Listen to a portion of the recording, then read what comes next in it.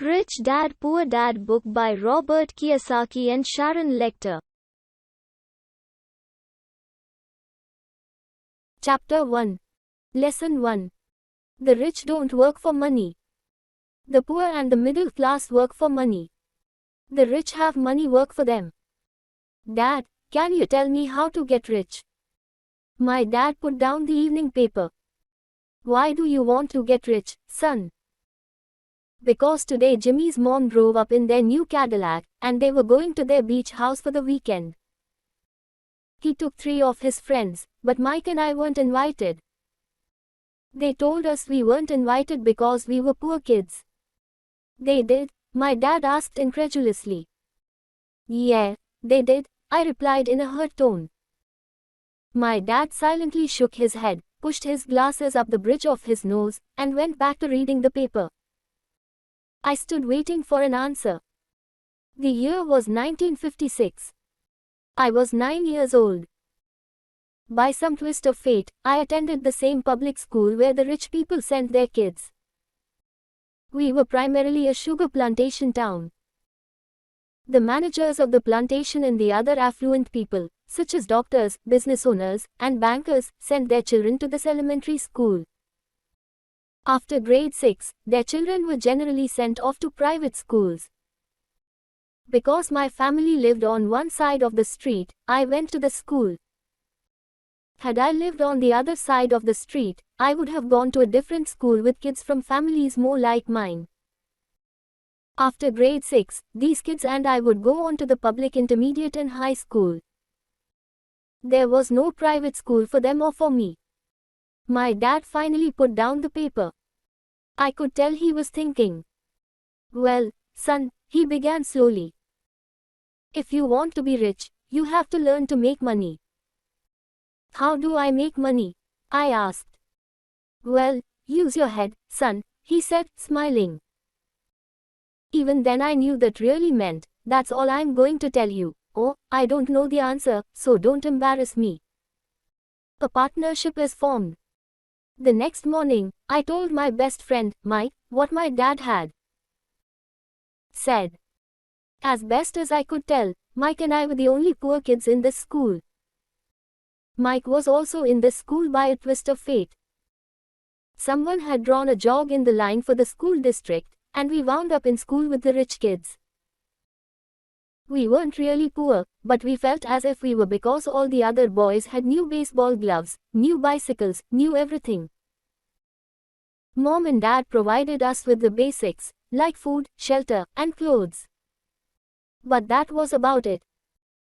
My dad used to say, if you want something, work for it. We wanted things, but there was not much work available for 9-year-old boys. So what do we do to make money? Mike asked. I don't know, I said. But do you want to be my partner?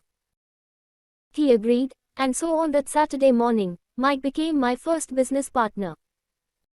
We spent all morning coming up with ideas on how to make money. Occasionally we talked about all the cool guys at Jimmy's beach house having fun. It hurt a little, but that hurt was good, because it inspired us to keep thinking of a way to make money. Finally, that afternoon, a bolt of lightning struck. It was an idea Mike got from a science book he had read. Excitedly, we shook hands, and the partnership now had a business. For the next several weeks, Mike and I ran around our neighborhood, knocking on doors and asking our neighbors if they would save their toothpaste tubes for us. With puzzled looks, most adults consented with a smile. Some asked us what we were doing, to which we replied, we can't tell you. It's a business secret. My mom grew distressed as the weeks wore on.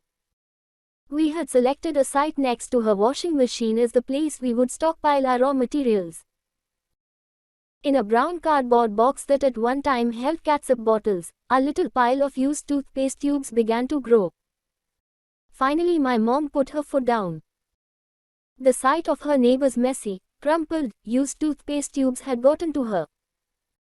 What are you boys doing? She asked. And I don't want to hear again that it's a business secret. Do something with this mess, or I'm going to throw it out. Mike and I pleaded and begged, explaining that we would soon have enough and then we would begin production. We informed her that we were waiting on a couple of neighbors to finish their toothpaste so we could have their tubes. Mom granted us a 1-week extension. The date to begin production was moved up, and the pressure was on. My first partnership was already being threatened with an eviction notice by my own mom. It became Mike's job to tell the neighbors to quickly use up their toothpaste, saying their dentist wanted them to brush more often anyway. I began to put together the production line. One day my dad drove up with a friend to see 2 9-year-old boys in the driveway with the production line operating at full speed. There was fine white powder everywhere. On a long table were small milk cartons from school, and our family's hibachi grill was glowing with red-hot coals at maximum heat. Dad walked up cautiously, having to park the car at the base of the driveway since the production line blocked the carport. As he and his friend got closer, they saw a steel pot sitting on top of the coals in which the toothpaste tubes were being melted down. In those days, toothpaste did not come in plastic tubes. The tubes were made of lead. So once the paint was burned off, the tubes were dropped in the small steel pot. They melted until they became liquid, and with my mom's pot holders, we poured the lead through a small hole in the top of the milk cartons. The milk cartons were filled with plaster of Paris. White powder was everywhere. In my haste, I had knocked the bag over, and the entire area looked like it had been hit by a snowstorm. The milk cartons were the outer containers for plaster of Paris molds. My dad and his friend watched as we carefully poured the molten lead through a small hole in the top of the plaster of Paris cube. "Careful," my dad said. I nodded without looking up. Finally, once the pouring was through, I put the steel pot down and smiled at my dad. "What are you boys doing?" he asked with a cautious smile. "We're doing what you told me to do. We're going to be rich," I said. "Yup," said Mike, grinning and nodding his head. "We're partners." "And what is in those plaster molds?" my dad asked. "Watch," I said. "This should be a good batch." With a small hammer, I tapped at the seal that divided the cube in half. Cautiously, I pulled up the top half of the plaster mold and a lead nickel fell out. "Oh, no," my dad exclaimed. "You're casting nickels out of lead." "That's right," Mike said. "We're doing as you told us to do. We're making money." My dad's friend turned and burst into laughter. My dad smiled and shook his head. Along with a fire and a box of spent toothpaste tubes, in front of him were 2 little boys covered with white dust smiling from ear to ear. He asked us to put everything down and sit with him on the front step of our house. With a smile, he gently explained what the word counterfeiting meant. Our dreams were dashed. "You mean this is illegal?" asked Mike in a quivering voice. "Let them go," my dad's friend said. "They might be developing a natural talent." My dad glared at him. "Yes, it is illegal," my dad said gently. "But you boys have shown great creativity and original thought. Keep going. I'm really proud of you." Disappointed, Mike and I sat in silence for about 20 minutes before we began cleaning up our mess. The business was over on opening day. Sweeping the powder up, I looked at Mike and said, "I guess Jimmy and his friends are right. We are poor." My father was just leaving as I said that. "Boys," he said, "you're only poor if you give up. The most important thing is that you did something. Most people only talk and dream of getting rich. You've done something. I'm very proud of the 2 of you. I will say it again. Keep going. Don't quit." Mike and I stood there in silence. They were nice words, but we still did not know what to do. "So how come you're not rich, Dad?" I asked. "Because I chose to be a school teacher. School teachers really don't think about being rich. We just like to teach. I wish I could help you, but I really don't know how to make money." Mike and I turned and continued our cleanup. I know, said my dad. If you boys want to learn how to be rich, don't ask me. Talk to your dad, Mike. My dad, asked Mike with a scrunched up face. Yeah, your dad, repeated my dad with a smile. Your dad and I have the same banker, and he raves about your father. He's told me several times that your father is brilliant when it comes to making money. My dad, Mike asked again in disbelief. Then how come we don't have a nice car and a nice house like the rich kids at school? A nice car and a nice house don't necessarily mean you're rich or you know how to make money, my dad replied. Jimmy's dad works for the sugar plantation. He's not much different from me. He works for a company, and I work for the government. The company buys the car for him. The sugar company is in financial trouble, and Jimmy's dad may soon have nothing. Your dad is different, Mike. He seems to be building an empire, and I suspect in a few years he will be a very rich man. With that, Mike and I got excited again. With new vigor, we began cleaning up the mess caused by our now defunct first business. As we were cleaning, we made plans for how and when to talk to Mike's dad. The problem was that Mike's dad worked long hours and often did not come home until late. His father owned warehouses, a construction company, a chain of stores, and 3 restaurants. It was the restaurants that kept him out late. Mike caught the bus home after we had finished cleaning up. He was going to talk to his dad when he got home that night and ask him if he would teach us how to become rich. Mike promised to call as soon as he had talked to his dad, even if it was late. The phone rang at 8:30 p.m. Okay, I said. Next Saturday. I put the phone down. Mike's dad had agreed to meet with us. On Saturday I caught the 7:30 a.m. bus to the poor side of town. The lessons begin. Mike and I met with his dad that morning at 8 o'clock. He was already busy, having been at work for more than an hour. His construction supervisor was just leaving in his pickup truck as I walked up to his simple, small, and tidy home. Mike met me at the door. Dad's on the phone, and he said to wait on the back porch, Mike said as he opened the door. The old wooden floor creaked as I stepped across the threshold of the aging house. There was a cheap mat just inside the door.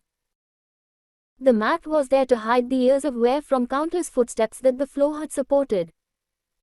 Although clean, it needed to be replaced. I felt claustrophobic as I entered the narrow living room that was filled with old musty overstuffed furniture that today would be collector's items.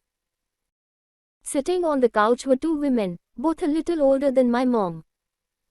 Across from the women sat a man in workman's clothes. He wore khaki slacks and a khaki shirt, neatly pressed but without starch, and polished work boots.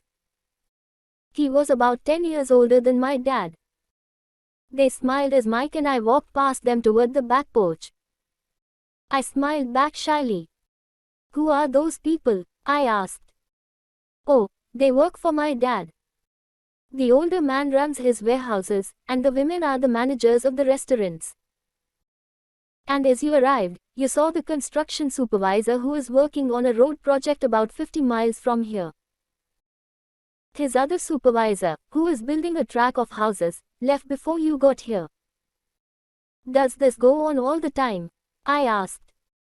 Not always, but quite often, said Mike, smiling as he pulled up a chair to sit down next to me. I asked my dad if he would teach us to make money, Mike said. Oh, and what did he say to that? I asked with cautious curiosity.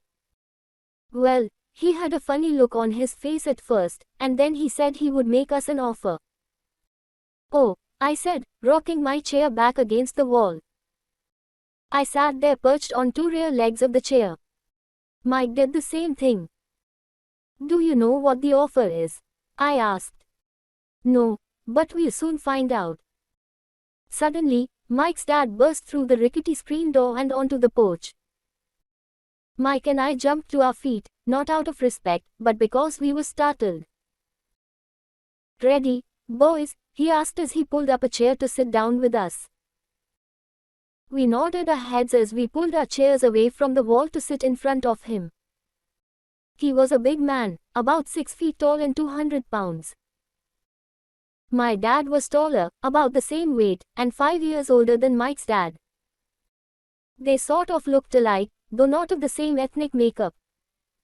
Maybe their energy was similar. Mike says you want to learn to make money. Is that correct, Robert?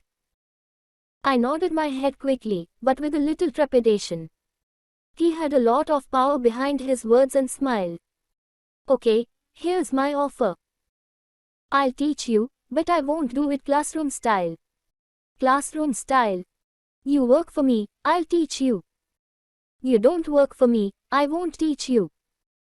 I can teach you faster if you work, and I'm wasting my time if you just want to sit and listen like you do in school. That's my offer. Take it or leave it. May I ask a question first? I asked. No. Take it or leave it. I've got too much work to do to waste my time. If you can't make up your mind decisively, then you'll never learn to make money anyway. Opportunities come and go. Being able to know when to make quick decisions is an important skill. You have the opportunity that you asked for. School is beginning, or it's over in 10 seconds, Mike's dad said with a teasing smile. Take it, I said. Take it, said Mike. Good, said Mike's dad. Mrs. Martin will be by in 10 minutes. After I'm through with her, you'll ride with her to my superette and you can begin working. I'll pay you 10 cents an hour, and you'll work 3 hours every Saturday. But I have a softball game today, I said. Mike's dad lowered his voice to a stern tone. Take it, or leave it, he said. I'll take it, I replied, choosing to work and learn instead of playing. 30 cents later. By 9 a.m. That day, Mike and I were working for Mrs. Martin. She was a kind and patient woman. She always said that Mike and I reminded her of her 2 grown sons. Although kind, she believed in hard work and kept us moving. We spent 3 hours taking canned goods off the shelves, brushing each can with a feather duster to get the dust off, and then restacking them neatly. It was excruciatingly boring work. Mike's dad, whom I call my rich dad, owned 9 of these little superettes, each with a large parking lot. They were the early version of the 7-Eleven convenience stores, little neighborhood grocery stores, where people bought items such as milk, bread, butter, and cigarettes. The problem was that this was Hawaii before air conditioning was widely used, and the stores could not close their doors because of the heat. On 2 sides of the store, the doors had to be wide open to the road and parking lot. Every time a car drove by or pulled into the parking lot, dust would swirl and settle in the store. We knew we had a job as long as there was no air conditioning. For 3 weeks, Mike and I reported to Mrs. Martin and worked our 3 hours. By noon, our work was over, and she dropped 3 little dimes in each of our hands. Now, even at the age of 9 in the mid-1950s, 30 cents was not too exciting. Comic books cost 10 cents back then, so I usually spent my money on comic books and went home. By Wednesday of the 4th week, I was ready to quit.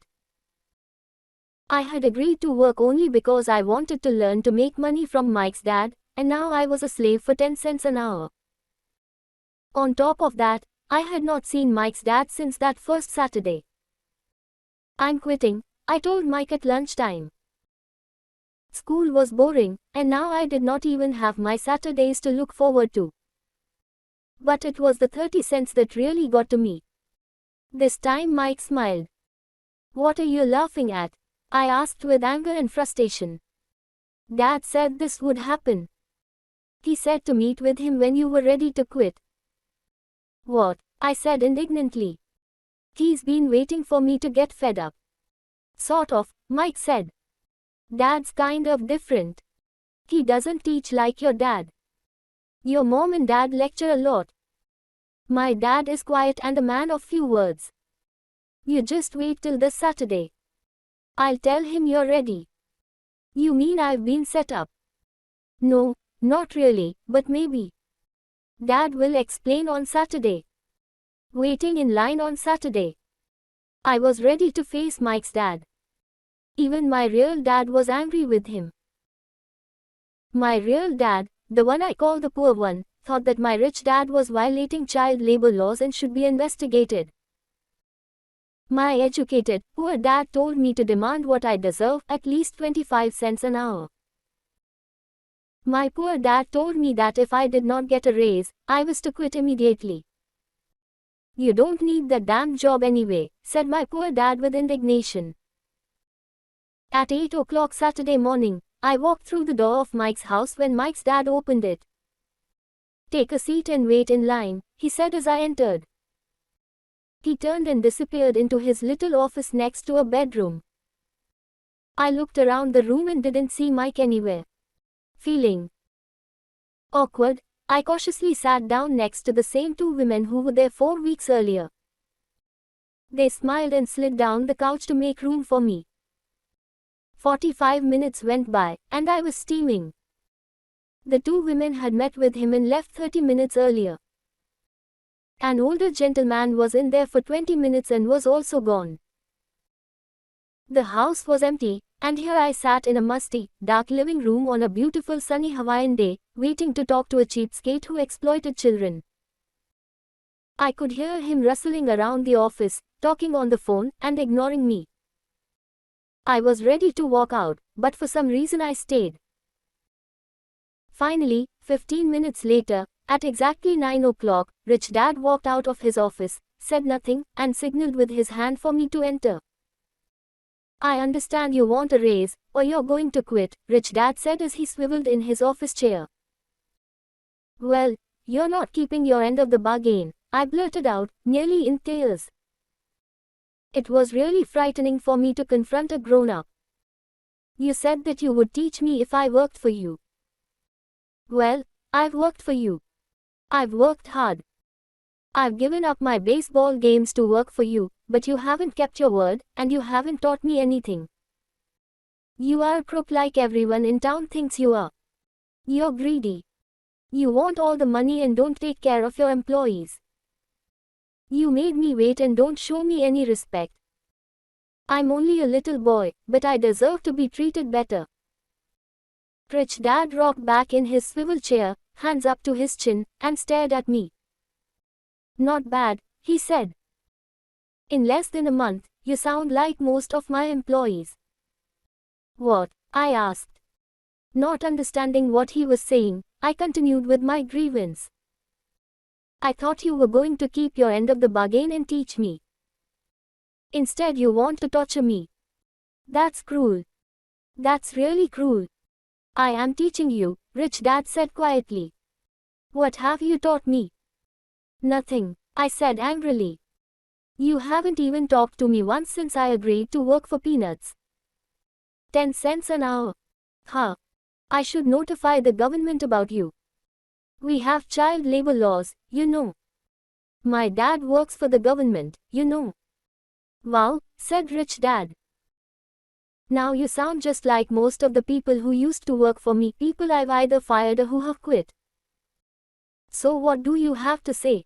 I demanded, feeling pretty brave for a little kid. You lied to me.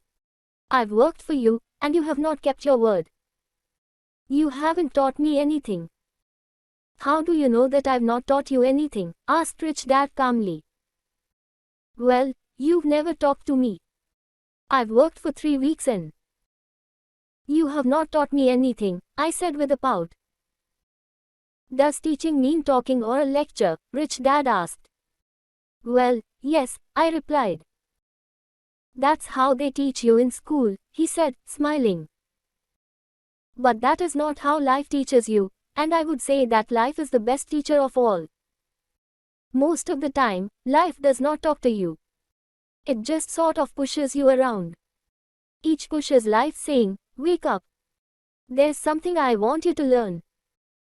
What is this man talking about? I asked myself silently. Life pushing me around was life talking to me. Now I knew I had to quit my job. I was talking to someone who needed to be locked up. If you learn life's lessons, you will do well. If not, life will just continue to push you around. People do two things. Some just let life push them around. Others get angry and push back. But they push back against their boss, or their job, or their husband or wife. They do not know it's life that's pushing. I had no idea what he was talking about. Life pushes all of us around.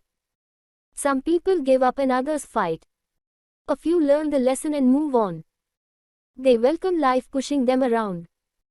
To these few people, it means they need and want to learn something. They learn and move on. Most quit, and a few like you fight.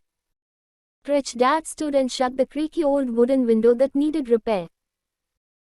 If you learn this lesson, you will grow into a wise, wealthy, and happy young man. If you don't, you will spend your life blaming a job, low pay, or your boss for your problems. You'll live life always hoping for that big break that will solve all your money problems. Rich Dad looked over at me to see if I was still listening. His eyes met mine. We stared at each other, communicating through our eyes. Finally, I looked away once I had absorbed his message. I knew he was right. I was blaming him, and I did ask to learn. I was fighting.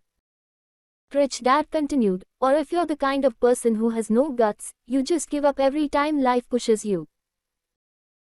If you're that kind of person, you'll live all your life playing it safe, doing the right things, saving yourself for some event that never happens.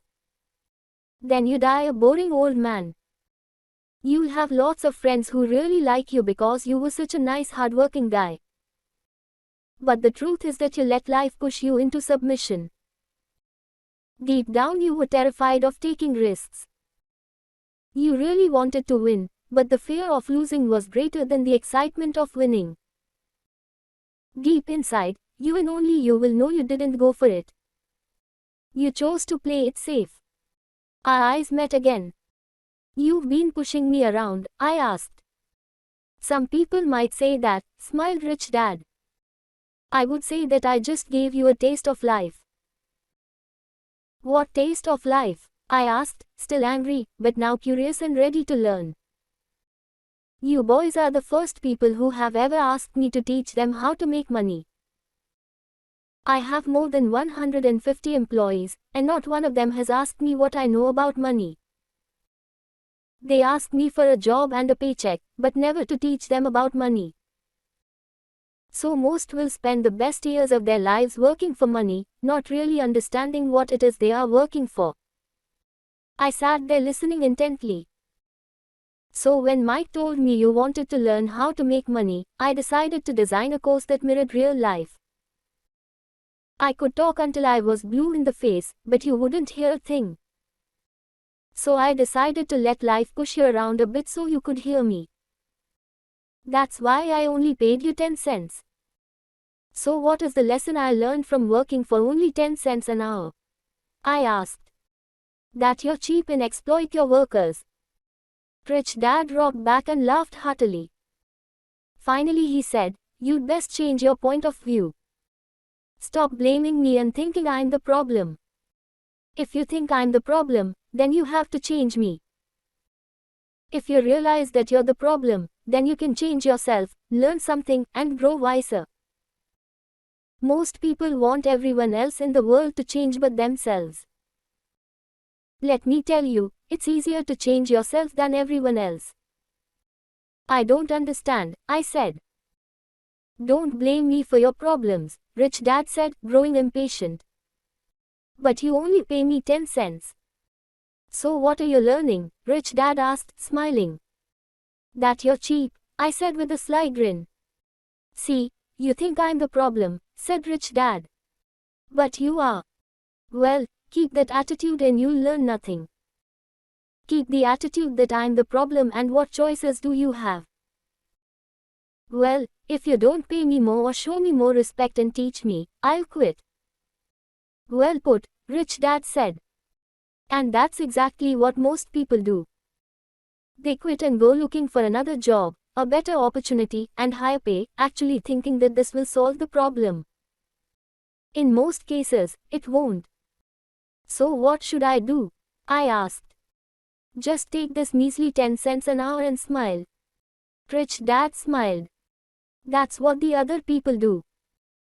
But that's all they do, waiting for a raise thinking that more money will solve their problems. Most just accept it, and some take a second job working harder, but again accepting a small paycheck. I sat staring at the floor, beginning to understand the lesson Rich Dad was presenting. I could sense it was a taste of life. Finally, I looked up and asked, so what will solve the problem? This, he said, leaning forward in his chair and tapping me gently on the head. The stuff between your ears. It was at that moment that Rich Dad shared the pivotal point of view that separated him from his employees and my poor dad, and led him to eventually become one of the richest men in Hawaii, while my highly educated but poor dad struggled financially all his life. It was a singular point of view that made all the difference over a lifetime. Rich Dad explained this point of view over and over, which I call lesson number 1. The poor and the middle class work for money. The rich have money work for them. On that bright Saturday morning, I learned a completely different point of view from what I had been taught by my poor dad. At the age of 9, I understood that both dads wanted me to learn. Both dads encouraged me to study, but not the same things. My highly educated dad recommended that I do what he did.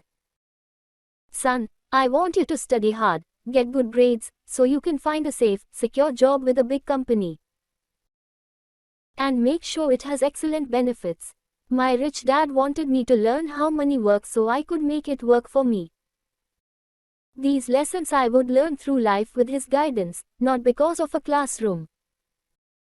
My rich dad continued my first lesson. I'm glad you got angry about working for 10 cents an hour.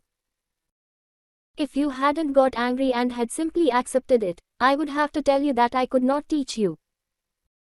You see, true learning takes energy, passion, and a burning desire. Anger is a big part of that formula, for passion is anger and love combined. When it comes to money, most people want to play it safe and feel secure. So passion does not direct them. Fear does. So is that why they'll take jobs with low pay? I asked. Yes, said Rich Dad. Some people say I exploit people because I don't pay as much as the sugar plantation or the government. I say the people exploit themselves. It's their fear, not mine. But don't you feel you should pay them more? I asked. I don't have to. And besides, more money will not solve their problems. Just look at your dad. He makes a lot of money, and he still can't pay his bills. Most people, given more money, only get into more debt. So that's why the 10 cents an hour, I said, smiling. It's a part of the lesson. That's right, smiled Rich Dad. You see, your dad went to school and got an excellent education, so he could get a high-paying job. But he still has money problems because he never learned anything about money in school. On top of that, he believes in working for money. And you don't? I asked. No, not really, said Rich Dad. If you want to learn to work for money, then stay in school. That is a great place to learn to do that. But if you want to learn how to have money work for you, then I will teach you that. But only if you want to learn. Wouldn't everyone want to learn that? I asked. No, said Rich Dad, simply because it's easier to learn to work for money, especially if fear is your primary emotion when the subject of money is discussed. I don't understand, I said with a frown. Don't worry about that for now. Just know that it's fear that keeps most people working at a job. The fear of not paying their bills, the fear of being fired, the fear of not having enough money, and the fear of starting over. That's the price of studying to learn a profession or trade, and then working for money. Most people become a slave to money and then get angry at their boss. Learning to have money work for you is a completely different course of study. I asked. Absolutely, Rich Dad answered. Absolutely. We sat in silence on that beautiful Hawaiian Saturday morning. My friends had just started their little league baseball game, but for some reason I was now thankful I had decided to work for 10 cents an hour. I sensed that I was about to learn something my friends wouldn't learn in school. Ready to learn? Asked Rich Dad. Absolutely, I said with a grin. I have kept my promise. I've been teaching you from afar, my rich dad said. At 9 years old, you've gotten a taste of what it feels like to work for money. Just multiply your last month by 50 years and you will have an idea of what most people spend their life doing. I don't understand, I said. How did you feel waiting in line to see me, once to get hired and once to ask for more money? Terrible, I said.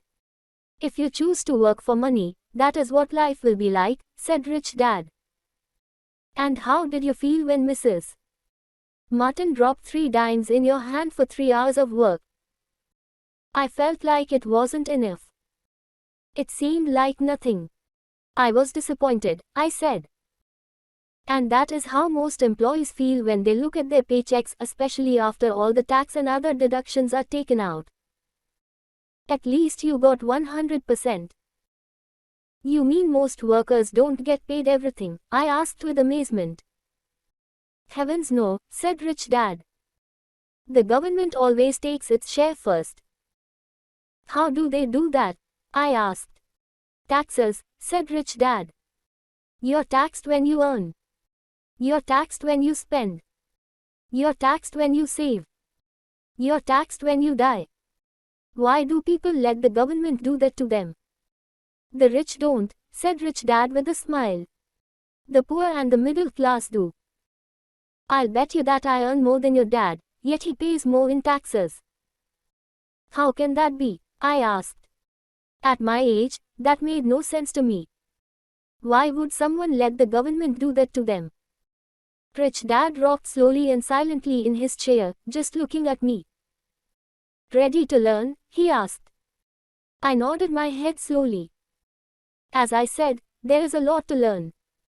Learning how to have money work for you is a lifetime study. Most people go to college for 4 years, and their education ends. I already know that my study of money will continue over my lifetime, simply because the more I find out, I need to know. Most people never study the subject. They go to work, get their paycheck, balance their checkbooks, and that's it. Then they wonder why they have money problems. They think that more money will solve the problem and don't realize that it's their lack of financial education that is the problem. So my dad has tax problems because he doesn't understand money? I asked, confused. Look, said Rich Dad, taxes are just one small section on learning how to have money work for you. Today, I just wanted to find out if you still have the passion to learn about money. Most people don't. They want to go to school, learn a profession, have fun at their work, and earn lots of money. One day they wake up with big money problems, and then they can't stop working. That's the price of only knowing how to work for money instead of studying how to have money work for you. So do you still have the passion to learn? Asked Rich Dad. I nodded my head. Good, said Rich Dad. Now get back to work. This time, I will pay you nothing. What? I asked in amazement.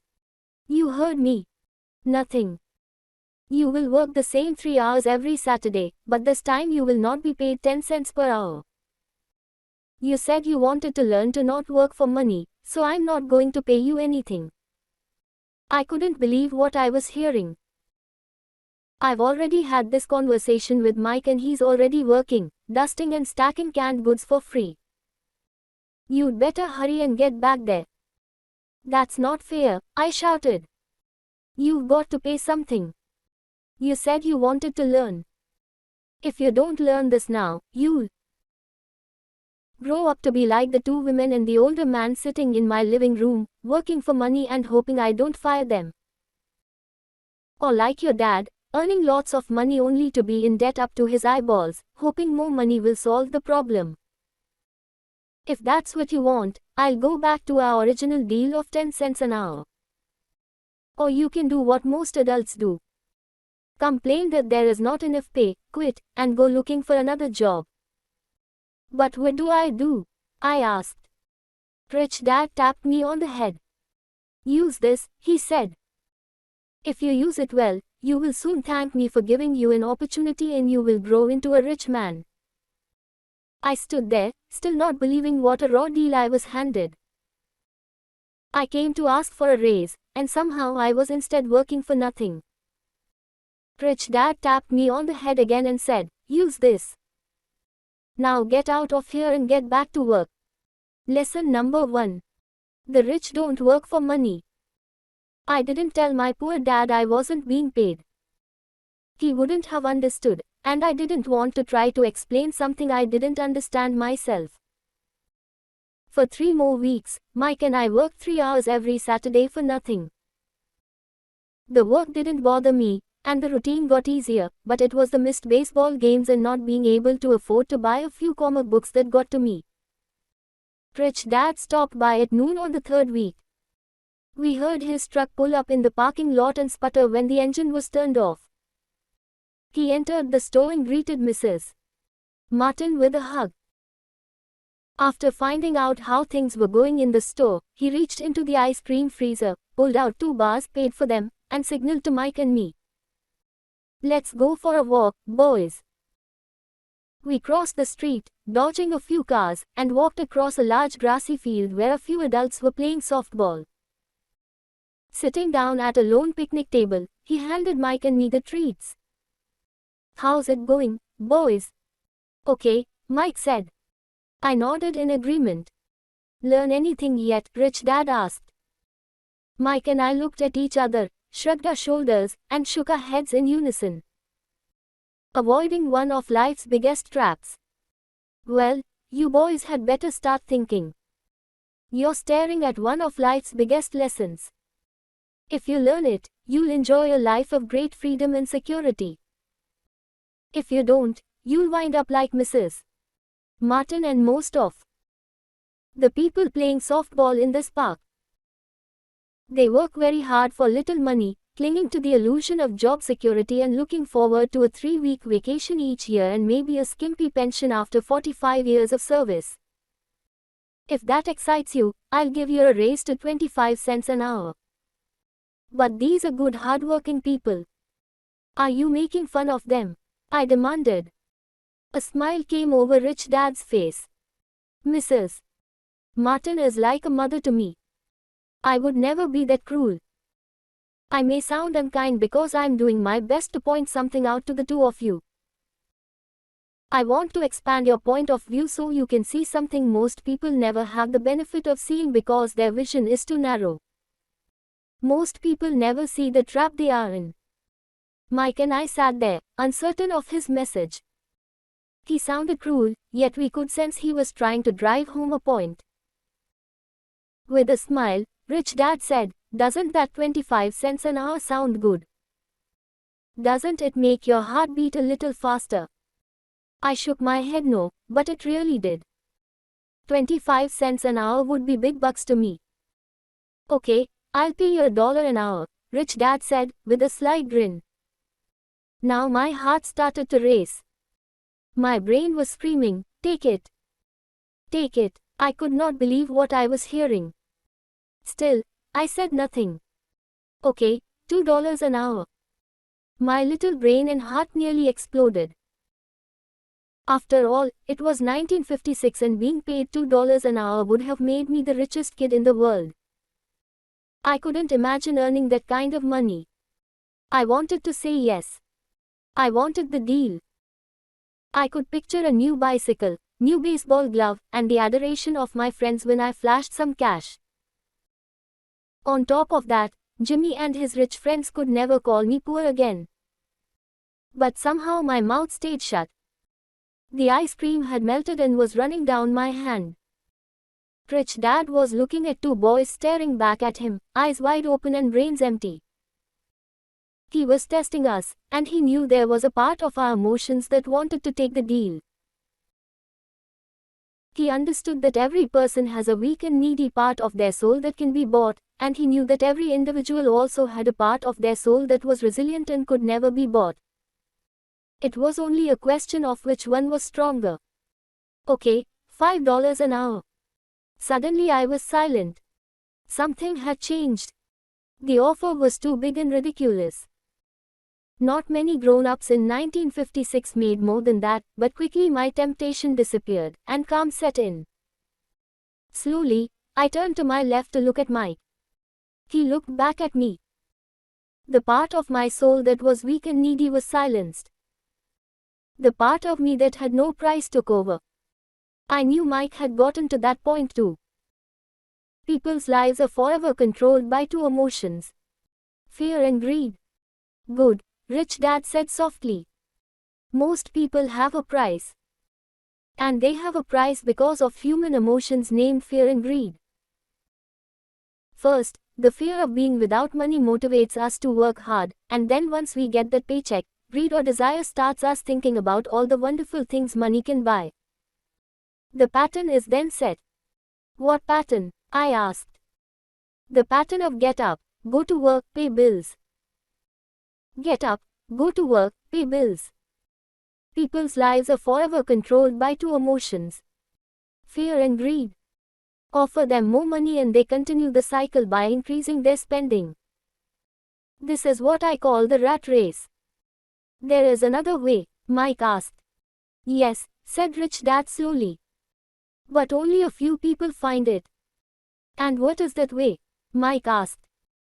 That's what I hope you boys will learn as you work and study with me. That is why I took away all forms of pay. Any hints? Mike asked. We're kind of tired of working hard, especially for nothing. Well, the first step is telling the truth, said Rich Dad. We haven't been lying, I said. I did not say you were lying. I said to tell the truth, Rich Dad retorted. The truth about what? I asked. How you're feeling, Rich Dad said. You don't have to say it to anyone else. Just admit it to yourself. You mean the people in this park, the people who work for you, Mrs. Martin, they don't do that? I asked. I doubt it, said Rich Dad. Instead, they feel the fear of not having money. They don't confront it logically. They react emotionally instead of using their heads, Rich Dad said. Then, they get a few bucks in their hands and again, the emotions of joy, desire, and greed take over. And again they react, instead of think. So their emotions control their brain, Mike said. That's correct, said Rich Dad. Instead of admitting the truth about how they feel, they react to their feelings and fail to think. They feel the fear so they go to work, hoping that money will soothe the fear, but it doesn't. It continues to haunt them and they return to work, hoping again that money will calm their fears, and again it doesn't. Fear keeps them in this trap of working, earning money, working, earning money, hoping the fear will go away. But every day they get up, and that old fear wakes up with them. For millions of people that old fear keeps them awake all night, causing a night of turmoil and worry. So they get up and go to work, hoping that a paycheck will kill that fear gnawing at their soul. Money is running their lives, and they refuse to tell the truth about that. Money is in control of their emotions and their souls. Rich Dad sat quietly, letting his words sink in. Mike and I heard what he said but didn't understand fully what he was talking about. I just knew that I often wondered why grown-ups hurried off to work. It did not seem like much fun, and they never looked that happy, but something kept them going. Realizing we had absorbed as much as possible of what he was talking about, Rich Dad said, I want you boys to avoid that trap. That is really what I want to teach you. Not just to be rich, because being rich does not solve the problem. It doesn't, I asked, surprised. No, it doesn't. Let me explain the other emotion. Desire. Some call it greed, but I prefer desire. It's perfectly normal to desire something better, prettier, more fun, or exciting. So people also work for money because of desire. They desire money for the joy they think it can buy. But the joy that money brings is often short-lived, and they soon need more money for more joy, more pleasure, more comfort, and more security. So they keep working, thinking money will soothe their souls that are troubled by fear and desire. But money can't do that. Even rich people do this. Mike asked. Rich people included, said Rich Dad. In fact, the reason many rich people are rich isn't because of desire, but because of fear. They believe that money can eliminate the fear of being poor, so they amass tons of it, only to find the fear gets worse. Now they fear losing the money. I have friends who keep working even though they have plenty. I know people who have millions who are more afraid now than when they were poor. They're terrified of losing it all. The fears that drove them to get rich got worse. That weak and needy part of their soul is actually screaming louder. They don't want to lose the big houses, the cars and the high life money has bought them. They worry about what their friends would say if they lost all their money. Many are emotionally desperate and neurotic, although they look rich and have more money. So is a poor man happier? I asked. No, I don't think so, replied Rich Dad. The avoidance of money is just as psychotic as being attached to money.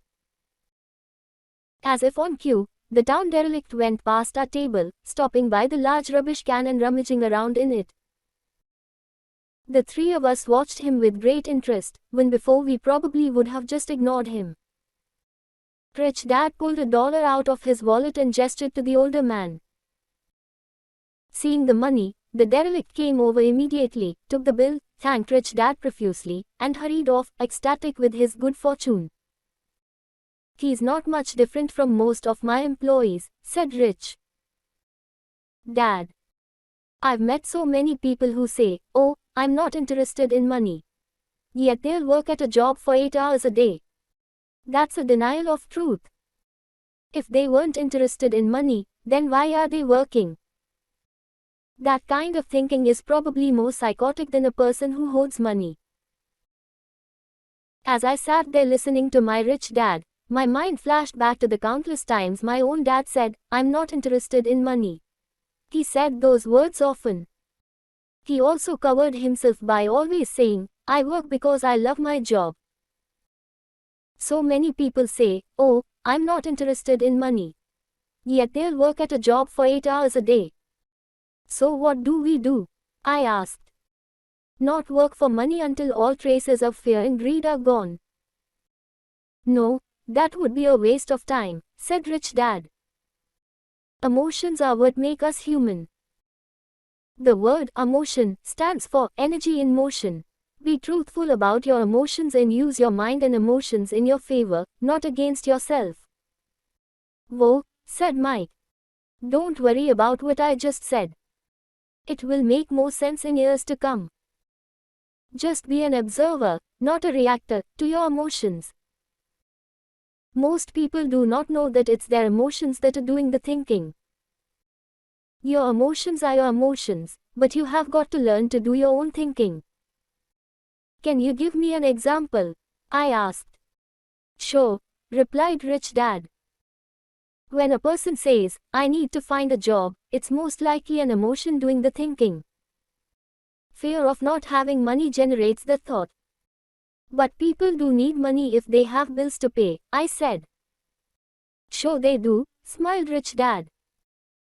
All I'm saying is that it's fear that is all too often doing the thinking. I don't understand, said Mike. For example, said Rich Dad. If the fear of not having enough money arises, instead of immediately running out to get a job, they instead might ask themselves this question. Will a job be the best solution to this fear over the long run? In my opinion, the answer is no. A job is really a short-term solution to a long-term problem. But my dad is always saying, stay in school and get good grades, so you can find a safe, secure job, I interjected, somewhat confused. Yes, I understand he says that, said Rich Dad, smiling. Most people recommend that, and it's a good path for most people. But people make that recommendation primarily out of fear. You mean my dad says that because he's afraid? Yes, said Rich Dad. He's terrified that you won't earn enough money and won't fit into society. Don't get me wrong. He loves you and wants the best for you. I too believe in education and a job are important, but it won't handle the fear. You see, that same fear that makes him get up in the morning to earn a few bucks is the fear that is causing him to be so fanatical about your going to school. So what do you recommend? I asked. I want to teach you to master the power of money, instead of being afraid of it. They don't teach that in school and, if you don't learn it, you become a slave to money. It was finally making sense. He wanted us to widen our views and to see what the misses Martins of this world couldn't see. He used examples that sounded cruel at the time, but I've never forgotten them. My vision widened that day, and I began to see the trap that lay ahead for most people. You see, we're all employees ultimately. We just work at different levels, said Rich Dad. I just want you boys to have a chance to avoid the trap caused by those two emotions, fear and desire. Use them in your favor, not against you. That's what I want to teach you. I'm not interested in just teaching you to make a pile of money. That won't handle the fear or desire. If you don't first handle fear and desire, and you get rich, you'll only be a highly paid slave. So how do we avoid the trap? I asked. The main cause of poverty or financial struggle is fear and ignorance, not the economy or the government or the rich. It's self-inflicted fear and ignorance that keep people trapped. So you boys go to school and get your college degrees, and I'll teach you how to stay out of the trap. The pieces of the puzzle were appearing. My highly educated dad had a great education and a great career, but school never told him how to handle money or his fear of it. It became clear that I could learn different and important things from two fathers. So you've been talking about the fear of not having money. How does the desire for money affect our thinking? Mike asked. How did you feel when I tempted you with a pay raise? Did you notice your desires rising? We nodded our heads. By not giving in to your emotions, you were able to delay your reactions and think. That is important. We will always have emotions of fear and greed. From here on in, it's imperative for you to use those emotions to your advantage, and for the long term to not let your emotions control your thinking. Most people use fear and greed against themselves. That's the start of ignorance. Most people live their lives chasing paychecks, pay raises and job security because of the emotions of desire and fear, not really questioning where those emotion-driven thoughts are leading them. It's just like the picture of a donkey dragging a cart with its owner dangling a carrot just in front of its nose. The donkey's owner may be going where he wants to, but hey, donkey is chasing an illusion. Tomorrow there will only be another carrot for the donkey. You mean the moment I picture a new baseball glove, candy and toys, that's like a carrot to a donkey? Mike asked. Yes, and as you get older, your toys get more expensive, a new car, a boat, and a big house to impress your friends, said Rich Dad with a smile. Fear pushes you out the door, and desire calls to you. That's the trap. So what's the answer? Mike asked. What intensifies fear and desire is ignorance. That is why rich people with lots of money often have more fear the richer they get. Money is the carrot, the illusion. If the donkey could see the whole picture, it might rethink its choice to chase the carrot. Rich Dad went on to explain that a human's life is a struggle between ignorance and illumination. He explained that once a person stops searching for information and self-knowledge, ignorance sets in. That struggle is a moment-to-moment decision, to learn to open or close one's mind. Look, school is very important. You go to school to learn a skill or profession to become a contributing member of society. Every culture needs teachers, doctors, mechanics, artists, cooks, business people, police officers, firefighters, and soldiers. Schools train them so society can thrive and flourish, said Rich Dad. Unfortunately, for many people school is the end, not the beginning. There was a long silence. Rich Dad was smiling. I didn't comprehend everything he said that day. But as with most great teachers, his words continued to teach for years. I've been a little cruel today, said Rich Dad. But I want you to always remember the stock. I want you to always think of Mrs. Martin. And I want you always to remember the donkey. Never forget that fear and desire can lead you into life's biggest trap if you're not aware of them controlling your thinking. To spend your life living in fear, never exploring your dreams, is cruel. To work hard for money, thinking that it will buy you things that will make you happy, is also cruel. To wake up in the middle of the night terrified about paying bills is a horrible way to live. To live a life dictated by the size of a paycheck is not really living a life. Thinking that a job makes you secure is lying to yourself. That's cruel, and that's the trap I want you to avoid. I've seen how money runs people's lives.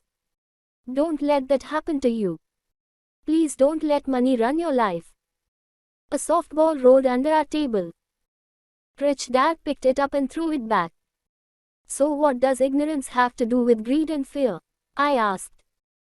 Because it is ignorance about money that causes so much greed and fear, said Rich Dad. Let me give you some examples. A doctor, wanting more money to better provide for his family, raises his fees. By raising his fees, it makes healthcare more expensive for everyone. It hurts the poor people the most, so they have worse health than those with money. Because the doctors raise their fees, the attorneys raise their fees. Because the attorneys' fees have gone up, school teachers want a raise, which raises our taxes, and on and on and on. Soon there will be such a horrifying gap between the rich and the poor that chaos will break out and another great civilization will collapse. History proves that great civilizations collapse when the gap between the haves and have-nots is too great. Sadly, America is on that same course because we haven't learned from history. We only memorize historical dates and names, not the lesson. Aren't prices supposed to go up? I asked. In an educated society with a well-run government, prices should actually come down. Of course, that is often only true in theory. Prices go up because of greed and fear caused by ignorance.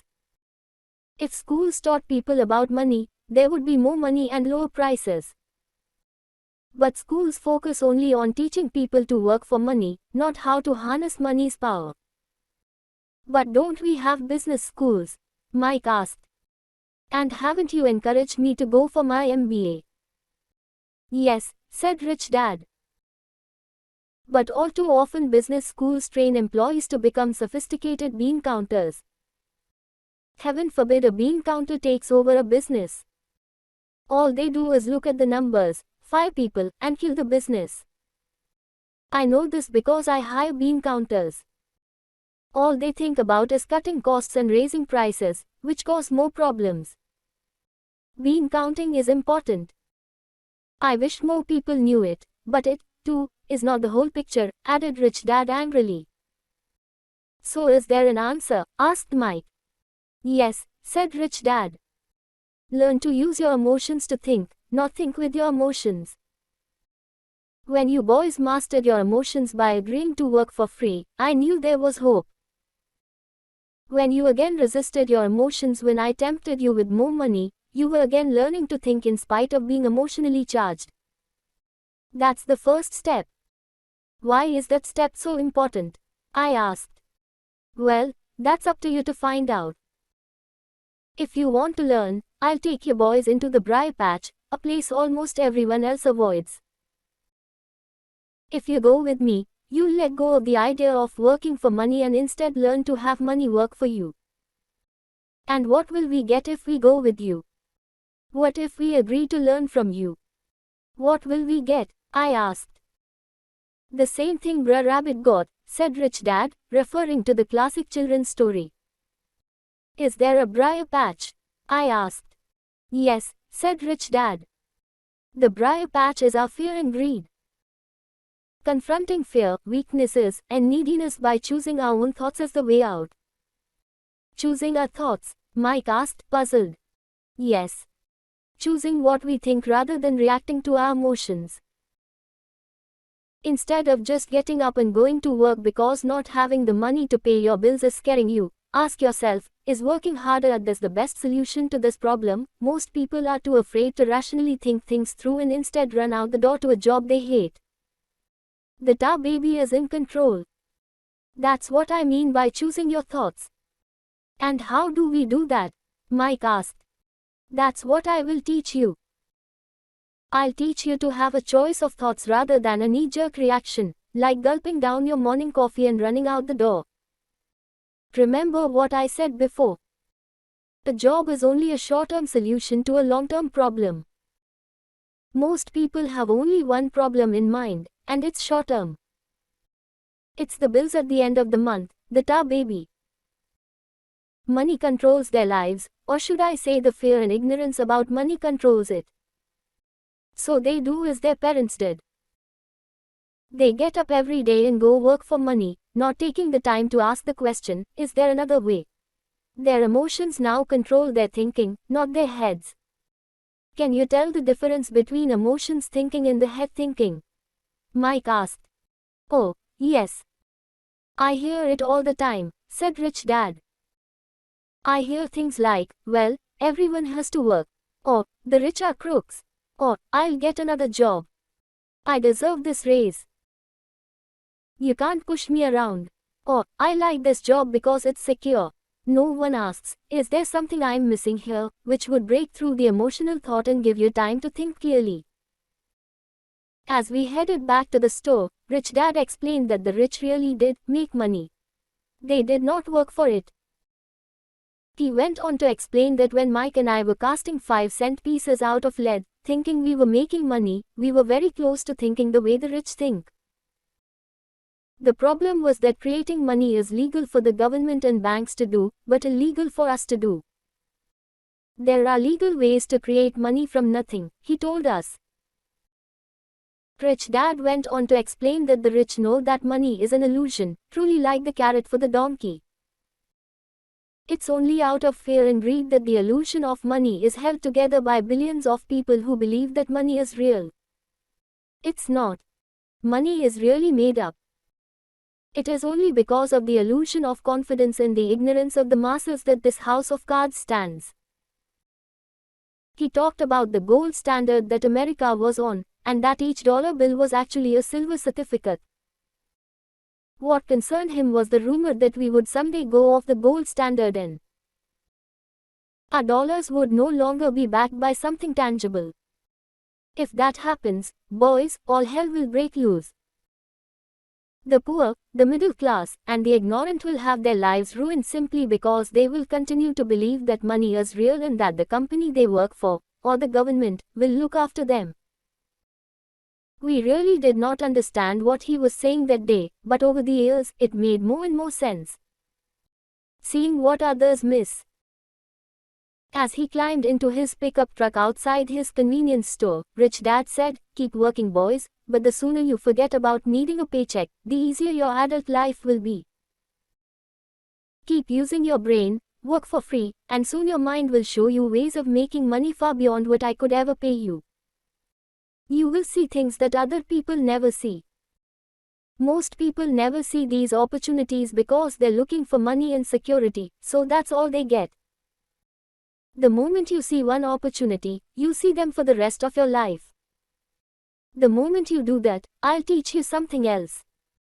Learn this, and you'll avoid one of life's biggest traps." Mike and I picked up our things from the store and waved goodbye to Mrs. Martin. We went back to the park, to the same picnic bench, and spent several more hours thinking and talking. We spent the next week at school thinking and talking, too.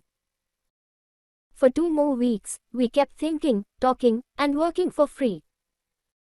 At the end of the second Saturday, I was again saying goodbye to Mrs. Martin and looking at the comic book stand with a longing gaze.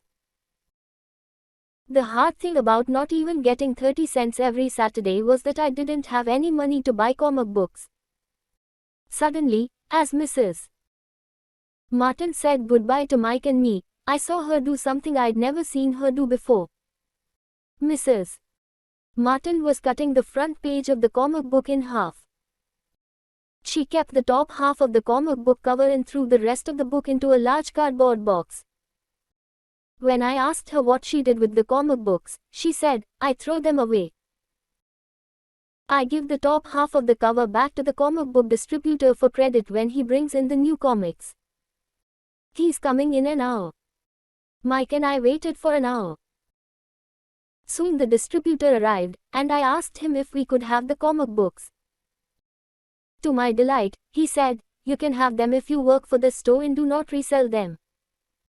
Remember our old business partnership? Well, Mike and I revived it. Using a spare room in Mike's basement, we began piling hundreds of comic books in that room. Soon our comic book library was open to the public. We hired Mike's younger sister, who loved to study, to be head librarian. She charged each child 10 cents admission to the library, which was open from 2:30 p.m. to 4:30 p.m. every day after school. The customers, the children of the neighborhood, could read as many comics as they wanted in 2 hours. It was a bargain for them since a comic cost 10 cents each, and they could read 5 or 6 in 2 hours. Mike's sister would check the kids as they left to make sure they weren't borrowing any comic books. She also kept the books, logging in how many kids showed up each day, who they were, and any comments they might have. Mike and I averaged $9.50 per week over a 3-month period. We paid his sister $1 a week and allowed her to read the comics for free, which she rarely did since she was always studying. Mike and I kept our agreement by working in the store every Saturday and collecting all the comic books from the different stores. We kept our agreement to the distributor by not selling any comic books. We burned them once they got too tattered. We tried opening a branch office, but we could never quite find someone as trustworthy and dedicated as Mike's sister. At an early age, we found out how hard it was to find good staff. 3 months after the library first opened, a fight broke out in the room. Some bullies from another neighborhood pushed their way in, and Mike's dad suggested we shut down the business. So our comic book business shut down, and we stopped working on Saturdays at the convenience store. But Rich Dad was excited because he had new things he wanted to teach us. He was happy because we had learned our first lesson so well. We learned to make money work for us. By not getting paid for our work at the store, we were forced to use our imaginations to identify an opportunity to make money. By starting our own business, the comic book library, we were in control of our own finances, not dependent on an employer. The best part was that our business generated money for us, even when we weren't physically there. Our money worked for us. Instead of paying us money, Rich Dad had given us so much more. Chapter 2. Lesson 2. Why teach financial literacy? It's not how much money you make. It's how much money you keep. In 1990, Mike took over his father's empire and is, in fact, doing a better job than his dad did. We see each other once or twice a year on the golf course. He and his wife are wealthier than you could imagine. Rich Dad's empire is in great hands, and Mike is now grooming his son to take his place, as his dad had groomed us. In 1994, I retired at the age of 47, and my wife Kim was 37. Retirement does not mean not working. For us, It means that, barring unforeseen cataclysmic changes, we can work or not work, and our wealth grows automatically, staying ahead of inflation. Our assets are large enough to grow by themselves. It's like planting a tree. You water it for years, and then one day it doesn't need you anymore. Its roots are implanted deep enough. Then the tree provides shade for your enjoyment. Mike chose to run the empire, and I chose to retire.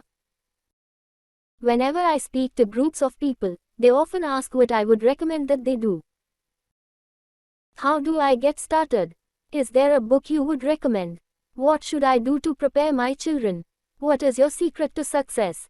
How do I make millions? Whenever I hear one of these questions, I'm reminded of the following story. The richest businessman. In 1923, a group of our greatest leaders and richest businessmen held a meeting at the Edgewater Beach Hotel in Chicago. Among them were Charles Schwab, head of the largest independent steel company; Samuel Insull, president of the world's largest utility; Howard Hobson, head of the largest gas company; Ivar Kruger, president of International Match Company, one of the world's largest companies at that time; Leon Frazier, president of the Bank of International Settlements; Richard Whitney, president of the New York Stock Exchange; Arthur Cotton and Jesse Livermore, two of the biggest stock speculators; and Albert Fall, a member of President Harding's cabinet. 25 years later, 9 of these titans ended their lives as follows. Schwab died penniless after living for 5 years on borrowed money. Insull died broke in a foreign land, and Kruger and Cotton also died broke. Hobson went insane. Whitney and Albert Fall were released from prison, and Fraser and Livermore committed suicide. I doubt if anyone can say what really happened to these men. If you look at the date, 1923, it was just before the 1929 market crash and the Great Depression, which I suspect had a great impact on these men and their lives. The point is this. Today we live in times of greater and faster change than these men did. I suspect there will be many booms and busts in the coming years that will parallel the ups and downs these men faced. I am concerned that too many people are too focused on money and not on their greatest wealth, their education. If people are prepared to be flexible, keep an open mind and learn, they will grow richer and richer despite tough changes. If they think money will solve problems, they will have a rough ride. Intelligence solves problems and produces money.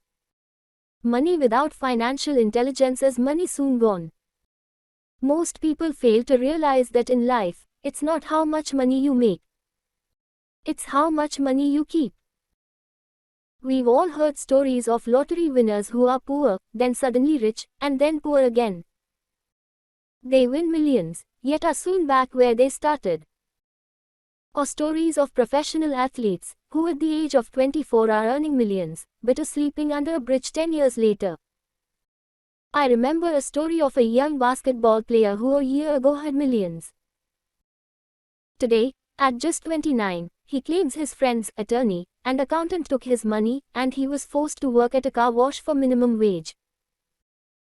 He was fired from the car wash because he refused to take off his championship ring as he was wiping off the cars. His story made national news and he is appealing his termination, claiming hardship and discrimination. He claims that the ring is all he has left and if it was stripped away, he'll crumble. I know so many people who became instant millionaires. And while I am glad some people have become richer and richer, I caution them that in the long run, it's not how much money you make. It's how much you keep, and how many generations you keep it.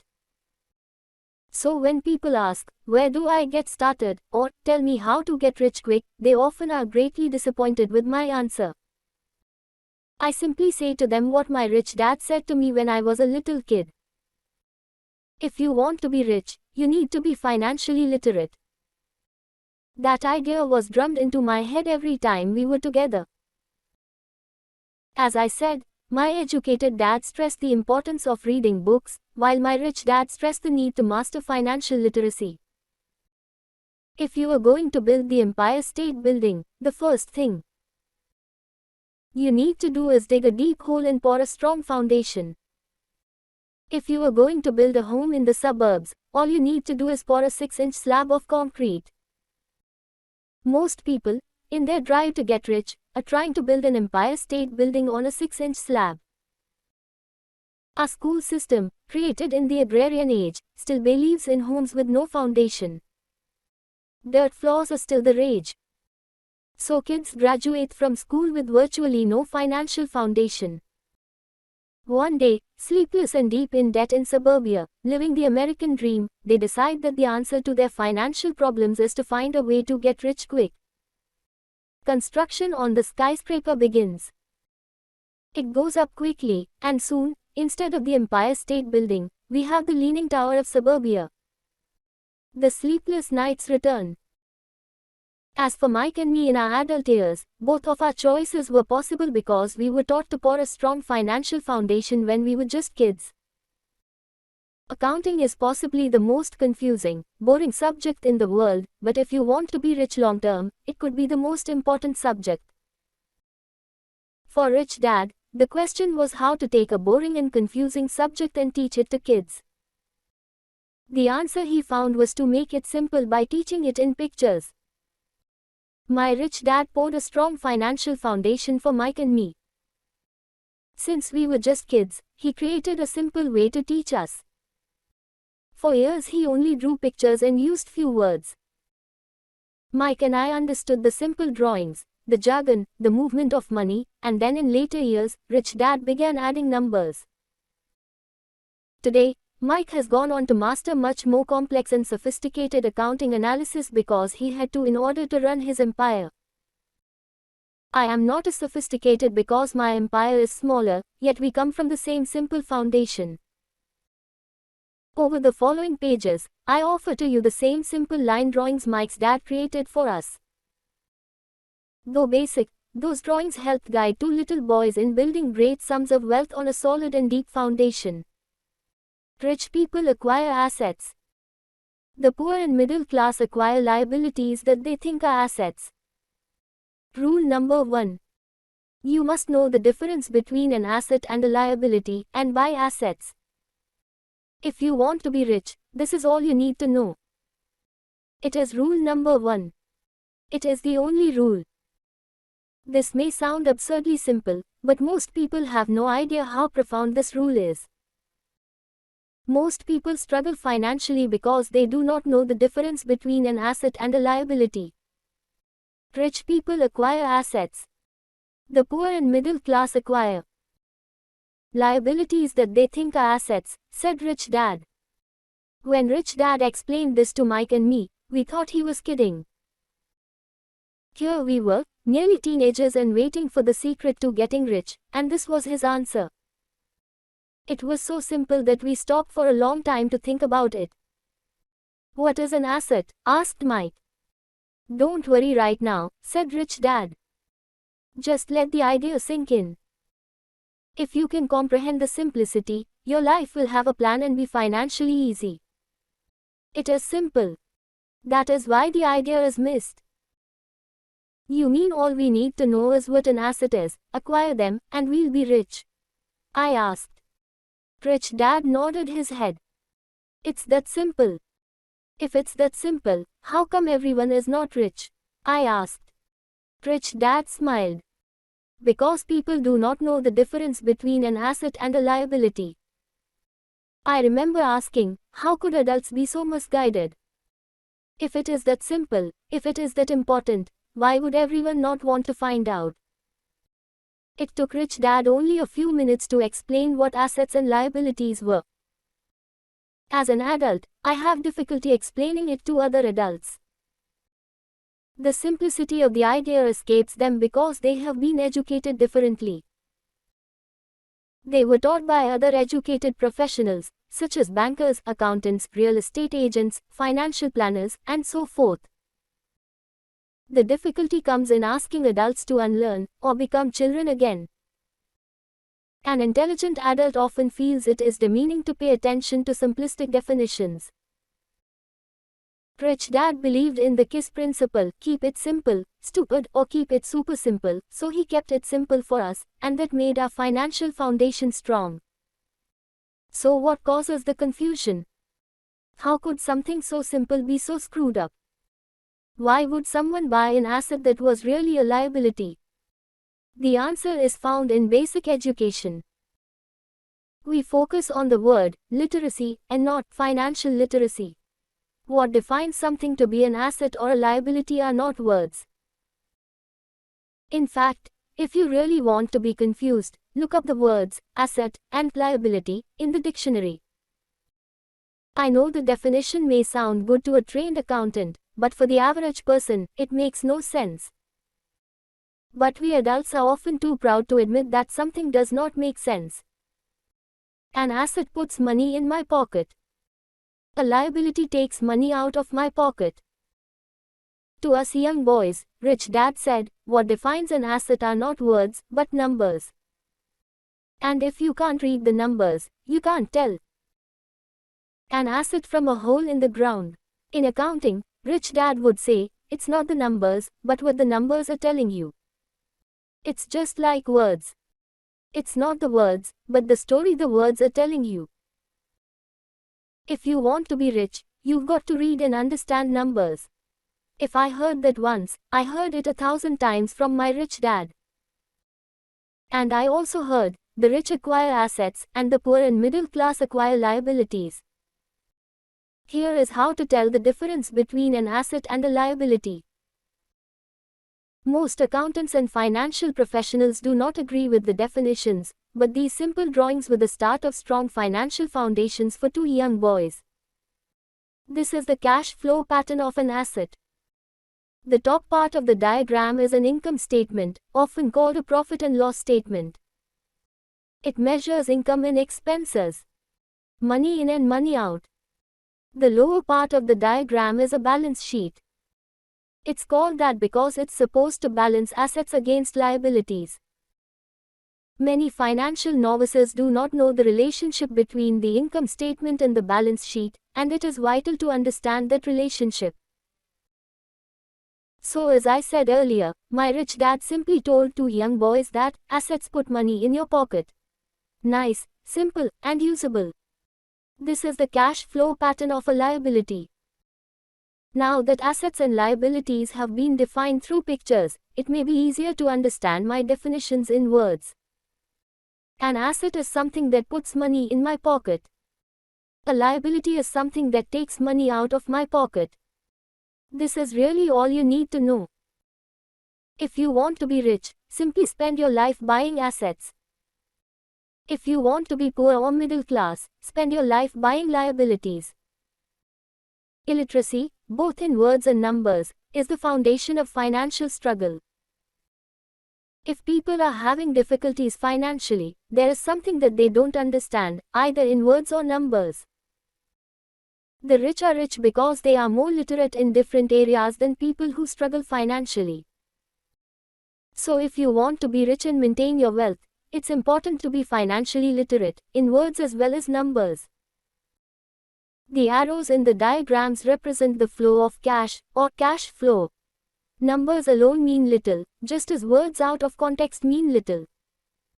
It's the story that counts. In financial reporting, reading numbers is looking for the plot, the story of where the cash is flowing. In 80% of most families, the financial story paints a picture of hard work to get ahead. However, this effort is for naught because they spend their lives buying liabilities instead of assets. This is the cash flow pattern of a poor person. This is the cash flow pattern of a person in the middle class. This is the cash flow pattern of a rich person. All of these diagrams are obviously oversimplified. Everyone has living expenses, the need for food, shelter, and clothing. The diagrams show the flow of cash through a poor, middle class, and wealthy person's life. It is the cash flow that tells the story of how a person handles their money. The reason I started with the story of the richest men in America is to illustrate the flaw in believing that money will solve all problems. That is why I cringe whenever I hear people ask me how to get rich quicker, or where they should start. I often hear, I'm in debt, so I need to make more money. But more money will often not solve the problem. In fact, it may compound the problem. Money often makes obvious our tragic human flaws, putting a spotlight on what we don't know. That is why, all too often, a person who comes into a sudden windfall of cash, let's say an inheritance, a pay raise, or lottery winnings, soon returns to the same financial mess, if not worse, than the mess they were in before. Money only accentuates the cash flow pattern running in your head. If your pattern is to spend everything you get, most likely an increase in cash will just result in an increase in spending. Thus, the saying, a fool and his money is one big party. Cash flow tells the story of how a person handles money. I have said many times that we go to school to gain scholastic and professional skills, both of which are important. We learn to make money with our professional skills. In the 1960s, when I was in high school, if someone did well academically, people assumed this bright student would go on to be a medical doctor because it was the profession with the promise of the greatest financial reward. Today, doctors face financial challenges I wouldn't wish on my worst enemy. Insurance companies taking control of the business, managed healthcare, government intervention, and malpractice suits. Today, kids want to be famous athletes, movie stars, rock stars, beauty queens, or so because that is where the fame, money, and prestige are. That is the reason it is so hard to motivate kids in school today. They know that professional success is no longer solely linked to academic success as it once was. Because students leave school without financial skills, millions of educated people pursue their profession successfully, but later find themselves struggling financially. They work harder but don't get ahead. What is missing from their education is not how to make money, but how to manage money. It's called financial aptitude, what you do with the money once you make it, how to keep people from taking it from you, how to keep it longer, and how to make that money work hard for you. Most people don't understand why they struggle financially because they don't understand cash flow. A person can be highly educated, professionally successful, and financially illiterate. These people often work harder than they need to because they learned how to work hard, but not how to have their money work hard for them. How the quest for a financial dream turns into a financial nightmare. The classic story of hardworking people has a set pattern. Recently married, the happy, highly educated young couple moves into one of their cramped rented apartments. Immediately, they realize that they are saving money because two can live as cheaply as one. The problem is the apartment is cramped. They decide to save money to buy their dream home so they can have kids. They now have two incomes, and they begin to focus on their careers. Their incomes begin to increase. As their incomes go up, their expenses go up as well. The number one expense for most people is taxes. Many people think it's income tax, but for most Americans, their highest tax is Social Security. As an employee, it appears as if the Social Security tax combined with the Medicare tax rate is roughly 7.5%, but it's really 15% since the employer must match the Social Security amount. In essence, it is money the employer can't pay you. On top of that, you still have to pay income tax on the amount deducted from your wages for Social Security tax, income you never received because it went directly to Social Security through withholding.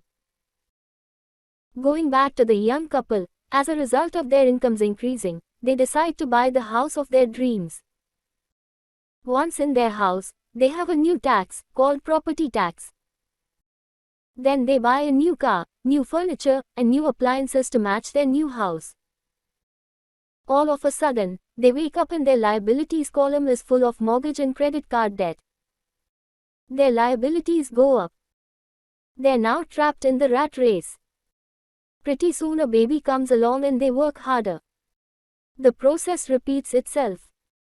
Higher incomes cause higher taxes, also called bracket creep. A credit card comes in the mail. They use it and max it out. A loan company calls and says their greatest asset, their home, has appreciated in value. Because their credit is so good, the company offers a bill consolidation loan and tells them the intelligent thing to do is clear off the high-interest consumer debt by paying off their credit card. And besides, interest on their home is a tax deduction. They go for it and pay off those high-interest credit cards. They breathe a sigh of relief.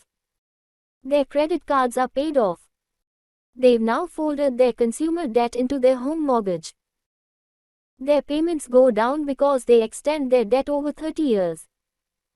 It is the smart thing to do. Their neighbor calls to invite them to go shopping. The Memorial Day sale is on. They promise themselves they'll just window shop, but they take a credit card, just in case. I run into this young couple all the time. Their names change, but their financial dilemma is the same. They come to one of my talks to hear what I have to say. They ask me, "Can you tell us how to make more money?" They don't understand that their trouble is really how they choose to spend the money they do have. It is caused by financial illiteracy and not understanding the difference between an asset and a liability. More money seldom solves someone's money problems. Intelligence solves problems. There is a saying a friend of mine says over and over to people in debt. If you find you have dug yourself into a hole, stop digging. As a child, my dad often told us that the Japanese were aware of 3 powers. The power of the sword, the jewel, and the mirror. The sword symbolizes the power of weapons. America has spent trillions of dollars on weapons and, because of this, is a powerful military presence in the world. The jewel symbolizes the power of money. There is some degree of truth to the saying, remember the golden rule. He who has the gold makes the rules. The mirror symbolizes the power of self-knowledge. This self-knowledge, according to Japanese legend, was the most treasured of the 3. All too often, the poor and middle class allow the power of money to control them. By simply getting up and working harder, failing to ask themselves if what they do makes sense, they shoot themselves in the foot as they leave for work every morning. By not fully understanding money, the vast majority of people allow its awesome power to control them. If they used the power of the mirror, they would have asked themselves, does this make sense? All too often, instead of trusting their inner wisdom, that genius inside, most people follow the crowd. They do things because everybody else does them. They conform, rather than question. Often, they mindlessly repeat what they have been told. Diversify. Your home is an asset. Your home is your biggest investment. You get a tax break for going into greater debt. Get a safe job. Don't make mistakes. Don't take risks. It is said that the fear of public speaking is a fear greater than death for most people. According to psychiatrists, the fear of public speaking is caused by the fear of ostracism, the fear of standing out, the fear of criticism, the fear of ridicule, and the fear of being an outcast. The fear of being different prevents most people from seeking new ways to solve their problems. That is why my educated dad said the Japanese valued the power of the mirror the most, for it is only when we look into it that we find truth. Fear is the main reason that people say, play it safe. That goes for anything, be it sports, relationships, careers, or money. A person can be highly educated, professionally successful, and financially illiterate. It is that same fear, the fear of ostracism, that causes people to conform to, and not question, commonly accepted opinions or popular trends. Your home is an asset. Get a bill consolidation loan, and get out of debt. Work harder. It's a promotion. Someday I'll be a vice president. Save money. When I get a raise, I'll buy us a bigger house. Mutual funds are safe. Many financial problems are caused by trying to keep up with the Joneses. Occasionally, we all need to look in the mirror and be true to our inner wisdom rather than our fears. By the time Mike and I were 16 years old, we began to have problems in school. We were not bad kids. We just began to separate from the crowd. We worked for Mike's dad after school and on weekends. Mike and I often spent hours after work just sitting at a table with his dad while he held meetings with his bankers, attorneys, accountants, brokers, investors, managers, and employees.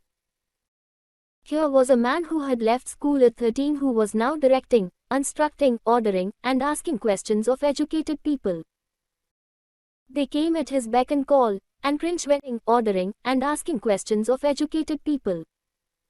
They came at his beck and call, and cringed when he didn't approve of them. Here was a man who had not gone along with the crowd. He was a man who did his own thinking and detested the words, "We have to do it this way because that's the way everyone else does it." He also hated the word, "can't." If you wanted him to do something, just say, "I don't think you can do it." Mike and I learned more sitting in on his meetings than we did in all our years of school, college included. Mike's dad was not book smart, but he was financially educated and successful as a result. He told us over and over again, an intelligent person hires people who are more intelligent than he is. So Mike and I had the benefit of spending hours listening to and learning from intelligent people. But because of this, Mike and I couldn't go along with the standard dogma our teachers preached, and that caused problems. Whenever the teacher said, "If you don't get good grades, you won't do." Whenever the teacher said, "If you don't get good grades, you won't do well in the real world," Mike and I just raised our eyebrows. When we were told to follow set procedures and not deviate from the rules, we could see how school discouraged creativity. We started to understand why our rich dad told us that schools were designed to produce good employees instead of employers. Occasionally, Mike or I would ask our teachers how what we studied was applicable in the real world, or why we never studied money and how it worked. To the latter question, we often got the answer that money was not important, that if we excelled in our education, To the latter question, we often got the answer that money was not important, that if we excelled in our education, the money would follow. The more we knew about the power of money, the more distant we grew from the teachers and our classmates. My highly educated dad never pressured me about my grades, but we did begin to argue about money. By the time I was 16, I probably had a far better foundation with money than both my parents. I could keep books. I listened to tax accountants, corporate attorneys, bankers, real estate brokers, investors, and so forth. By contrast, my dad talked to other teachers. One day my dad told me that our home was his greatest investment. A not too pleasant argument took place when I showed him why I thought a house was not a good investment. The above diagram illustrates the difference in perception between my rich dad and my poor dad when it came to their homes. One dad thought his house was an asset, and the other dad thought it was a liability. I remember when I drew the following diagram for my dad showing him the direction of cash flow. I also showed him the ancillary expenses that went along with owning the home. A bigger home meant bigger expenses, and the cash flow kept going out through the expense column. Today, people still challenge me on the idea of a house not being an asset. I know that for many people, it is their dream as well as their largest investment. And owning your own home is better than nothing. I simply offer an alternate way of looking at this popular dogma. If my wife and I were to buy a bigger, flashier house, we realize it wouldn't be an asset. It would be a liability since it would take money out of our pocket. So here is the argument I put forth. I really don't expect most people to agree with it because your home is an emotional thing, and when it comes to money, high emotions tend to lower financial intelligence. I know from personal experience that money has a way of making every decision emotional. When it comes to houses, most people work all their lives paying for a home they never own. In other words, most people buy a new house every few years, each time incurring a new 30-year loan to pay off the previous one. Even though people receive a tax deduction for interest on mortgage payments, they pay for all their other expenses with after-tax dollars, even after they pay off their mortgage. My wife's parents were shocked when the property taxes on their home increased to $1,000 a month. This was after they had retired, so the increase put a strain on their retirement budget, and they felt forced to move. Houses do not always go up in value. I have friends who owe $1 million for a home that today would sell for far less. The greatest losses of all are those from missed opportunities. If all your money is tied up in your house, you may be forced to work harder because your money continues blowing out of the expense column, instead of adding to the asset column, the classic middle-class cash flow pattern. If a young couple would put more money into their asset column early on, their later years would be easier. Their assets would have grown and would be available to help cover expenses. All too often, a house only serves as a vehicle for incurring a home equity loan to pay for mounting expenses. In summary, the end result in making a decision to own a house that is too expensive in lieu of starting an investment portfolio impacts an individual in at least the following 3 ways. 1.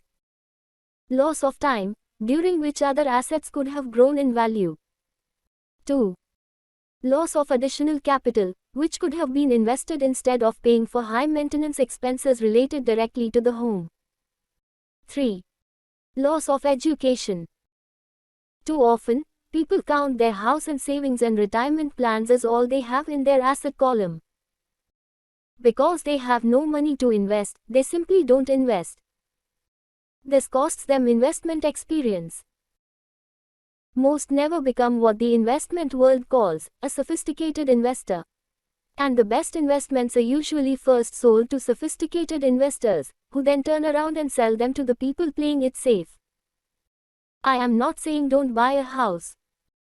What I am saying is that you should understand the difference between an asset and a liability. When I want a bigger house, I first buy assets that will generate the cash flow to pay for the house. My educated dad's personal financial statement best demonstrates the life of someone caught in the rat race. His expenses match his income, never allowing him enough left over to invest in assets. As a result, his liabilities are larger than his assets. The following diagram on the left shows my poor dad's income statement. It is worth 1,000 words. It shows that his income and expenses are equal while his liabilities are larger than his assets. My rich dad's personal financial statement on the right reflects the results of a life dedicated to investing and minimizing liabilities. Why the rich get richer? A review of my rich dad's financial statement shows why the rich get richer. The asset column generates more than enough income to cover expenses, with the balance reinvested into the asset column. The asset column continues to grow and, therefore, the income it produces grows with it. The result is that the rich get richer. Why the middle class struggle? The middle class finds itself in a constant state of financial struggle. Their primary income is through their salary. As their wages increase, so do their taxes. Their expenses tend to increase in proportion to their salary increase. Hence, the phrase, the rat race. They treat their home as their primary asset, instead of investing in income-producing assets. This pattern of treating your home as an investment, and the philosophy that a pay raise means you can buy a larger home or spend more, is the foundation of today's debt-ridden society. Increased spending throws families into greater debt and into more financial uncertainty, even though they may be advancing in their jobs and receiving raises on a regular basis. This is high-risk living caused by weak financial education. The massive loss of jobs in recent times proves how shaky the middle class really is financially. Company pension plans are being replaced by 401k plans. Social Security is obviously in trouble and can't be relied upon as a source for retirement. Panic has set in for the middle class. Today, mutual funds are popular because they supposedly represent safety. Average mutual fund buyers are too busy working to pay taxes and mortgages, save for their children's college, and pay off credit cards. They do not have time to study investing, so they rely on the expertise of the manager of a mutual fund. Also, because the mutual fund includes many different types of investments, they feel their money is safer because it is diversified. This educated middle class subscribes to the dogma put out by mutual fund brokers and financial planners. Play it safe. Avoid risk. The real tragedy is that the lack of early financial education is what creates the risk faced by average middle class people. The reason they have to play it safe is because their financial positions are tenuous at best.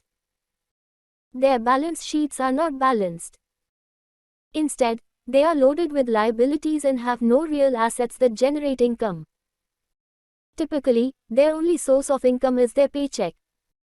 Their livelihood becomes entirely dependent on their employer.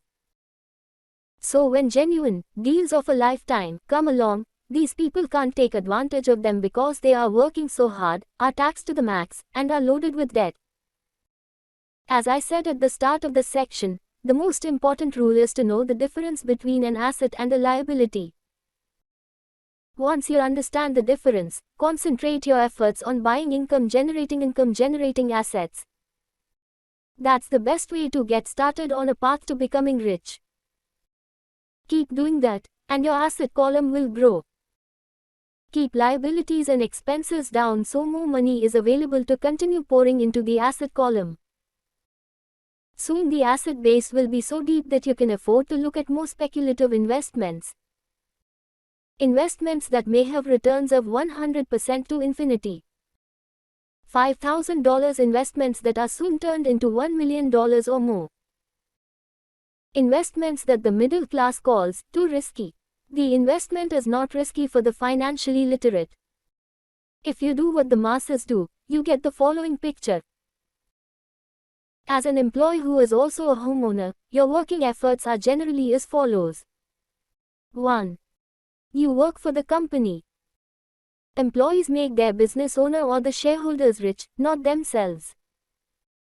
Your efforts and success will help provide for the owner's success and retirement. 2. You work for the government. The government takes its share from your paycheck before you even see it. By working harder, you simply increase the amount of taxes taken by the government. Most people work from January to May just for the government. 3. You work for the bank. After taxes, your next largest expense is usually your mortgage and credit card debt. The problem with simply working harder is that each of these three levels takes a greater share of your increased efforts. You need to learn how to have your increased efforts benefit you and your family directly. Once you have decided to concentrate on minding your own business, focusing your efforts on acquiring assets instead of a bigger paycheck, how do you set your goals? Most people must keep their job and rely on their wages to fund their acquisition of assets. As their assets grow, how do they measure the extent of their success? When does someone know that they are rich, that they have wealth? As well as having my own definitions for assets and liabilities, I also have my own definition for wealth. Actually, I borrowed it from a man named R. Buckminster Fuller. Some call him a quack, and others call him a genius. Years ago he got architects buzzing because he applied for a patent for something called a geodesic dome. But in the application, Fuller also said something about wealth. It was pretty confusing at first, but after reading it, it began to make some sense. Wealth is a person's ability to survive so many number of days forward, or, if I stopped working today, how long could I survive? Unlike net worth, the difference between your assets and liabilities, which is often filled with a person's expensive junk and opinions of what things are worth, this definition creates the possibility for developing a truly accurate measurement. I could now measure and know where I was in terms of my goal to become financially independent. Although net worth often includes non-cash producing assets, like stuff you bought that now sits in your garage, wealth measures how much money your money is making and, therefore, your financial survivability. Wealth is the measure of the cash flow from the asset column compared with the expense column. Let's use an example. Let's say I have cash flow from my asset column of $1,000 a month. And I have monthly expenses of $2,000. What is my wealth? Let's go back to Buckminster Fuller's definition. Using his definition, how many days forward can I survive? Assuming a 30-day month, I have enough cash flow for half a month. When I achieve $2,000 a month cash flow from my assets, then I will be wealthy. So while I am not yet rich, I am wealthy. I now have income generated from assets each month that fully cover my monthly expenses. If I want to increase my expenses, I first must increase my cash flow to maintain this level of wealth. Also note that it is at this point that I am no longer dependent on my wages. I have focused on, and been successful in, building an asset column that has made me financially independent. If I quit my job today, I would be able to cover my monthly expenses with the cash flow from my assets. My next goal would be to have the excess cash flow from my assets reinvested into the asset column. The more money that goes into my asset column, the more my asset column grows. The more my assets grow, the more my cash flow grows. And as long as I keep my expenses less than the cash flow from these assets, I grow richer with more and more income from sources other than my physical labor. As this reinvestment process continues, I am well on my way to becoming rich. Just remember this simple observation. The rich buy assets. The poor only have expenses. The middle class buy liabilities they think are assets. So how do I start minding my own business? What is the answer? Listen to the founder of McDonald's in the next chapter. Chapter 3. Lesson 3. Mind your own business. The rich focus on their asset columns while everyone else focuses on their income statements. In 1974, Ray Kroc, the founder of McDonald's, was asked to speak to the MBA class at the University of Texas at Austin. A friend of mine was a student in that MBA class. After a powerful and inspiring talk, the class adjourned and the students asked Ray if he would join them at their favorite hangout to have a few beers. Ray graciously accepted. "What business am I in?" Ray asked, once the group had all their beers in hand. Everyone laughed, my friend said. Most of the MBA students thought Ray was just fooling around. No one answered, so Ray asked again, "What business do you think I'm in?" The students laughed again, and finally one brave soul yelled out, "Ray, who in the world doesn't know that you're in the hamburger business?" Ray chuckled. "That's what I thought you would say." He paused and then quickly added, "Ladies and gentlemen, I'm not in the hamburger business. My business is real estate." As my friend tells the story, Ray spent a good amount of time explaining his viewpoint. In his business plan, Ray knew that the primary business focus was to sell hamburger franchises, but what he never lost sight of was the location of each franchise. He knew that the land and its location were the most significant factors in the success of each franchise. Basically, the person who bought the franchise was also buying the real estate under the franchise for Ray Kroc's organization. Today, McDonald's is the largest single owner of real estate in the world, owning even more than the Catholic Church. McDonald's owns some of the most valuable intersections and street corners in America and around the globe. My friend considers this as one of the most important lessons in his life. Today he owns car washes, but his business is the real estate under those car washes. The previous chapter presented diagrams illustrating that most people work for everyone but themselves. They work first for the owners of the company, then for the government through taxes, and finally for the bank that owns their mortgage. When I was a young boy, we did not have a McDonald's nearby. Yet my rich dad was responsible for teaching Mike and me the same lesson that Ray Kroc talked about at the University of Texas. It is secret number 3 of the rich. That secret is: mind your own business. Financial struggle is often directly the result of people working all their lives for someone else. Many people will simply have nothing at the end of their working days to show for their efforts. Our current educational system focuses on preparing today's youth to get good jobs by developing scholastic skills. Their lives will revolve around their wages or, as described earlier, their income column. Many will study further to become engineers, scientists, cooks, police officers, artists, writers, and so on. These professional skills allow them to enter the workforce and work for money. But there is a big difference between your profession and your business. Often I ask people, "What is your business?" And they will say, "Oh, I'm a banker." Then I ask them if they own the bank. And they usually respond, "No, I work there." In that instance, they have confused their profession with their business. Their profession may be a banker, but they still need their own business. A problem with school is that you often become what you study. So if you study cooking, you become a chef. If you study the law, you become an attorney, and the study of auto mechanics makes you a mechanic. The mistake in becoming what you study is that too many people forget to mind their own business. They spend their lives minding someone else's business and making that person rich. To become financially secure, a person needs to mind their own business. Your business revolves around your asset column, not your income column.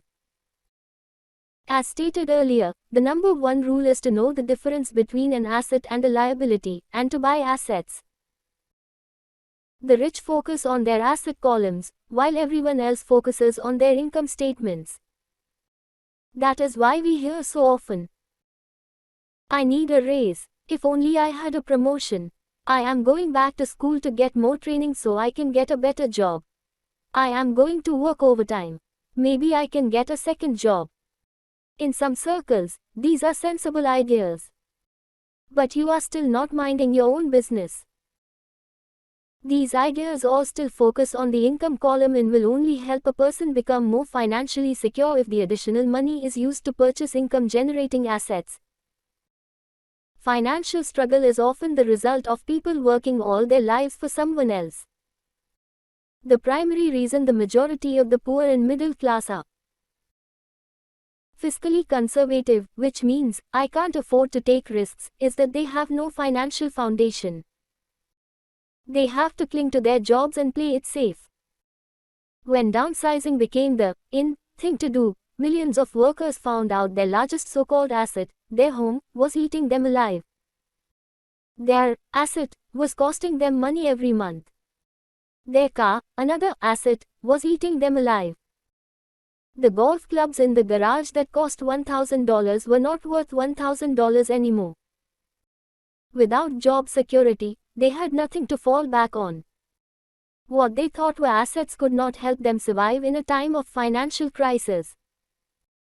I assume most of us have filled out a credit application to buy a house or car. It's always interesting to look at the net worth section because of what accepted banking and accounting practices allow a person to count as assets. One day when I wanted a loan, my financial position did not look too good. So I added my new golf clubs, my art collection, books, electronics, Armani suits, wristwatches, shoes, and other personal effects to boost the number in the asset column. But I was turned down because I had too much investment real estate. The loan committee didn't like that I made so much money from rent. They wanted to know why I did not have a normal job with a salary. They did not question the Armani suits, golf clubs, or art collection. Life is sometimes tough when you do not fit the standard profile. I cringe every time I hear someone say to me that their net worth is $1 million or $100,000 or whatever. One of the main reasons net worth is not accurate is simply because, the moment you begin selling your assets, you are taxed for any gains. So many people have put themselves in deep financial trouble when they run short of income. To raise cash, they sell their assets. But their personal assets can generally be sold for only a fraction of the value that is listed on their personal balance sheet. Or if there is a gain on the sale of the assets, they are taxed on the gain. So again, the government takes its share, thus reducing the amount available to help them out of debt. That is why I say someone's net worth is often worth less than they think. Start minding your own business. Keep your daytime job, but start buying real assets, not liabilities or personal effects that have no real value once you get them home. A new car loses nearly 25% of the price you pay for it the moment you drive it off the lot. It is not a true asset even if your banker lets you list it as one. My $400 new titanium driver was worth $150 the moment I teed off. Keep expenses low, reduce liabilities, and diligently build a base of solid assets. For young people who have not yet left home, it is important for parents to teach them the difference between an asset and a liability. Get them to start building a solid asset column before they leave home, get married, buy a house, have kids, and get stuck in a risky financial position, clinging to a job and buying everything on credit. I see so many young couples who get married and trap themselves into a lifestyle that will not let them get out of debt for most of their working years. For many people, just as the last child leaves home, the parents realize they have not adequately prepared for retirement and they begin to scramble to put some money away. Then their own parents become ill and they find themselves with new responsibilities. So what kind of assets am I suggesting that your children acquire? In my world, real assets fall into the following categories. Businesses that do not require my presence, I own them, but they are managed or run by other people. If I have to work there, it's not a business. It becomes my job. Stocks, bonds, income-generating real estate, notes, IOUs, royalties from intellectual property such as music, scripts, and patents. Anything else that has value, produces income or appreciates, and has a ready market. As a young boy, my educated dad encouraged me to find a safe job. But my rich dad encouraged me to begin acquiring assets that I loved. If you don't love it, you won't take care of it. I collect real estate simply because I love buildings and land. I love shopping for them, and I could look at them all day long. When problems arise, the problems aren't so bad that it changes my love for real estate. For people who hate real estate, they shouldn't buy it. I also love stocks of small companies, especially startups, because I am an entrepreneur, not a corporate person. In my early years, I worked in large organizations, such as Standard Oil of California, the US, Marine Corps, and Xerox Corp. I enjoyed my time with those organizations and have fond memories, but I know deep down I am not a company man. I like starting companies, not running them. So my stock buys are usually of small companies. Sometimes I even start the company and take it public. Fortunes are made in new stock issues, and I love the game. Many people are afraid of small cap companies and call them risky, and they are. But that risk is diminished if you love what the investment is, understand it, and know the game. With small companies, my investment strategy is to be out of the stock in a year. On the other hand, my real estate strategy is to start small and keep trading up for bigger properties and, therefore, delay paying taxes on the gain. This allows the value to increase dramatically. I generally hold real estate less than 7 years. Start minding your own business. Keep your daytime job, but start buying real assets, not liabilities. For years, even while I was with the Marine Corps and Xerox, I did what my rich dad recommended. I kept my day job, but I still minded my own business. I was active in my asset column trading real estate and small stocks. Rich dad always stressed the importance of financial literacy. The better I was at understanding the accounting and cash management, the better I would be at analyzing investments and eventually starting and building my own company. I don't encourage anyone to start a company unless they really want to. Knowing what I know about running a company, I wouldn't wish that task on anyone. There are times when people can't find employment and starting a company seems like the best solution. But the odds are against success. 9 out of 10 companies fail in 5 years. Of those that survive the first 5 years, 9 out of every 10 of those eventually fail as well. So only if you really have the desire to own your own company do I recommend it.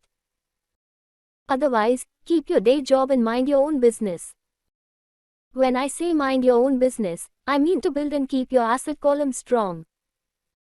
Once a dollar goes into it, never let it come out. Think of it this way.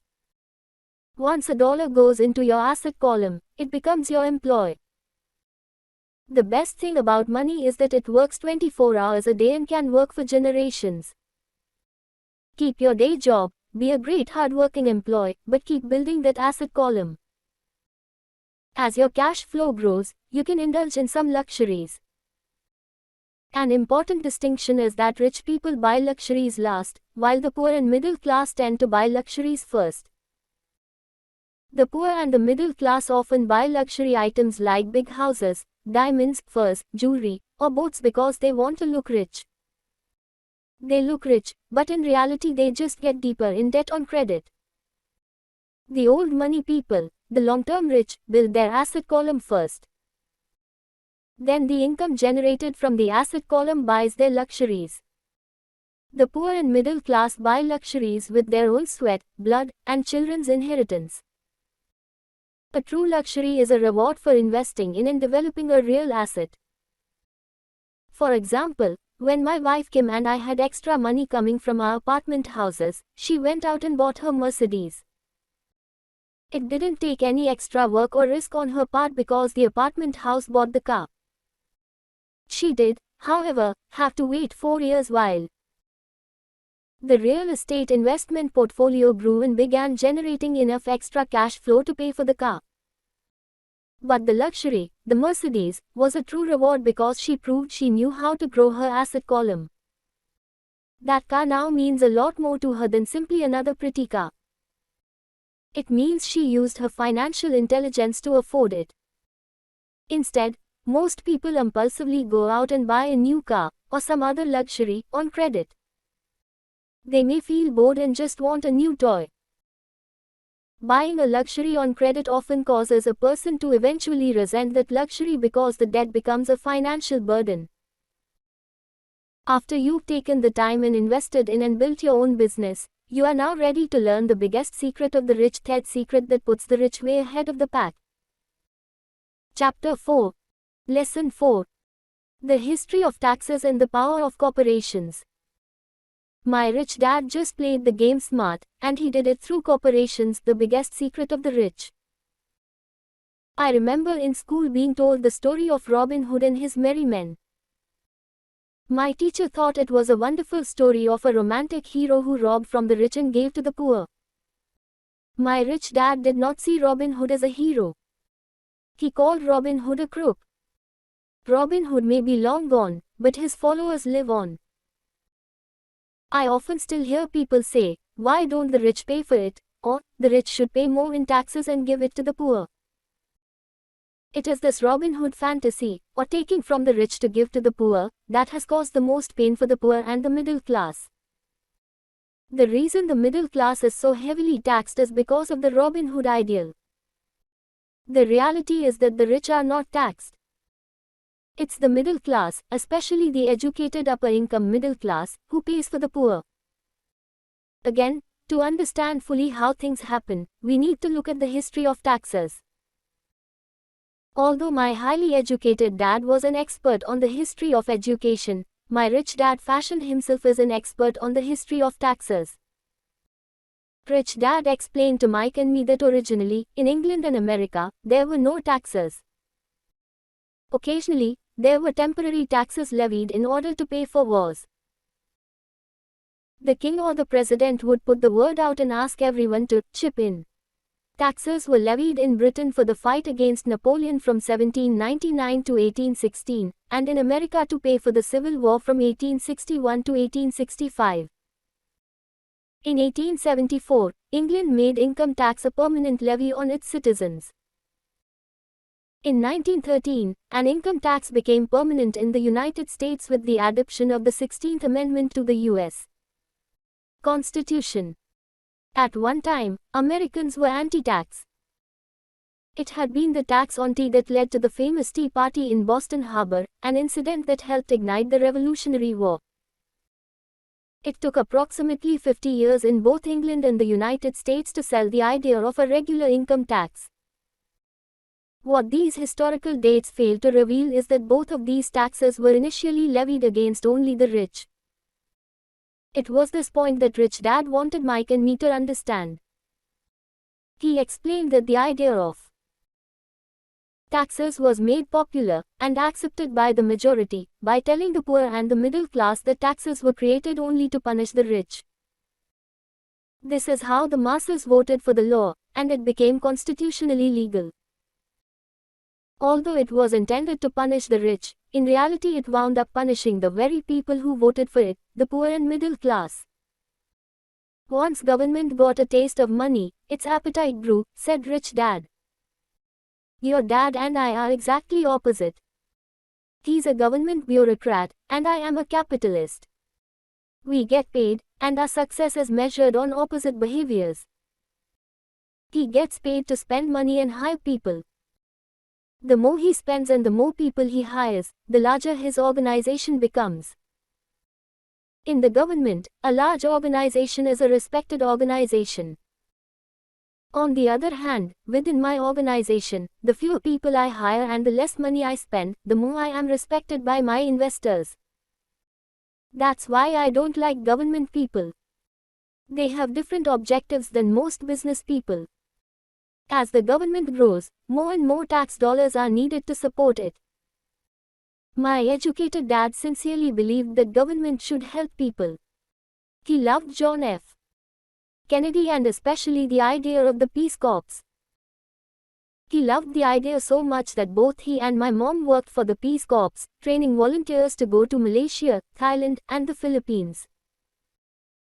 He always strived for additional grants and budget increases so he could hire more people, both in his job with the Education Department and in the Peace Corps. From the time I was about 10 years old, I would hear from my rich dad that government workers were a pack of lazy thieves, and from my poor dad I would hear how the rich were greedy crooks who should be made to pay more taxes. Both sides had valid points. It was difficult to go to work for one of the biggest capitalists in town and come home to a father who was a prominent government leader. It was not easy to know which dad to believe. My rich dad did not see Robin Hood as a hero. He called Robin Hood a crook. Yet when you study the history of taxes, an interesting perspective emerges. As I said, the passage of taxes was only possible because the masses believed in the Robin Hood theory of economics. Take from the rich, and give to everyone else. The problem was that the government's appetite for money was so great that taxes soon needed to be levied on the middle class, and from there it kept trickling down. However, the rich saw an opportunity because they don't play by the same set of rules. The rich knew about corporations, which became popular in the days of sailing ships. The rich created the corporation as a vehicle to limit their risk to the assets of each voyage. The rich put their money into a corporation to finance the voyage.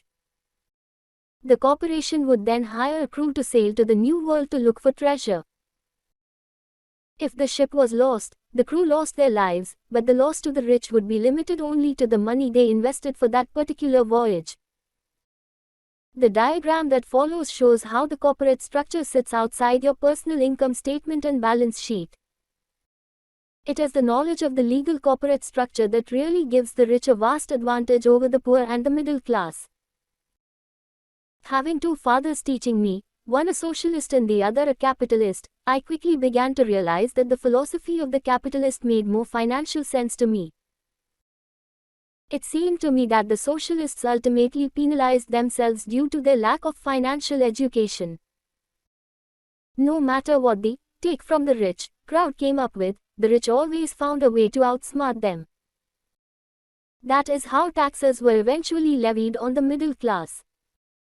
The rich outsmarted the intellectuals solely because they understood the power of money, a subject not taught in schools. How did the rich outsmart the intellectuals? Once the take from the rich tax was passed, cash started flowing into government coffers. Initially, people were happy. Money was handed out to government workers and the rich. It went to government workers in the form of jobs and pensions, and it went to the rich via their factories receiving government contracts. The government received a large pool of money, but the problem was the fiscal management of that money. The government ideal is to avoid having excess money. If you fail to spend your allotted funds, you risk losing it in the next budget. You would certainly not be recognized for being efficient. Business people, on the other hand, are rewarded for having excess money and are applauded for their efficiency.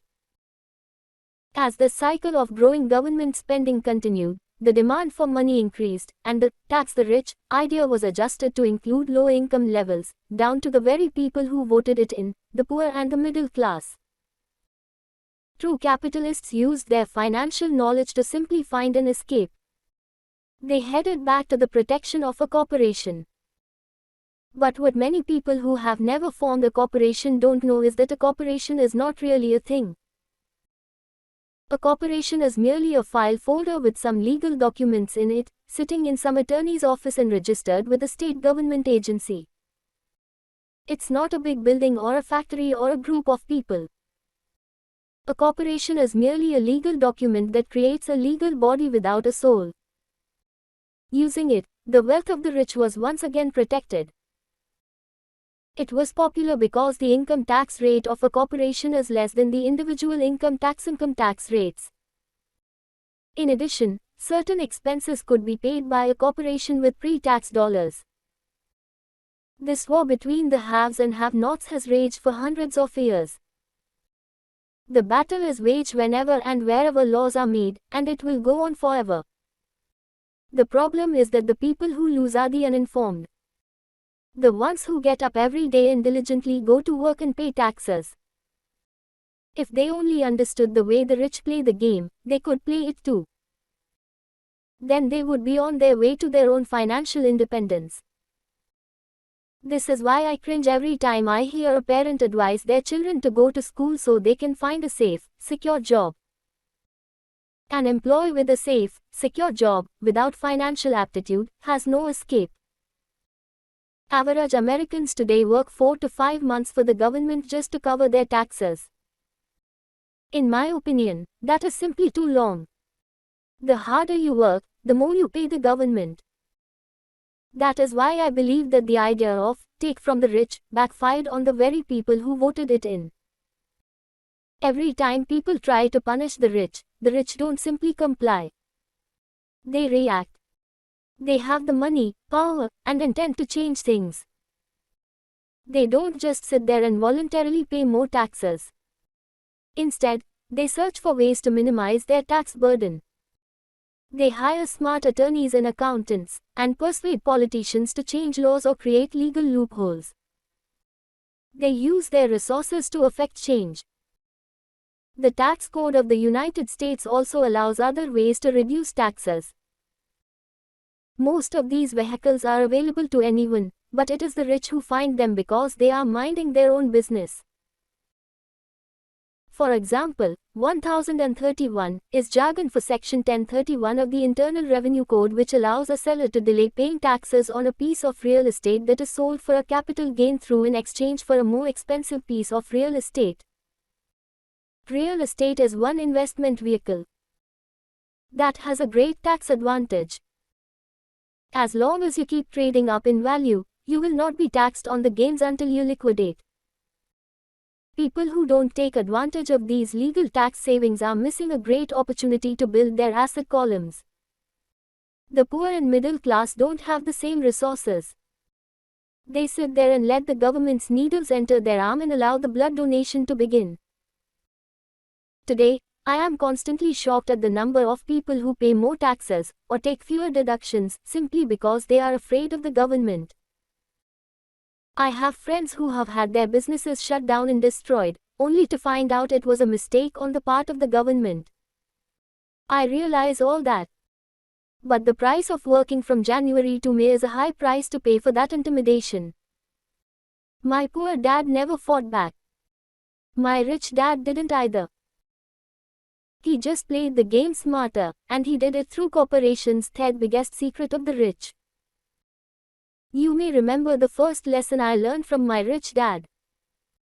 I was a little boy of 9 who had to sit and wait for him to choose to talk to me. I sat in his office waiting for him to get to me. He was ignoring me on purpose. He wanted me to recognize his power and to desire to have that power for myself one day. During all the years I studied and learned from him, he always reminded me that knowledge is power. And with money comes great power that requires the right knowledge to keep it and make it multiply. Without that knowledge, the world pushes you around. Rich dad constantly reminded Mike and me that the biggest bully was not the boss or the supervisor, but the tax man. The tax man will always take more if you let him. The first lesson of having money work for you, as opposed to you working for money, is all about power. If you work for money, you give the power to your employer. If money works for you, you keep the power and control it. If you work for money, you give the power to your employer. If money works for you, you keep the power and control it. Once we had this knowledge of the power of money working for us, he wanted us to be financially smart and not let anyone or anything push us around. If you're ignorant, it's easy to be bullied. If you know what you're talking about, you have a fighting chance. That is why he paid so much for smart tax accountants and attorneys. It was less expensive to pay them than to pay the government. His best lesson to me was, be smart and you won't be pushed around as much. He knew the law because he was a law-abiding citizen and because it was expensive to not know the law. If you know you're right, you're not afraid of fighting back. Even if you are taking on Robin Hood and his band of merry men. My highly educated dad always encouraged me to land a good job with a strong corporation. He spoke of the virtues of working your way up the corporate ladder. He didn't understand that, by relying solely on a paycheck from a corporate employer, I would be a docile cow ready for milking. When I told my rich dad of my father's advice, he only chuckled. Why not own the ladder, was all he said. As a young boy, I did not understand what rich dad meant by owning my own corporation. It was an idea that seemed impossible and intimidating. Although I was excited by the idea, my inexperience wouldn't let me envision the possibility that grown-ups would someday work for a company I would own. The point is that, if not for my rich dad, I would have probably followed my educated dad's advice. It was merely the occasional reminder of my rich dad that kept the idea of owning my own corporation alive and kept me on a different path. By the time I was 15 or 16, I knew I wasn't going to continue down the path my educated dad recommended. I didn't know how I was going to do it, but I was determined not to head in the direction most of my classmates were heading. That decision changed my life. Each dollar in my asset column was a great employee, working hard to make more employees and buy the boss a new Porsche. It was not until my mid-20s that my rich dad's advice began to make more sense to me. I was just out of the Marine Corps and working for Xerox. I was making a lot of money, but every time I looked at my paycheck, I was disappointed. The deductions were so large and, the more I worked, the greater they became. As I became more successful, my bosses talked about promotions and raises. It was flattering, but I could hear my rich dad asking in my ear, "Who are you working for? Who are you making rich?" In 1974, while still an employee for Xerox, I formed my first corporation and began minding my own business. There were already a few assets in my asset column, but now I was determined to focus on making it bigger. Those paychecks, with all the deductions, made all the years of my rich dad's advice make total sense. I could see the future if I followed my educated dad's advice. Many employers feel that advising their workers to mind their own business is bad for business. But for me, focusing on my own business and developing assets made me a better employee because I now had a purpose. I came in early and worked diligently, amassing as much money as possible so I could invest in real estate. Hawaii was just set to boom, and there were fortunes to be made. The more I realized that we were in the beginning stages of a boom, the more Xerox machines I sold. The more I sold, the more money I made and, of course, the more deductions came out of my paycheck. It was inspiring. I wanted out of the employee trap so badly that I worked even harder so I could invest more. By 1978, I was consistently one of the top 5 salespeople at the company. I badly wanted out of the rat race. In less than 3 years, I was making more in my real estate holding corporation than I was making at Xerox. And the money I was making in my asset column in my own corporation was money working for me, not me pounding on doors selling copiers. My rich dad's advice made much more sense. Soon the cash flow from my properties was so strong that my company bought me my first Porsche. My fellow Xerox salespeople thought I was spending my commissions. I wasn't. I was investing my commissions in assets. My money was working hard to make more money. Each dollar in my asset column was a great employee, working hard to make more employees and buy the boss a new Porsche with before tax dollars. I began to work harder for Xerox. The plan was working, and my Porsche was the proof. By using the lessons I learned from my rich dad, I was able to get out of the proverbial rat race at an early age. It was made possible because of the strong financial knowledge I had acquired through rich dad's lessons. Without this financial knowledge, which I call financial intelligence or financial IQ, my road to financial independence would have been much more difficult. I now teach others in the hope that I may share my knowledge with them. I remind people that financial IQ is made up of knowledge from 4 broad areas of expertise. 1. Accounting. Accounting is financial literacy or the ability to read numbers. This is a vital skill if you want to build an empire.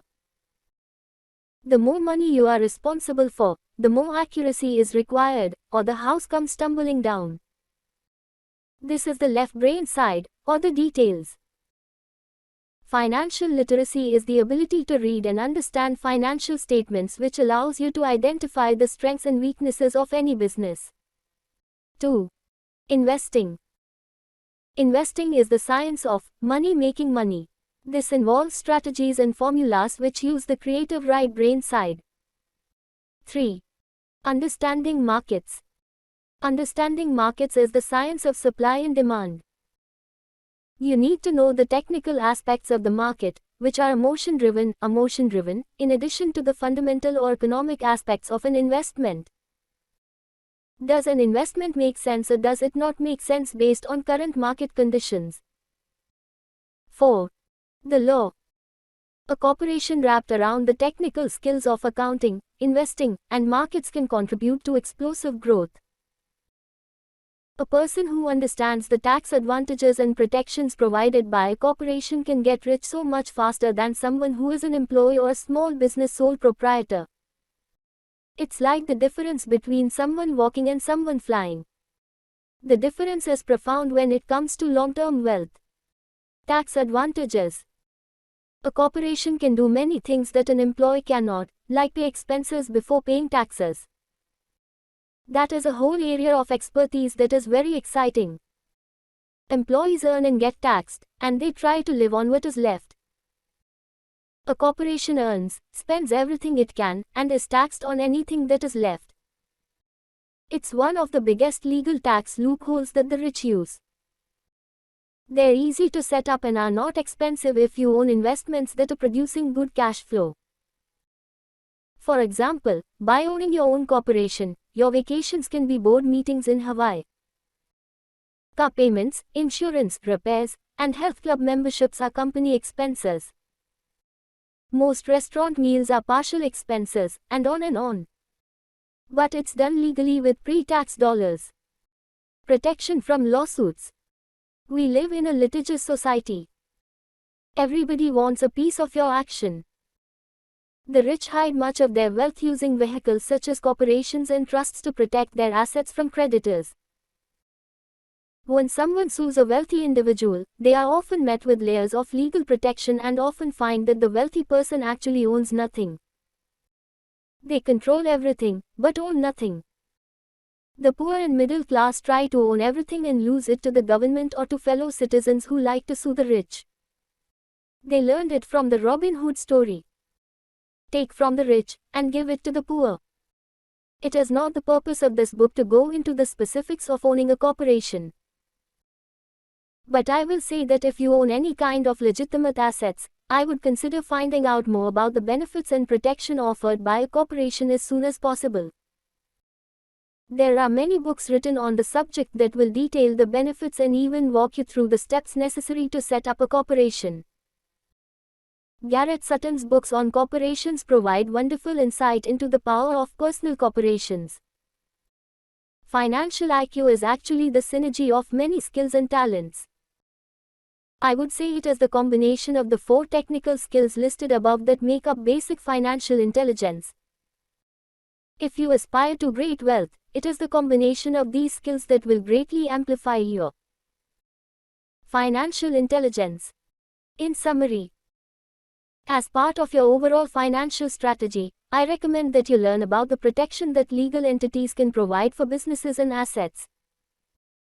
Chapter 5. Lesson 5. The rich invent money.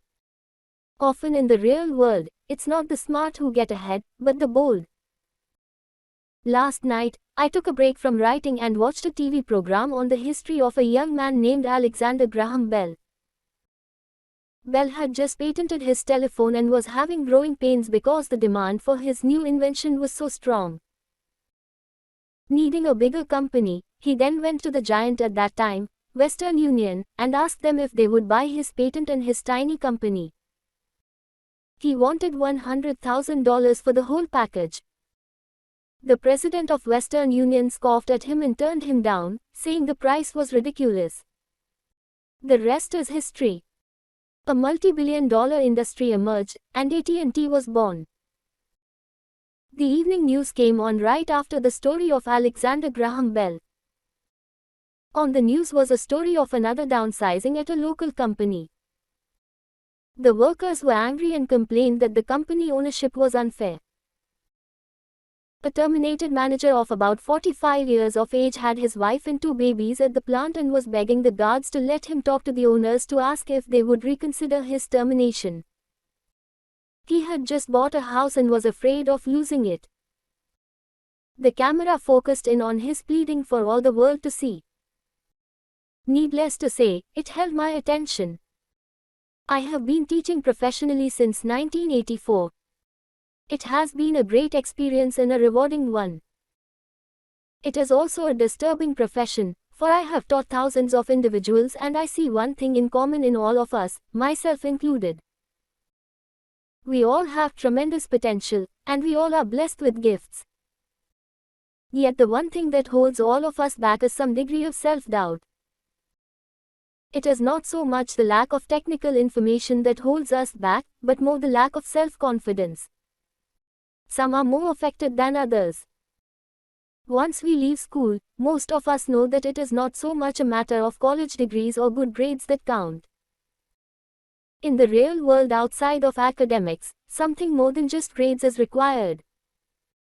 I have heard it called many things. Guts, chutzpah, balls, audacity, bravado, cunning, daring, tenacity, and brilliance. This factor, whatever it is labeled, ultimately decides one's future much more than school grades do.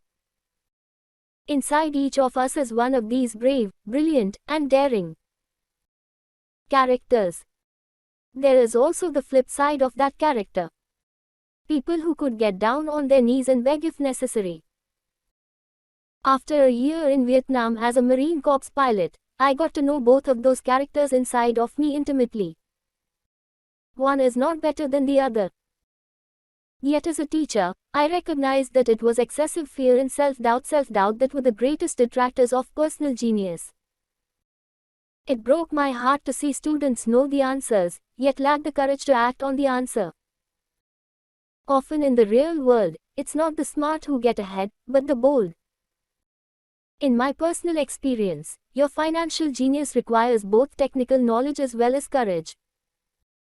If fear is too strong, the genius is suppressed. In my classes, I strongly urge students to learn to take risks, to be bold, and to let their genius convert that fear into power and brilliance. It works for some and just terrifies others. I have come to realize that for most people, when it comes to the subject of money, they would rather play it safe. I have had to field questions such as, why take risks? Why should I bother developing my financial IQ? Why should I become financially literate? And I answer, just to have more options. There are huge changes up ahead. In the coming years, there will be more people just like the young inventor Alexander Graham Bell. There will be 100 people like Bill Gates and hugely successful companies like Microsoft created every year, all over the world. And there also will be many more bankruptcies, layoffs, and downsizings. So why bother developing your financial IQ? No one can answer that but you. Yet I can tell you why I myself do it. I do it because it is the most exciting time to be alive. I'd rather be welcoming change than dreading change. I'd rather be excited about making millions than worrying about not getting a raise. This period we are in now is the most exciting time, unprecedented in our world's history. Generations from now, people will look back at this period of time and remark at what an exciting era it must have been. It was the death of the old and birth of the new. It was full of turmoil, and it was exciting. So why bother developing your financial IQ? Because if you do, you will prosper greatly. And if you don't, this period of time will be a frightening one. It will be a time of watching some people move boldly forward while others cling to worn-out life preservers. Land was wealth 300 years ago. So the person who owned the land owned the wealth. Later, wealth was in factories and production, and America rose to dominance. The industrialist owned the wealth. Today, wealth is in information. And the person who has the most timely information owns the wealth. The problem is that information flies around the world at the speed of light. The new wealth cannot be contained by boundaries and borders as land and factories were. The changes will be faster and more dramatic. There will be a dramatic increase in the number of new multimillionaires. There also will be those who are left behind. I find so many people struggling today, often working harder, simply because they cling to old ideas. They want things to be the way they were, and they resist change. I know people who are losing their jobs or their houses, and they blame technology or the economy or their boss. Sadly, they fail to realize that they might be the problem. Old ideas are their biggest liability. It is a liability simply because they fail to realize that while that idea or way of doing something was an asset yesterday, yesterday is gone. One afternoon I was teaching how to invest using a board game I had invented, Cash Flow, as a teaching tool. A friend had brought someone along to attend the class. This friend of a friend was recently divorced, had been badly burned in the divorce settlement, and was now searching for some answers. Her friend thought the class might help. The game was designed to help people learn how money works. In playing the game, they learn about the interaction of the income statement with the balance sheet. They learn how cash flows between the two and how the road to wealth is through striving to increase your monthly cash flow from the asset column to the point that it exceeds your monthly expenses. Once you accomplish this, you are able to get out of the rat race and out onto the fast track. You can play Cashflow Classic on the web at www.richdad.com and learn how money works. As I have said, some people hate the game, some love it, and others miss the point. This woman missed a valuable opportunity to learn something. In the opening round, she drew a doodad card with the boat on it. At first she was happy. Oh, I've got a boat. Then, as her friend tried to explain how the numbers worked on her income statement and balance sheet, she got frustrated because she had never liked math. The rest of her table waited while her friend continued explaining the relationship between the income statement, balance sheet, and monthly cash flow. Suddenly, when she realized how the numbers worked, it dawned on her that her boat was eating her alive.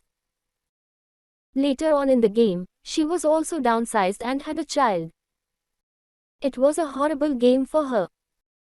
After the class, her friend came by and told me that she was upset. She had come to the class to learn about investing and did not like the idea that it took so long to play a silly game. Her friend attempted to tell her to look within herself to see if the game reflected her in any way. With that suggestion, the woman demanded her money back.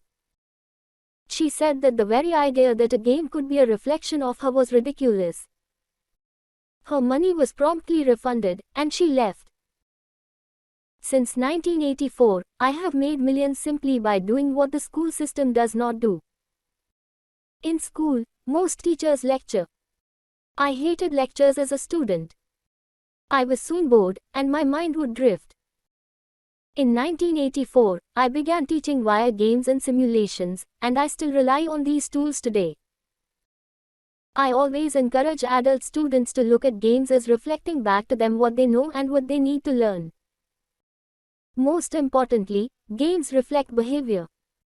They are instant feedback systems. Instead of the teacher lecturing you, the game is giving you a personalized lecture, one that is custom-made just for you. The friend of the woman who left later called to give me an update. She said her friend was fine and had calmed down.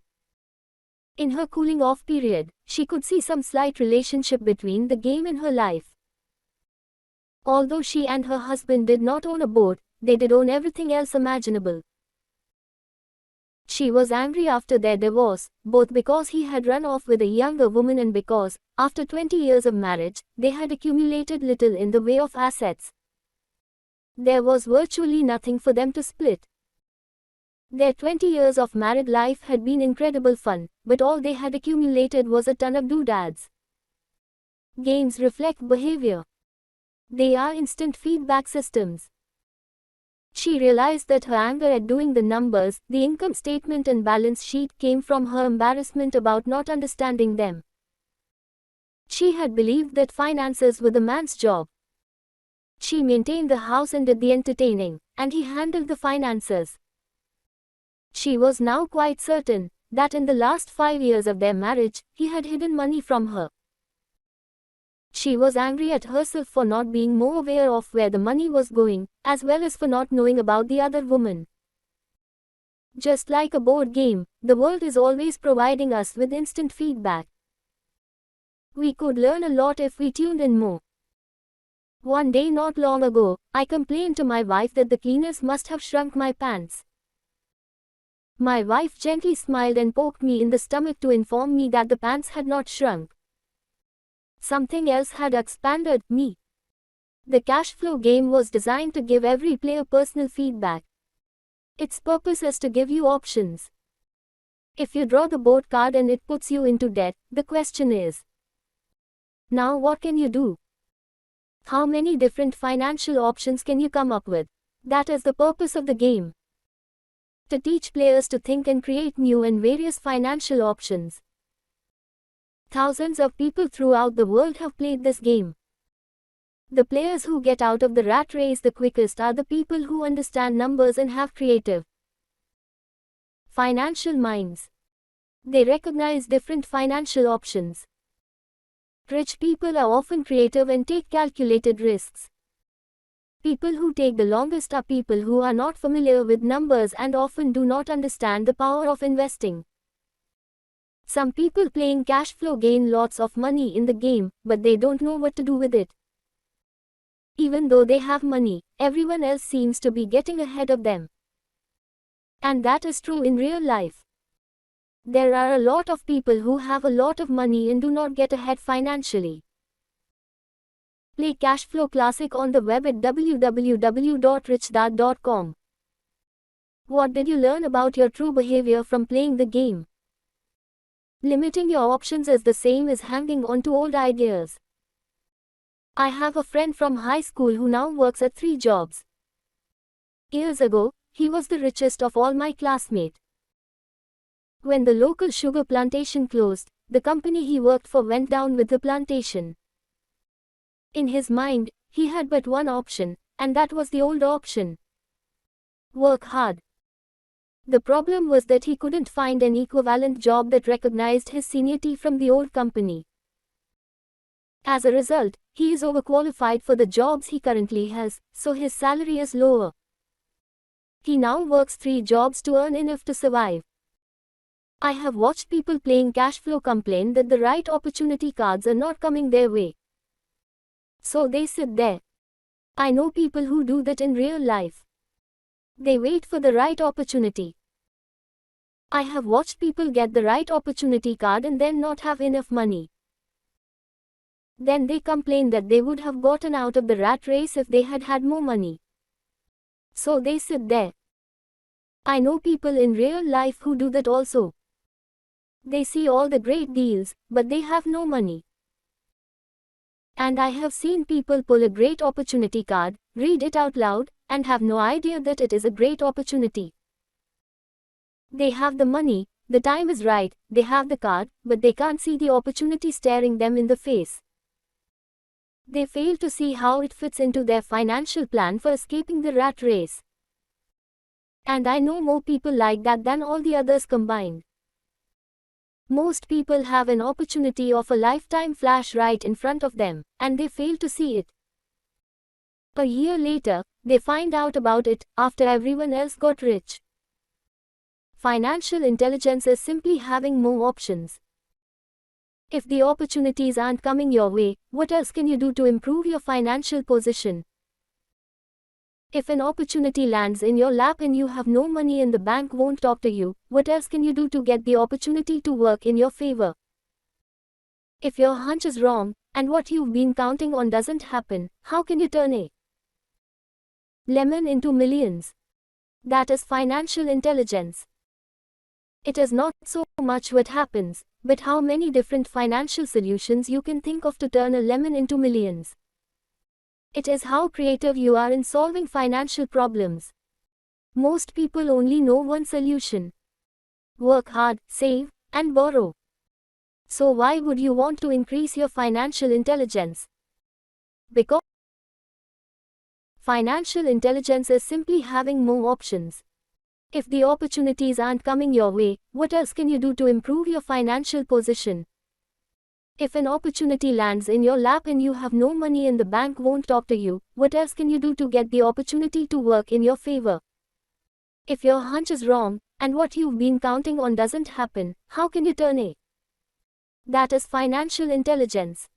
It is not so much what happens, but how many different financial solutions you can think of to turn a lemon into millions. It is how creative you are in solving financial problems. Most people only know one solution. Work hard, save, and borrow. So why would you want to increase your financial intelligence? Because you want to be the kind of person who creates your own luck. You take whatever happens and make it better. Few people realize that luck is created, just as money is. And if you want to be luckier and create money instead of working hard, then your financial intelligence is important. If you are the kind of person who is waiting for the right thing to happen, you might wait for a long time. It's like waiting for all the traffic lights to be green for 5 miles before you start your trip. As young boys, Mike and I were constantly told by my rich dad that money is not real. Rich Dad occasionally reminded us of how close we came to the secret of money on that first day we got together and began making money out of plaster of Paris. The poor and middle class work for money, he would say. The rich make money. The more real you think money is, the harder you will work for it. If you can grasp the idea that money is not real, you will grow richer faster. What is it? Was a question Mike and I often came back with. What is money if it is not real? What we agree it is, was all Rich Dad would say. The single most powerful asset we all have is our mind. If it is trained well, it can create enormous wealth seemingly instantaneously. An untrained mind can also create extreme poverty that can crush a family for generations. In the information age, money is increasing exponentially. A few individuals are getting ridiculously rich from nothing, just ideas and agreements. If you ask many people who trade stocks or other investments for a living, they see it done all the time. Often, millions can be made instantaneously from nothing. And by nothing, I mean no money was exchanged. It is done via agreement.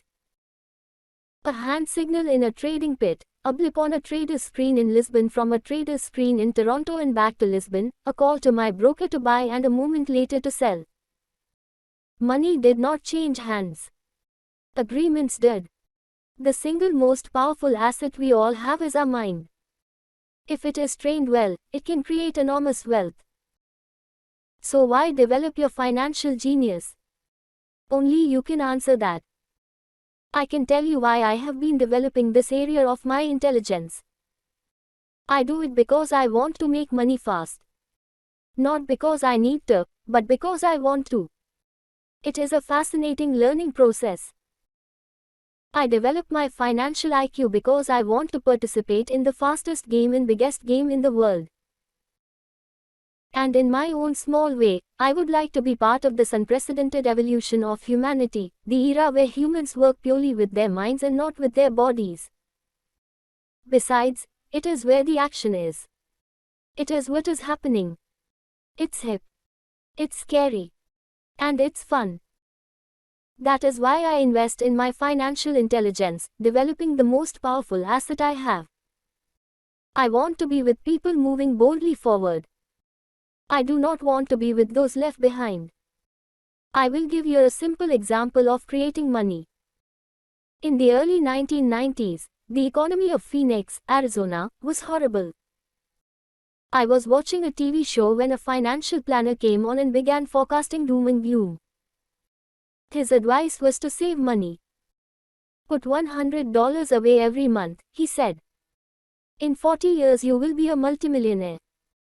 Well, putting money away every month is a sound idea. It is one option, the option most people subscribe to. The problem is this. It blinds the person to what is really going on. It causes them to miss major opportunities for much more significant growth of their money. The world is passing them by. As I said, the economy was terrible at that time. For investors, this is the perfect market condition. A chunk of my money was in the stock market and in apartment houses. I was short of cash. Because people were giving properties away, I was buying. I was not saving money. I was investing. Kim and I had more than $1 million in cash working in a market that was rising fast. It was the best opportunity to invest. The economy was terrible. I just could not pass up these small deals. Houses that were once $100,000 were now $75,000. But instead of shopping with local real estate agents, I began shopping at the bankruptcy attorney's office, or the courthouse steps. In these shopping places, a $75,000 house could sometimes be bought for $20,000 or less. For $2,000, which was loaned to me from a friend for 90 days for $200, I gave an attorney a cashier's check as a down payment. While the acquisition was being processed, I ran an ad advertising a $75,000 house for only $60,000 and no money down. The phone rang hard and heavy. Prospective buyers were screened, and once the property was legally mine, all the prospective buyers were allowed to look at the house. It was a feeding frenzy. The house sold in a few minutes. I asked for a $2,500 processing fee, which they gladly handed over, and the escrow and title company took over from there. I returned the $2,000 to my friend with an additional $200. He was happy, the home buyer was happy, the attorney was happy, and I was happy. I had sold a house for $60,000 that cost me $20,000. The $40,000 was created from money in my asset column in the form of a promissory note from the buyer. Total working time: 5 hours. So now that you are on your way to becoming more financially literate and skilled at reading numbers, I will show you why this is an example of money being invented. During this depressed market, Kim and I were able to do 6 of these simple transactions in our spare time. While the bulk of our money was in larger properties in the stock market, we were able to create more than $190,000 in assets notes at 10% interest in those 6 buy, create, and sell transactions. That comes to approximately $19,000 a year income, much of it sheltered through a private corporation. Much of that $19,000 a year goes to pay for our company cars, gas trips, insurance, dinners with clients, and other things. By the time the government gets a chance to tax that income, it's been spent on legally allowed pre-tax expenses. This was a simple example of how money is invented, created, and protected using financial intelligence. Ask yourself, how long would it take to save $190,000? Would the bank pay you 10% interest on your money? And the promissory note is good for 30 years. I hope they never pay me the $190,000. I have to pay a tax if they pay me the principal, and besides, $19,000 paid over 30 years is a little over $500,000 in income. I have people ask what happens if the person doesn't pay. That does happen, and it's good news. That $60,000 home could be taken back and resold for $70,000, and another $2,500 collected as a loan processing fee. It would still be a zero-down transaction in the mind of the new buyer. And the process would go on. The first time I sold the house, I paid back the $2,000, so technically, I have no money in the transaction. My return on investment (ROI) is infinity. It's an example of no money making a lot of money. In the second transaction, when resold, I would have put $2,000 in my pocket and re-extended the loan to 30 years. What would my ROI be if I got paid money to make money?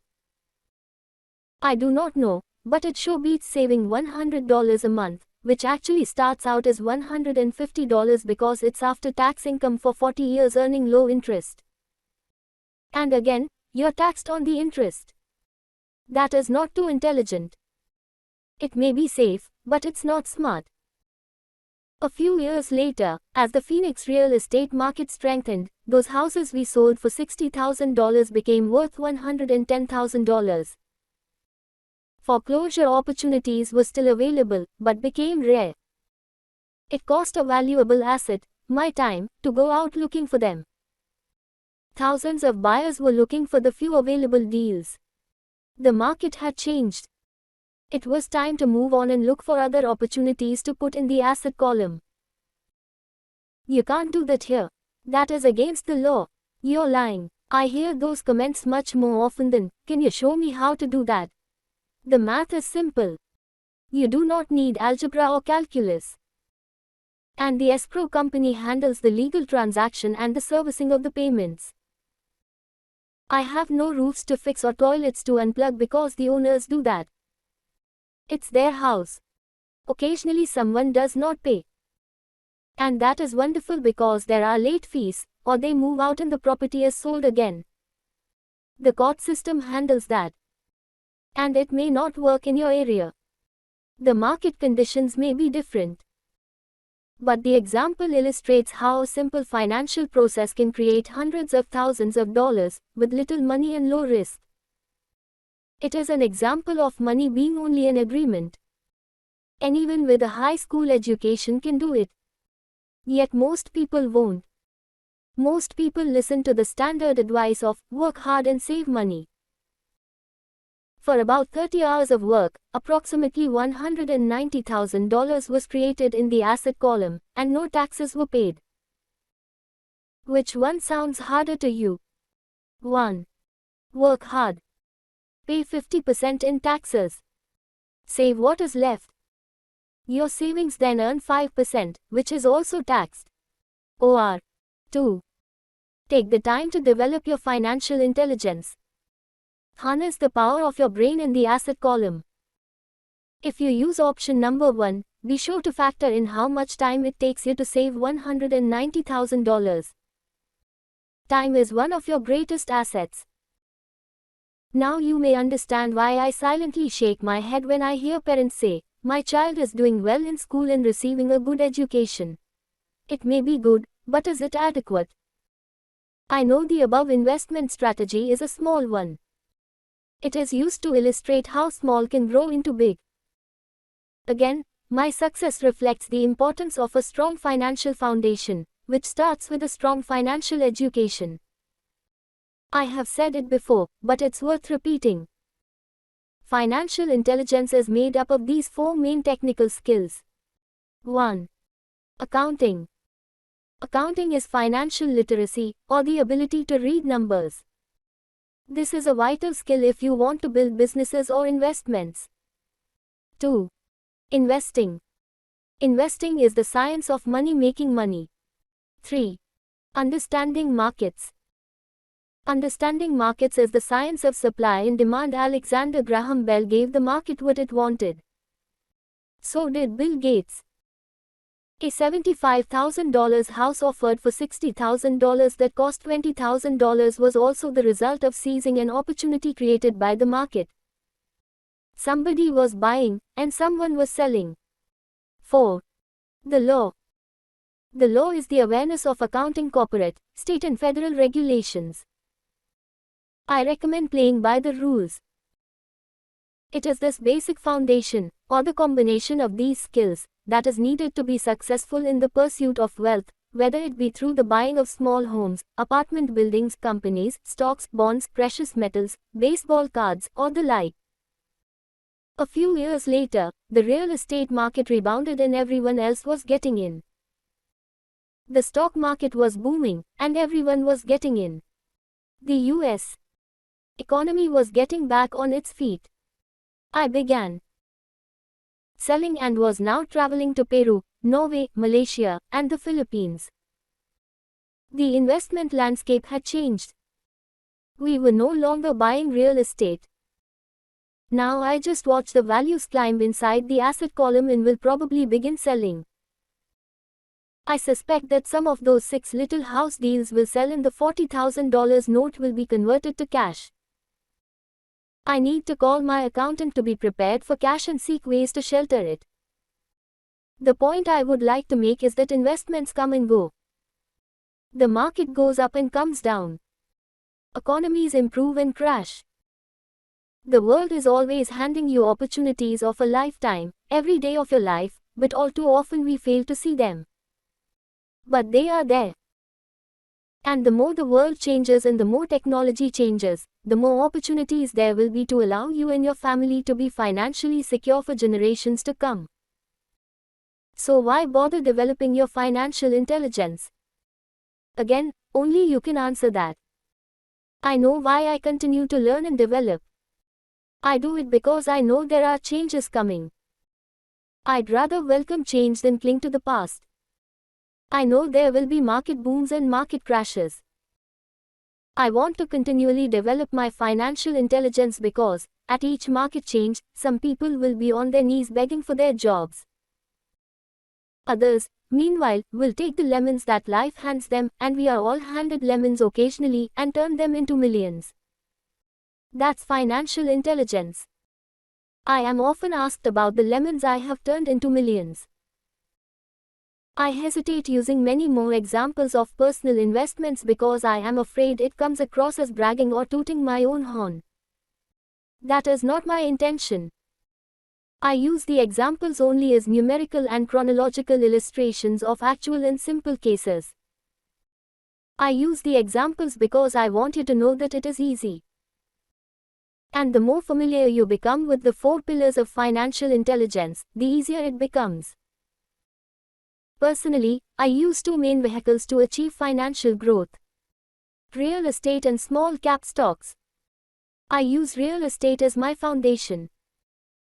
Day in and day out, my properties provide cash flow and occasional spurts of growth in value.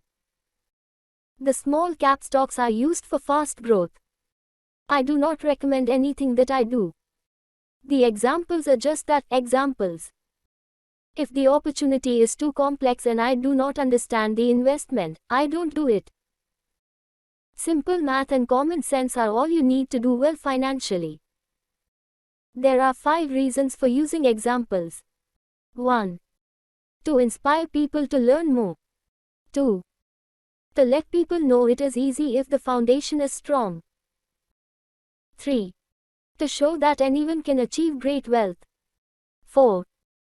To show that there are millions of ways to achieve your goals. 5. To show that it's not rocket science. In 1989, I used to jog through a lovely neighborhood in Portland, Oregon. It was a suburb that had little gingerbread houses. They were small and cute. I almost expected to see Little Red Riding Hood skipping down the sidewalk on her way to Granny's. There were, "For sale," signs everywhere. The timber market was terrible, the stock market had just crashed, and the economy was depressed. On one street, I noticed a "For sale" sign that was up longer than most. It looked old. Jogging past it one day, I ran into the owner, who looked troubled. "What are you asking for your house?" I asked. The owner turned and smiled weakly. "Make me an offer," he said. "It's been for sale for over a year. Nobody even comes by anymore to look at it." "I'll look," I said, and I bought the house a half hour later for $20,000 less than his asking price. It was a cute little 2-bedroom home, with gingerbread trim on all the windows. It was light blue with grey accents and had been built in 1930. Inside there was a beautiful rock fireplace, as well as 2 tiny bedrooms. It was a perfect rental house. I gave the owner $5,000 down for a $45,000 house that was really worth $65,000, except that no one wanted to buy it. The owner moved out in a week, happy to be free, and my first tenant moved in, a local college professor. After the mortgage, expenses, and management fees were paid, I put a little less than $40 in my pocket at the end of each month. Hardly exciting. A year later, the depressed Oregon real estate market had begun to pick up. California investors, flush with money from their still booming real estate market, were moving north and buying up Oregon and Washington. I sold that little house for $95,000 to a young couple from California who thought it was a bargain. My capital gains of approximately $40,000 were placed into a 1031 tax-deferred exchange, and I went shopping for a place to put my money.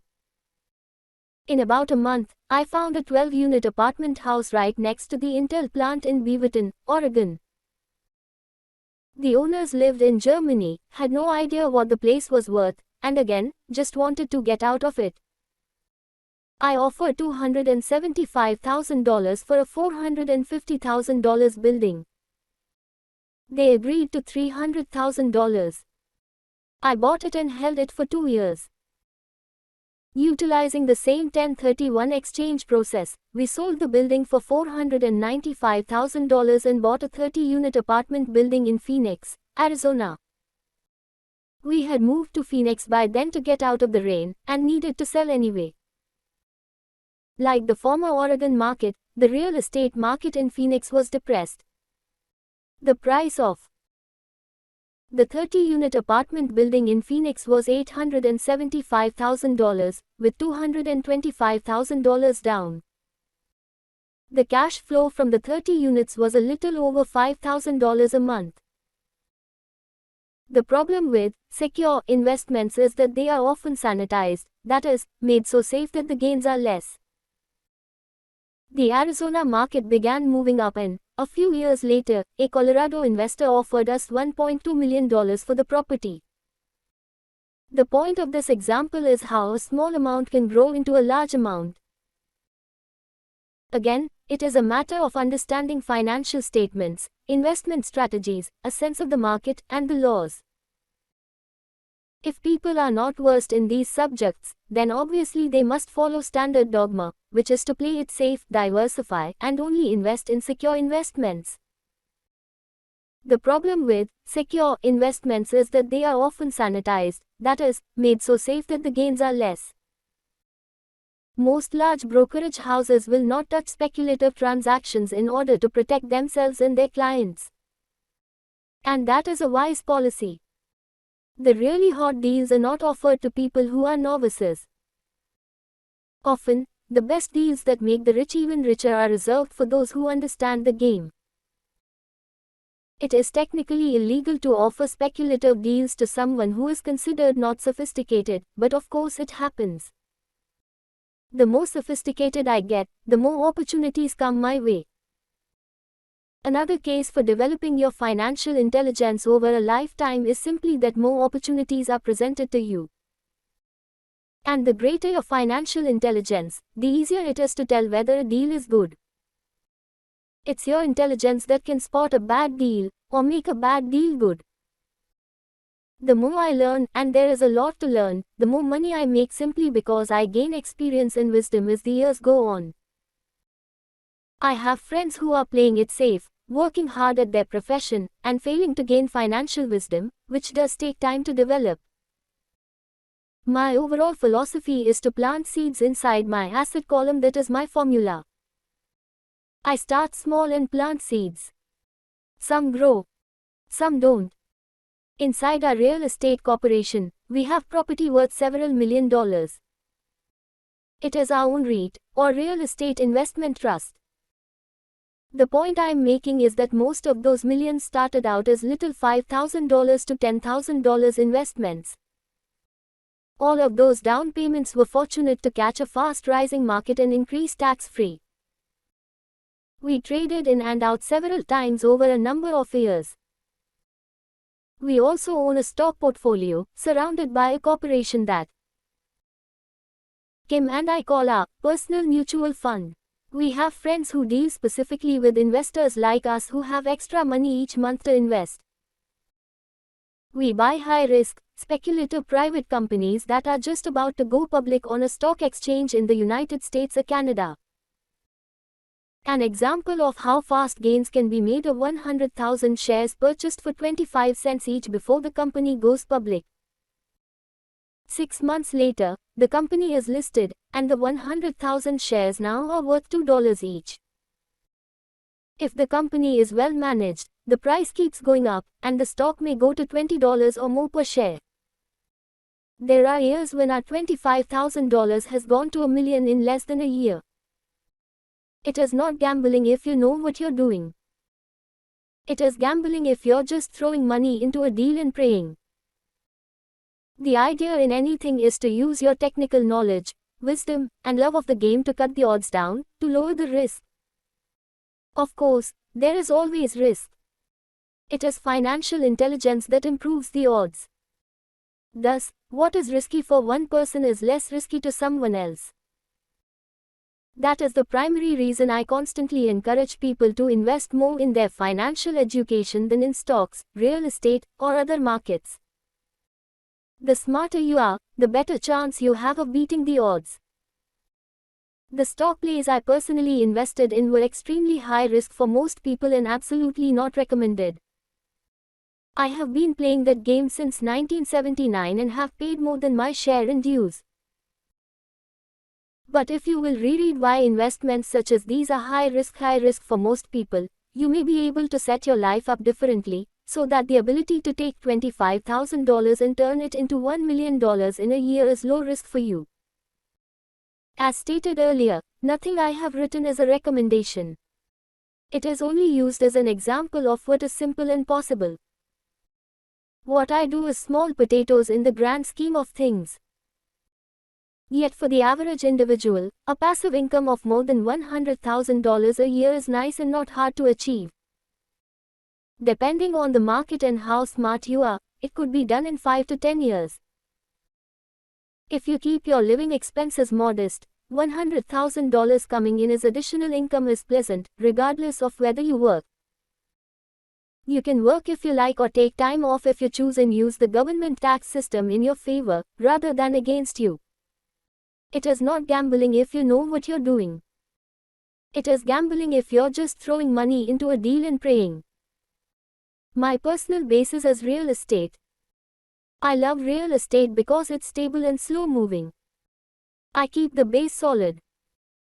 The cash flow is fairly steady and, if properly managed, has a good chance of increasing in value. The beauty of a solid base of real estate is that it allows me to take greater risks, as I do with speculative stocks. If I make great profits in the stock market, I pay my capital gains tax on the gain and then reinvest what's left in real estate, again further securing my asset foundation. A last word on real estate. I have traveled all over the world and taught investing. In every city, I hear people say you cannot buy real estate cheap. That is not my experience. Even in New York or Tokyo, or just on the outskirts of the city, prime bargains are overlooked by most people.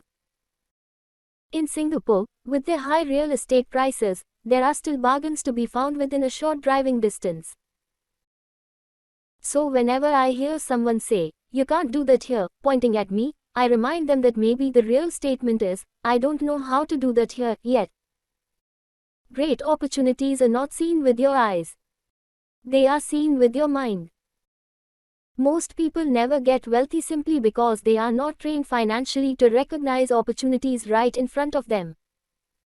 I am often asked, how do I start? In the final chapter of this book, I offer 10 steps that I followed on the road to my financial freedom. But always remember to have fun. When you learn the rules and the vocabulary of investing and begin to build your asset column, I think you'll find that it's as fun a game as you've ever played. Sometimes you win and sometimes you learn. But have fun. Most people never win because they're more afraid of losing. That is why I found school so silly. In school we learn that mistakes are bad, and we are punished for making them. Yet if you look at the way humans are designed to learn, we learn by making mistakes. We learn to walk by falling down. If we never fell down, we would never walk. The same is true for learning to ride a bike. I still have scars on my knees, but today I can ride a bike without thinking. The same is true for getting rich. Unfortunately, the main reason most people are not rich is because they are terrified of losing. Winners are not afraid of losing. But losers are. Failure is part of the process of success. People who avoid failure also avoid success. Great opportunities are not seen with your eyes. They are seen with your mind. I look at money much like my game of tennis. I play hard, make mistakes correct, make more mistakes correct, and get better. If I lose the game, I reach across the net, shake my opponent's hand, smile, and say, "See you next Saturday." There are two kinds of investors. 1. The first and most common type is a person who buys a packaged investment. They call a retail outlet, such as a real estate company, a stockbroker, or a financial planner, and they buy something. It could be a mutual fund, a REIT, a stock, or a bond. It is a clean and simple way of investing. An analogy would be a shopper who goes to a computer store and buys a computer right off the shelf. 2. The second type is an investor who creates investments. This investor usually assembles a deal in the same way a person who buys components builds a computer. I do not know the first thing about putting components of a computer together, but I do know how to put pieces of opportunities together, or know people who know how. It is the second type of investor who is the more professional investor. Sometimes it may take years for all the pieces to come together. And sometimes they never do. It's the second type of investor that my rich dad encouraged me to be.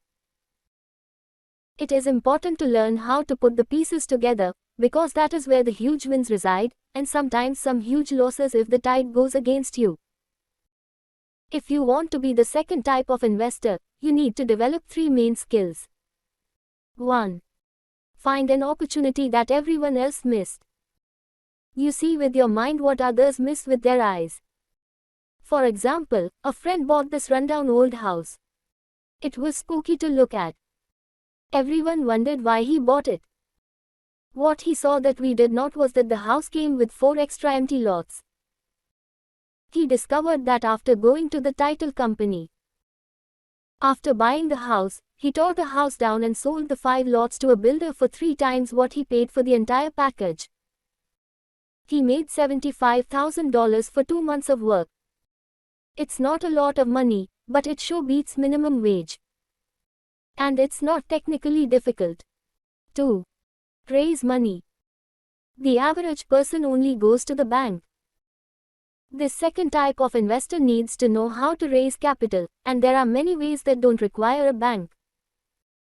To get started, I learned how to buy houses without a bank. It was the learned skill of raising money, more than the houses themselves, that was priceless. All too often I hear people say, the bank won't lend me money, or, I don't have the money to buy it. If you want to be a type 2 investor, you need to learn how to do that, which stops most people. In other words, a majority of people let their lack of money stop them from making a deal. If you can avoid that obstacle, you will be millions ahead of those who don't learn those skills. There have been many times I have bought a house, a stock, or an apartment building without a penny in the bank. I once bought an apartment house for $1.2 million. I did what is called tying it up with a written contract between seller and buyer. I then raised the $100,000 deposit, which bought me 90 days to raise the rest of the money. Why did I do it? Simply because I knew it was worth $2 million. I never raised the money. Instead, the person who put up the $100,000 gave me $50,000 for finding the deal, took over my position, and I walked away. Total working time: 3 days. Again, it's what you know more than what you buy. Investing is not buying. It's more a case of knowing. 3. Organize smart people. Intelligent people are those who work with or hire a person who is more intelligent than they are. When you need advice, make sure you choose your advisor wisely. There is a lot to learn, but the rewards can be astronomical. If you do not want to learn those skills, then being a type 1 investor is highly recommended. It is what you know that is your greatest wealth. It is what you do not know that is your greatest risk. There is always risk, so learn to manage risk instead of avoiding it. Chapter 6. Lesson 6. Work to learn, don't work for money. Job security meant everything to my educated dad. Learning meant everything to my rich dad. A few years ago, I granted an interview with a newspaper in Singapore. The young female reporter was on time, and the interview got underway immediately. We sat in the lobby of a luxurious hotel, sipping coffee and discussing the purpose of my visit to Singapore. I was to share the platform with Zig Ziglar. He was speaking on motivation, and I was speaking on the secrets of the rich. Someday, I would like to be a best-selling author like you, she said. I had seen some of the articles she had written for the paper, and I was impressed. She had a tough, clear style of writing. Her articles held a reader's interest. You have a great style, I said in reply. What holds you back from achieving your dream? My work does not seem to go anywhere, she said quietly. Everyone says that my novels are excellent, but nothing happens. So I keep my job with the paper. At least it pays the bills. Do you have any suggestions? Yes, I do, I said brightly.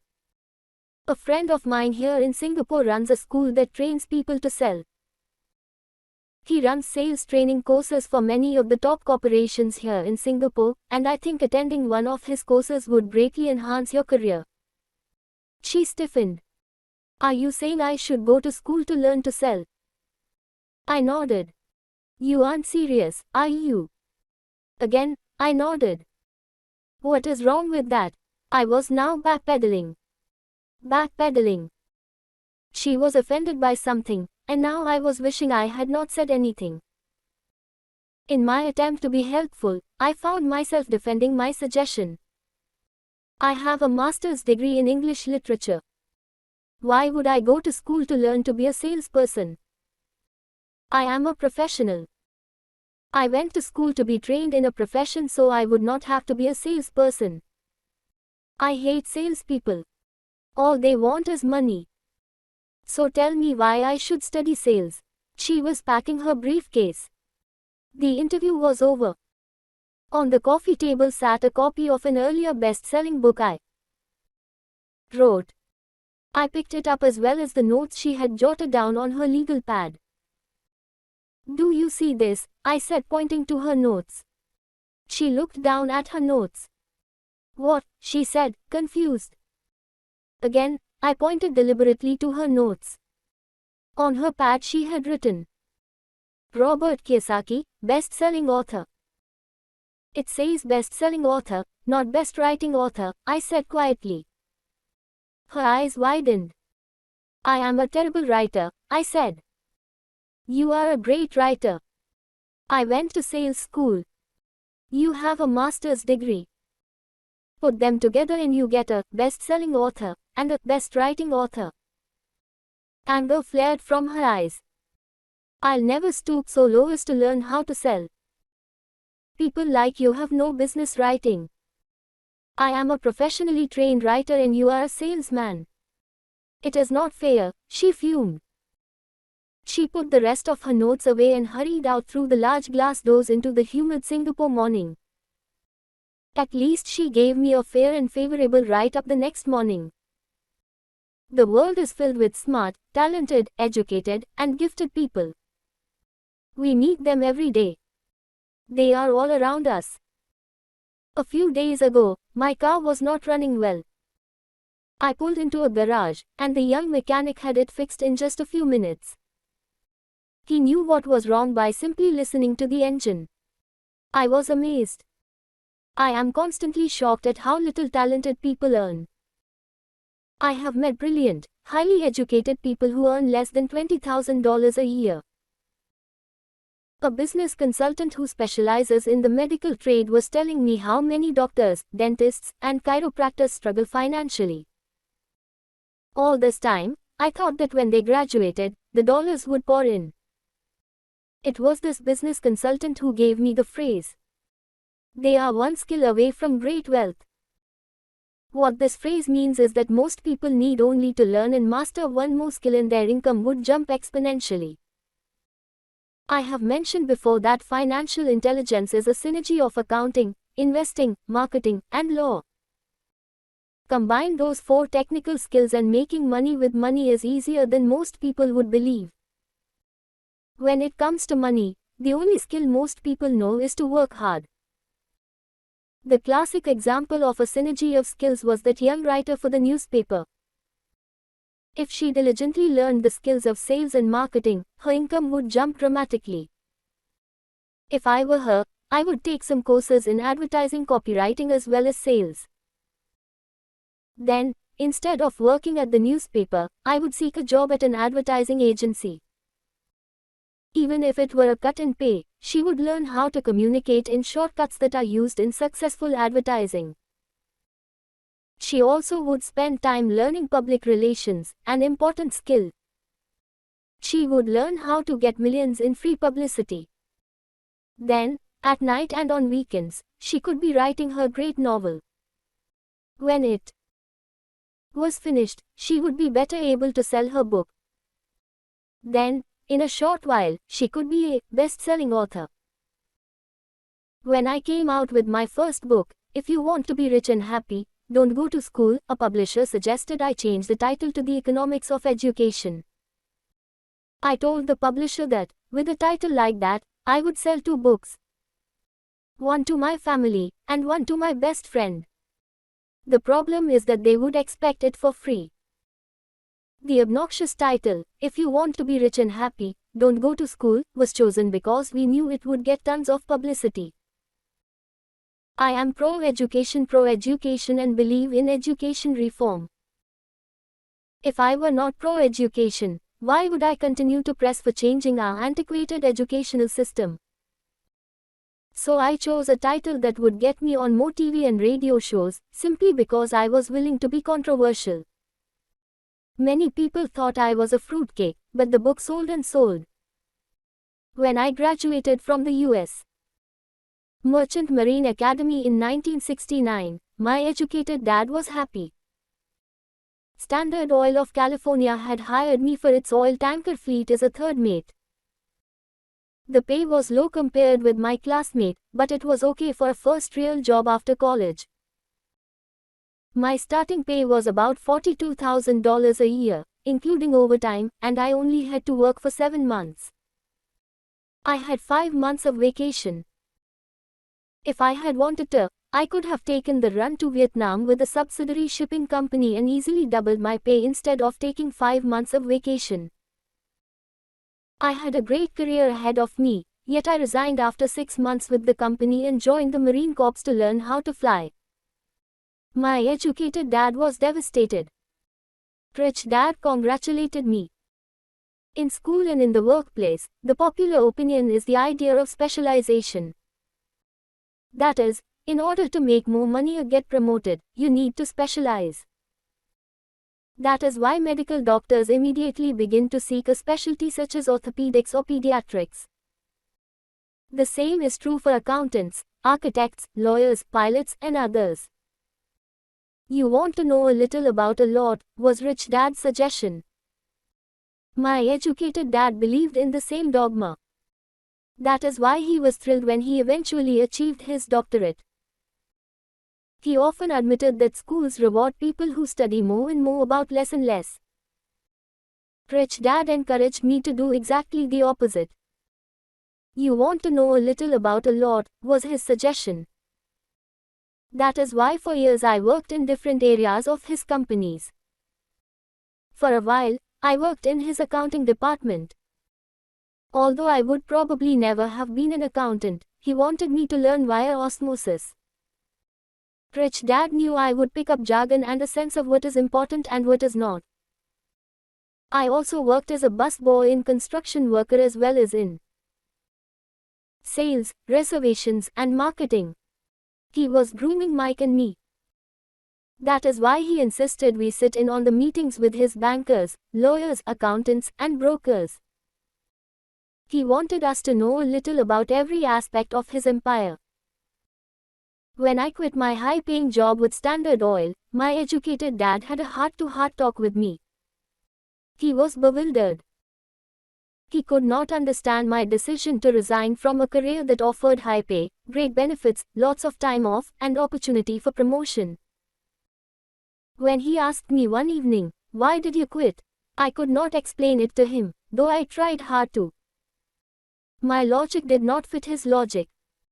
The big problem was that my logic was my rich dad's logic. Job security meant everything to my educated dad. Learning meant everything to my rich dad. Educated dad thought I went to school to learn to be a ship's officer. Rich dad knew that I went to school to study international trade. So as a student, I made cargo runs, navigating large freighters, oil tankers, and passenger ships to the Far East and the South Pacific. Rich Dad emphasized that I should stay in the Pacific instead of taking ships to Europe because he knew that the emerging nations were in Asia, not Europe. While most of my classmates, including Mike, were partying at their fraternity houses, I was studying trade people, business styles, and cultures in Japan, Taiwan, Thailand, Singapore, Hong Kong, Vietnam, Korea, Tahiti, Samoa, and the Philippines. I was partying also, but it was not in any frat house. I grew up rapidly. Educated dad just could not understand why I decided to quit and join the Marine Corps. I told him I wanted to learn to fly, but really I wanted to learn to lead troops. Rich dad explained to me that the hardest part of running a company is managing people. He had spent 3 years in the army. My educated dad was draft exempt. Rich dad valued learning to lead men into dangerous situations. Leadership is what you need to learn next, he said. If you're not a good leader, you'll get shot in the back, just like they do in business. Returning from Vietnam in 1973, I resigned my commission, even though I loved flying. I found a job with Xerox Corp. I joined it for one reason, and it was not for the benefits. I was a shy person, and the thought of selling was the most frightening subject in the world. Xerox has one of the best sales training programs in America. Rich dad was proud of me. My educated dad was ashamed. Being an intellectual, he thought that salespeople were below him. I worked with Xerox for 4 years until I overcame my fear of knocking on doors and being rejected. Once I could consistently be in the top 5 in sales, I again resigned and moved on, leaving behind another great career with an excellent company. In 1977, I formed my first company. Rich dad had groomed Mike and me to take over companies. So I now had to learn to form them and put them together.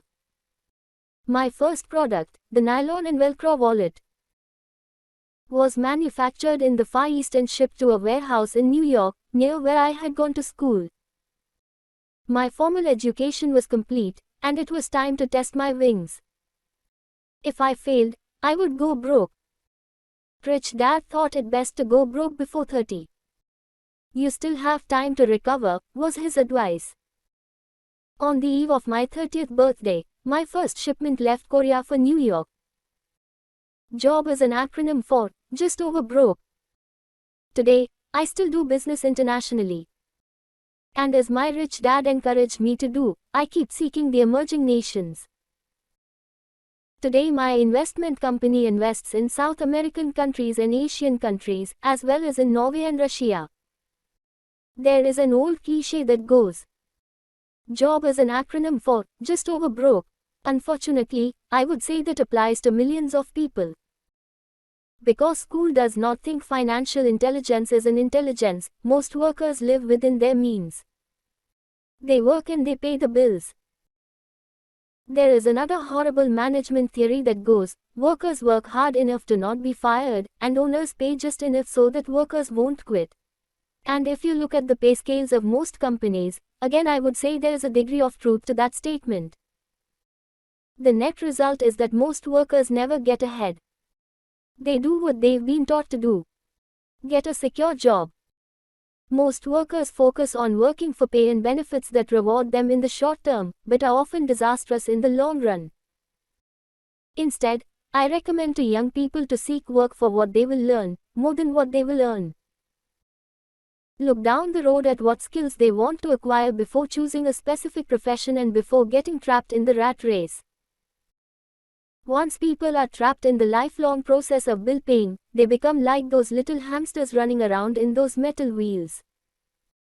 Their little furry legs are spinning furiously, the wheel is turning furiously, but come tomorrow morning, they'll still be in the same cage. Great job.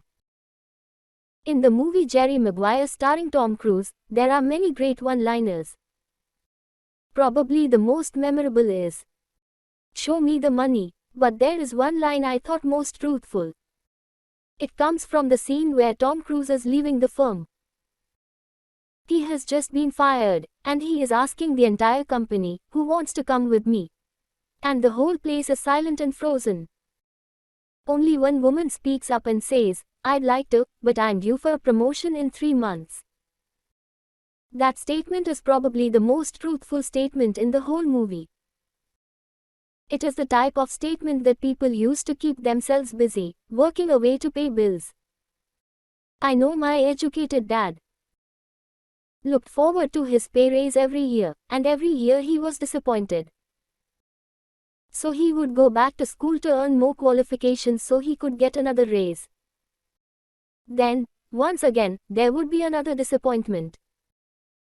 The question I often ask people is, where is this daily activity taking you? Just like the little hamster, I wonder if people look at where their hard work is taking them.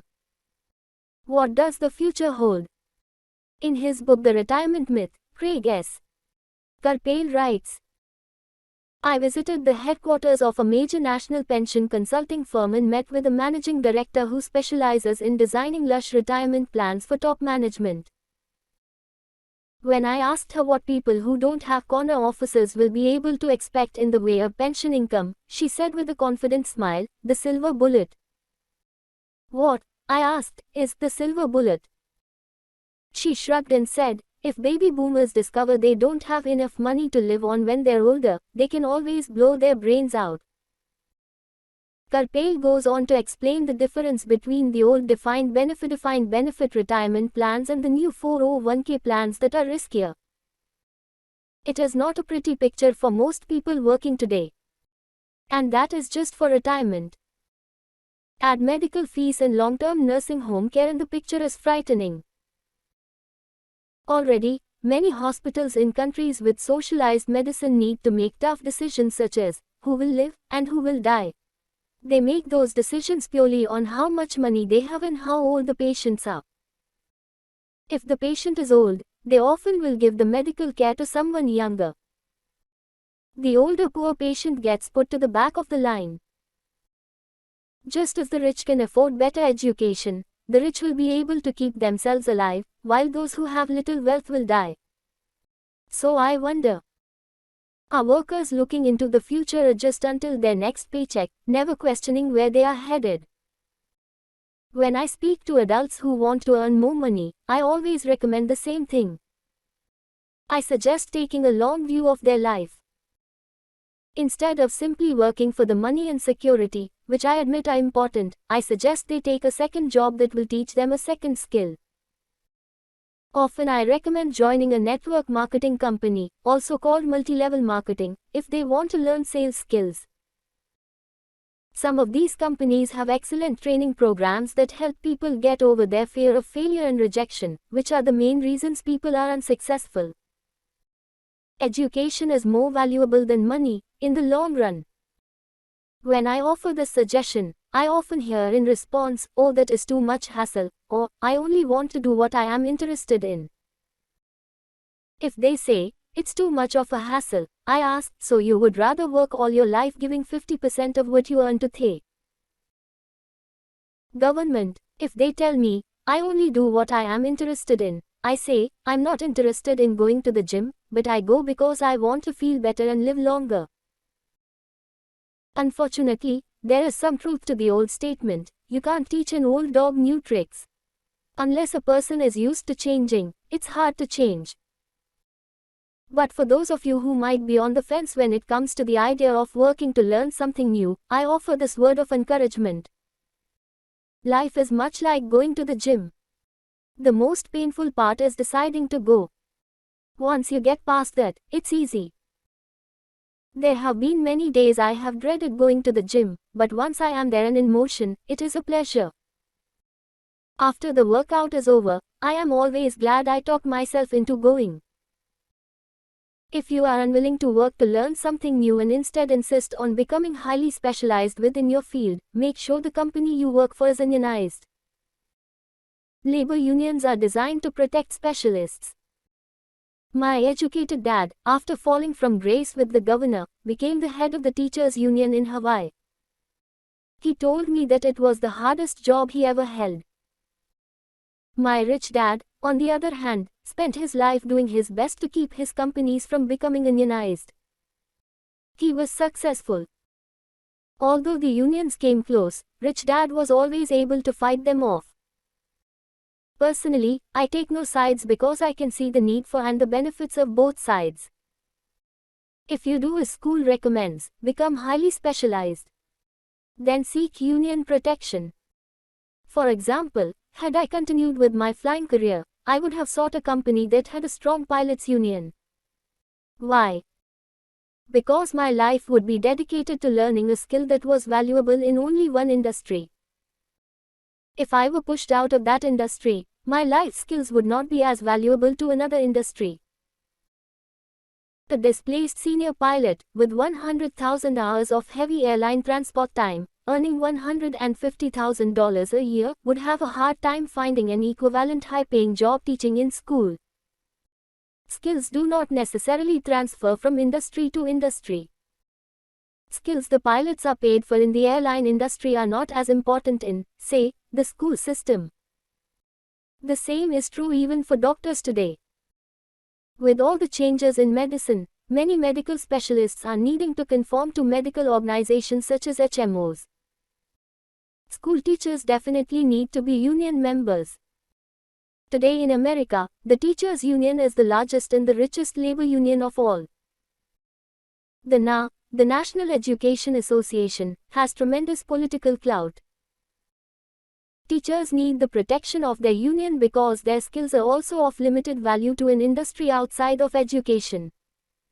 So the rule of thumb is highly specialized, then unionize. It's the smart thing to do.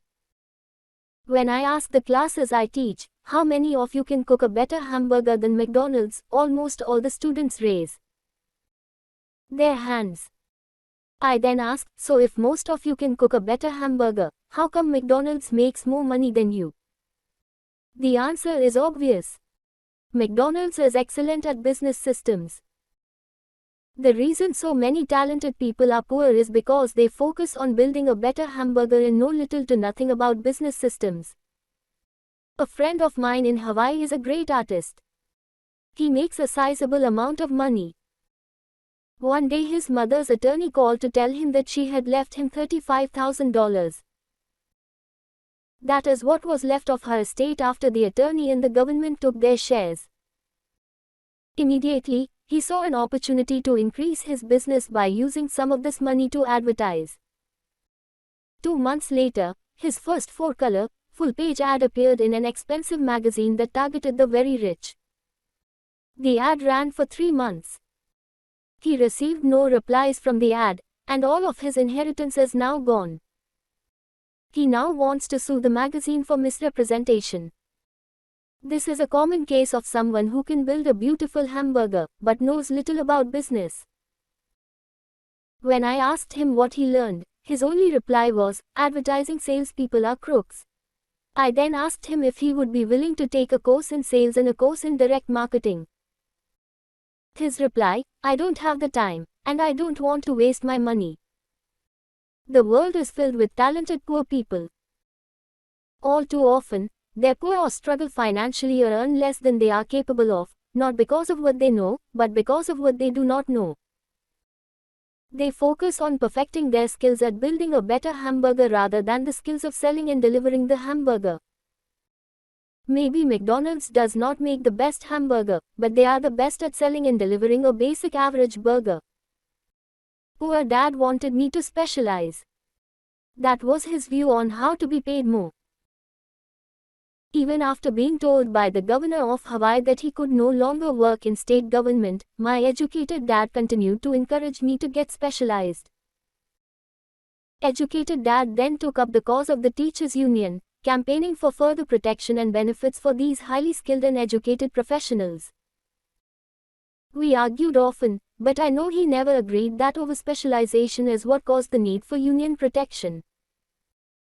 He never understood that the more specialized you become, the more you are trapped and dependent on that specialty. Rich Dad advised that Mike and I groom ourselves. Many corporations do the same thing.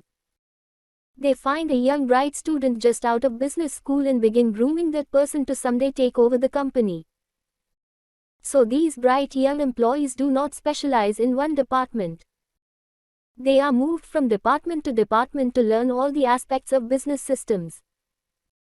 The rich often groom their children or the children of others. By doing so, their children gain an overall knowledge of the operations of the business and how the various departments interrelate. For the World War II generation, it was considered bad to skip from company to company. Today, it is considered smart. Since people will skip from company to company rather than seek greater specialization in skills, why not seek to learn more than to earn? In the short term, it may earn you less, but it will pay dividends in the long term. The main management skills needed for success are 1. Management of cash flow. 2. Management of systems. 3. Management of people. The most important specialized skills are sales and marketing. The ability to sell, to communicate to another human being, be it a customer, employee, boss, spouse, or child, is the base skill of personal success. Communication skills such as writing, speaking, and negotiating are crucial to a life of success. These are skills I work on constantly, attending courses or buying educational resources to expand my knowledge. As I have mentioned, my educated dad worked harder and harder the more competent he became. He also became more trapped the more specialized he got. Although his salary went up, his choices diminished. Soon after he was locked out of government work, he found out how vulnerable he really was professionally. It is like professional athletes who suddenly are injured or are too old to play. Their once high-paying position is gone, and they have limited skills to fall back on. I think that is why my educated dad sided so much with the unions after that. He realized how much a union would have benefited him.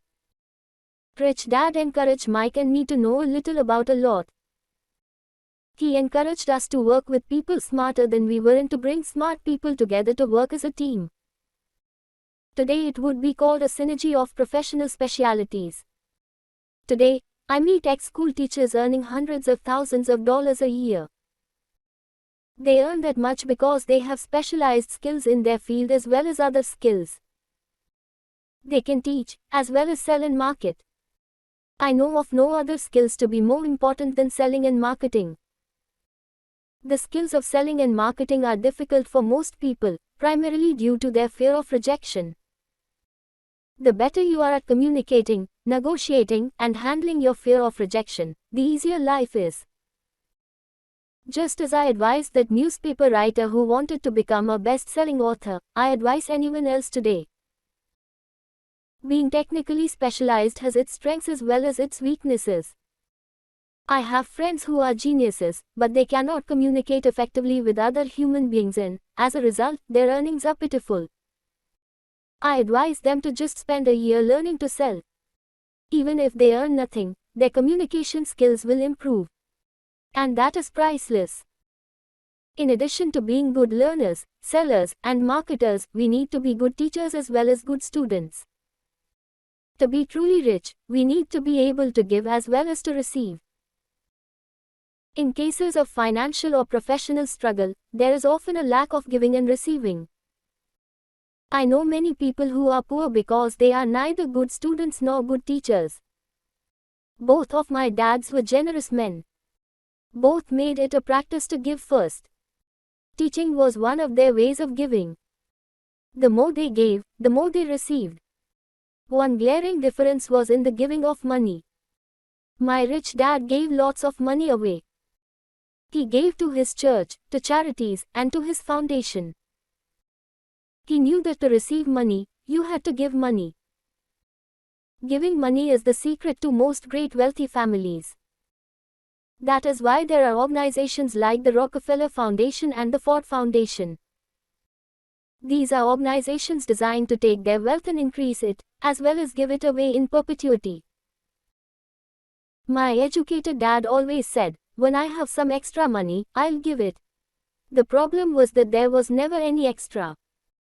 So he worked harder to draw more money in, rather than focus on the most important law of money. Give, and you shall receive. Instead, he believed in receive, and then you give. In conclusion, I became both dads. One part of me is a hardcore capitalist who loves the game of money making money. The other part is a socially responsible teacher who is deeply concerned with this ever-widening gap between the haves and have-nots. I personally hold the archaic educational system primarily responsible for this growing gap. Chapter 7. Overcoming Obstacles. The primary difference between a rich person and a poor person is how they manage fear. Once people have studied and become financially literate, they may still face roadblocks to becoming financially independent. There are 5 main reasons why financially literate people may still not develop abundant asset columns that could produce a large cash flow. The 5 reasons are: 1. Fear. 2. Cynicism. 3. Laziness. 4. Bad habits. 5. Arrogance. Overcoming fear. I have never met anyone who really likes losing money. And in all my years, I have never met a rich person who has never lost money. But I have met a lot of poor people who have never lost a dime investing, that is. The fear of losing money is real. Everyone has it. Even the rich. But it's not having fear that is the problem. It's how you handle fear. It's how you handle losing. It's how you handle failure that makes the difference in one's life. The primary difference between a rich person and a poor person is how they manage that fear. It's okay to be fearful. It's okay to be a coward when it comes to money. You can still be rich. We're all heroes at something, and cowards at something else. My friend's wife is an emergency room nurse. When she sees blood, she flies into action. When I mention investing, she runs away. When I see blood, I don't run. I pass out. My rich dad understood phobias about money. Some people are terrified of snakes.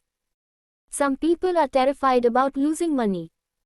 Both are phobias, he would say.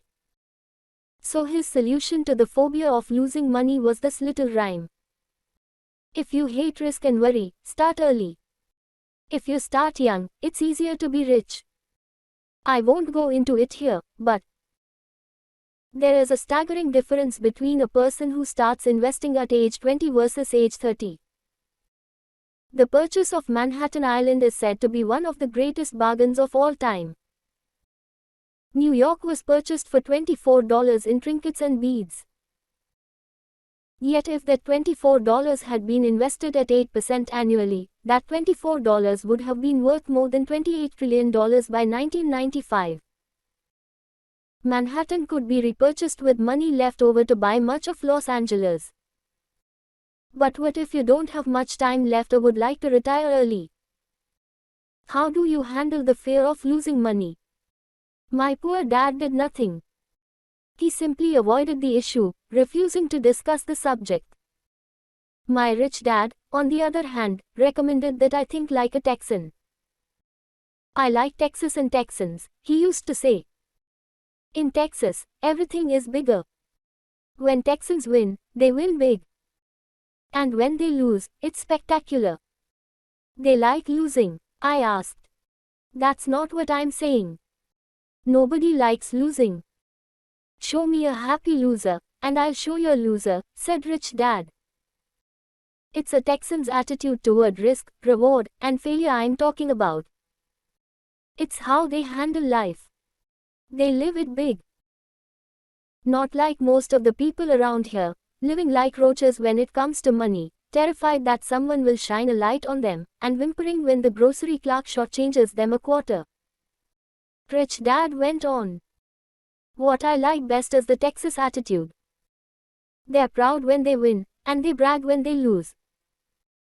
Texans have a saying, if you're going to go broke, go big. You don't want to admit you went broke over a duplex. He constantly told Mike and me that the greatest reason for lack of financial success was because most people played it too safe. People are so afraid of losing that they lose, were his words. Fran Tarkenton, a one-time great NFL quarterback, says it's still another way. Winning means being unafraid to lose. In my own life, I've noticed that winning usually follows losing. Before I finally learned to ride a bike, I first fell down many times. I've never met a golfer who has never lost a golf ball. I've never met people who have fallen in love who have never had their heart broken. And I've never met someone rich who has never lost money. So for most people, the reason they don't win financially is because the pain of losing money is far greater than the joy of being rich. Another saying in Texas is, everyone wants to go to heaven, but no one wants to die. Most people dream of being rich, but are terrified of losing money. So they never get to heaven. Rich Dad used to tell Mike and me stories about his trips to Texas. If you really want to learn the attitude of how to handle risk, losing, and failure, go to San Antonio and visit the Alamo. The Alamo is a great story of brave people who chose to fight, knowing there was no hope of success. They chose to die instead of surrendering. It's an inspiring story worthy of study. Nonetheless, it's still a tragic military defeat. They got their butts kicked. So how do Texans handle failure? They still shout, "Remember the Alamo." For most people, the reason they don't win financially is because the pain of losing money is far greater than the joy of being rich. Mike and I heard this story a lot. He always told us the story when he was about to go into a big deal, and he was nervous. After he had done all his due diligence and it was time to put up or shut up, he told us this story. Every time he was afraid of making a mistake or losing money, he told us this story. It gave him strength, for it reminded him that he could always turn a financial loss into a financial win. Rich Dad knew that failure would only make him stronger and smarter. It's not that he wanted to lose. He just knew who he was and how he would take a loss. He would take a loss and make it a win. That's what made him a winner and others losers. It gave him the courage to cross the line when others backed out. That's why I like Texans so much, he would say. They took a great failure and turned it into inspiration, as well a tourist destination that makes them millions. But probably his words that mean the most to me today are these. Texans don't bury their failures. They get inspired by them. They take their failures and turn them into rallying cries. Failure inspires Texans to become winners. But that formula is not just the formula for Texans. It is the formula for all winners. I've said that falling off my bike was part of learning to ride.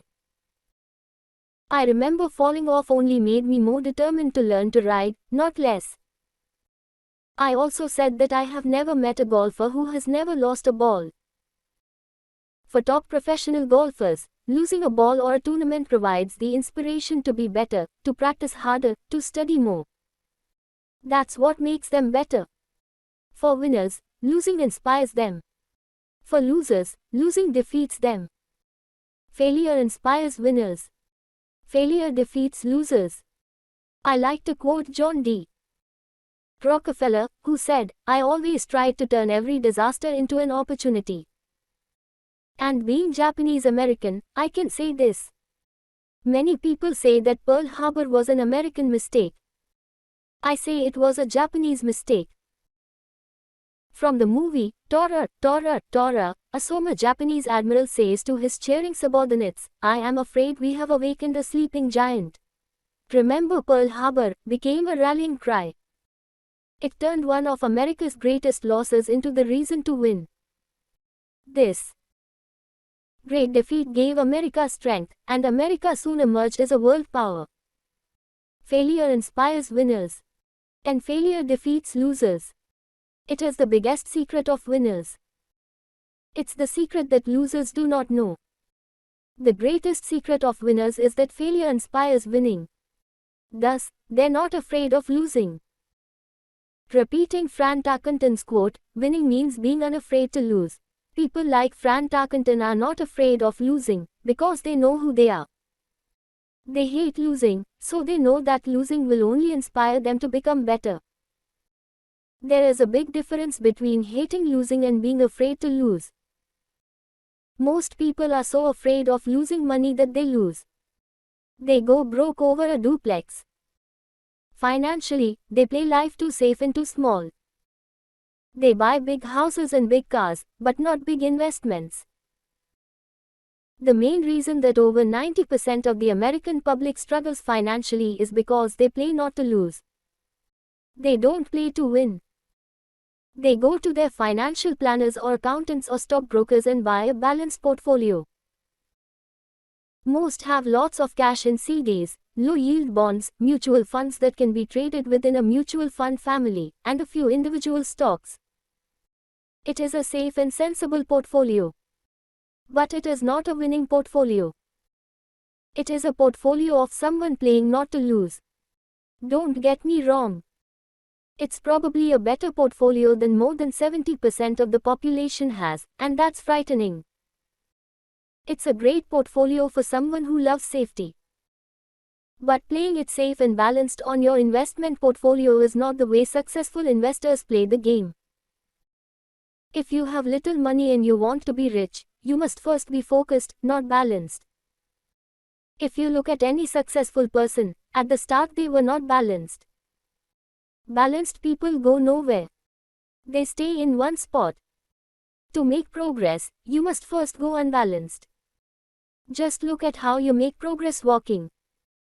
Thomas Edison was not balanced. He was focused. Bill Gates was not balanced. He was focused. Donald Trump is focused. George Soros is focused. George Patton did not take his tanks wide. He focused them and blew through the weak spots in the German line. The French went wide with the Maginot Line, and you know what happened to them. If you have any desire to be rich, you must focus. Do not do what poor and middle class people do. Put their few eggs in many baskets. Put a lot of your eggs in a few baskets and focus. Follow one course until successful. If you hate losing, play it safe. If losing makes you weak, play it safe. Go with balanced investments. If you're over 25 years old and are terrified of taking risks, don't change. Play it safe, but start early. Start accumulating your nest egg early because it will take time. But if you have dreams of freedom, of getting out of the rat race, the first question to ask yourself is, how do I respond to failure? If failure inspires you to win, maybe you should go for it, but only maybe. If failure makes you weak or causes you to throw temper tantrums, like spoiled brats who call attorneys to file lawsuits every time something doesn't go their way, then play it safe. Keep your daytime job.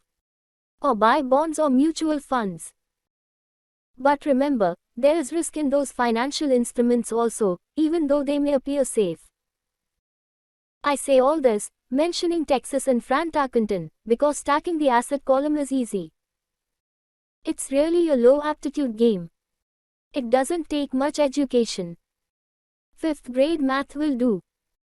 But building your asset column is a game in which attitude plays a major role. It takes guts, patience, and a great attitude toward failure. Losers avoid failing. And failure turns losers into winners. Just remember the Alamo. Overcoming cynicism. The sky is falling. The sky is falling. Most of us know the story of Chicken Little who ran around warning the barnyard of impending doom. We all know people who are that way. There's a Chicken Little inside each of us. As I stated earlier, the cynic is really a little chicken. We all get a little chicken when fear and doubt cloud our thoughts. All of us have doubts. I'm not smart, I'm not good enough, so and so is better than me. Our doubts often paralyze us. We play the what if game. What if the economy crashes right after I invest? What if I lose control and I can't pay the money back? What if things don't go as I planned? Or we have friends or loved ones who will remind us of our shortcomings. They often say, what makes you think you can do that? If it's such a good idea, how come someone else hasn't done it? That will never work. You don't know what you're talking about. These words of doubt often get so loud that we fail to act. A horrible feeling builds in our stomach. Sometimes we can't sleep. We fail to move forward. So we stay with what is safe, and opportunities pass us by. We watch life passing by as we sit immobilized with a cold knot in our body. We have all felt this at one time in our lives, some more than others.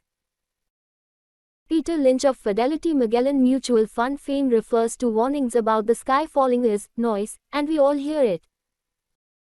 Noise is either created inside our heads or comes from outside, often from friends, family, co-workers, and the media. Lynch recalls the time during the 1950s when the threat of nuclear war was so prevalent in the news that people began building fallout shelters and storing food and water. If they had invested that money wisely in the market, instead of building a fallout shelter, they'd probably be financially independent today. When violence breaks out in a city, gun sales go up all over the country. A person dies from rare hamburger meat in the state of Washington, and the Arizona Health Department orders restaurants to have all beef cooked well done. A drug company runs a TV commercial in February showing people catching the flu. Colds go up as well as sales of cold medicine. Most people are poor because, when it comes to investing, the world is filled with chicken littles running around yelling, "The sky is falling. The sky is falling." And chicken littles are effective, because every one of us is a little chicken. It often takes great courage to not let rumors and talk of doom and gloom affect your doubts and fears. But a savvy investor knows that the seemingly worst of times is actually the best of times to make money. When everyone else is too afraid to act, they pull the trigger and are rewarded. Some time ago, a friend named Richard came from Boston to visit Kim and me in Phoenix. He was impressed with what we had done through stocks and real estate. The Phoenix real estate prices were depressed. We spent 2 days showing him what we thought were excellent opportunities for cash flow and capital appreciation. Kim and I are not real estate agents. We are strictly investors. After identifying a unit in a resort community, we called an agent who sold it to him that afternoon. The price was a mere $42,000 for a 2-bedroom townhome. Similar units were going for $65,000. He had found a bargain. Excited, he bought it and returned to Boston. 2 weeks later, the agent called to say that our friend had backed out.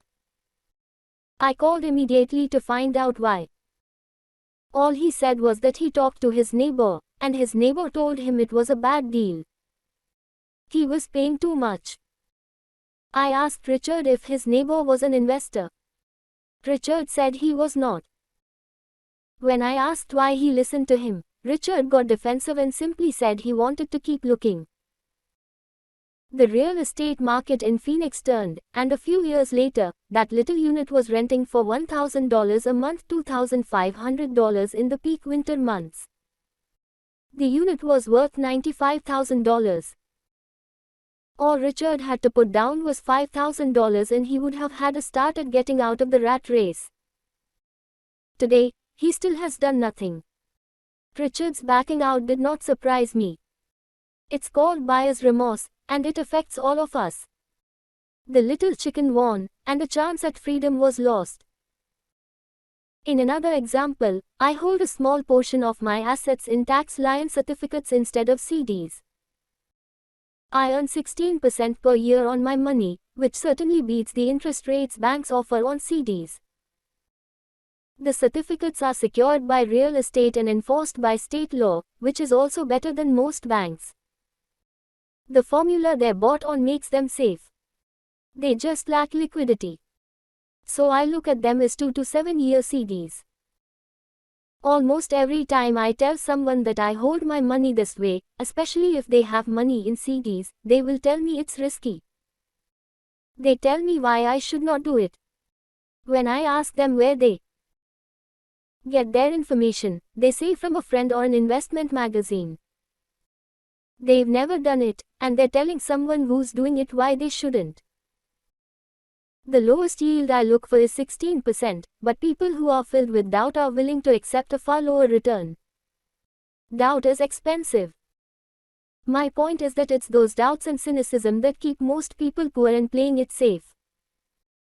The real world is simply waiting for you to get rich. Only a person's doubts keep them poor. As I said, getting out of the rat race is technically easy. It doesn't take much education, but those doubts are cripplers for most people. Cynics never win, said Rich Dad. Unchecked doubt and fear creates a cynic. Cynics criticize, and winners analyze, was another of his favorite sayings. Rich Dad explained that criticism blinded while analysis opened eyes. Analysis allowed winners to see that critics were blind, and to see opportunities that everyone else missed. And finding what people miss is key to any success. Real estate is a powerful investment tool for anyone seeking financial independence or freedom. It is a unique investment tool. Yet every time I mention real estate as a vehicle, I often hear, "I don't want to fix toilets." That's what Peter Lynch calls noise.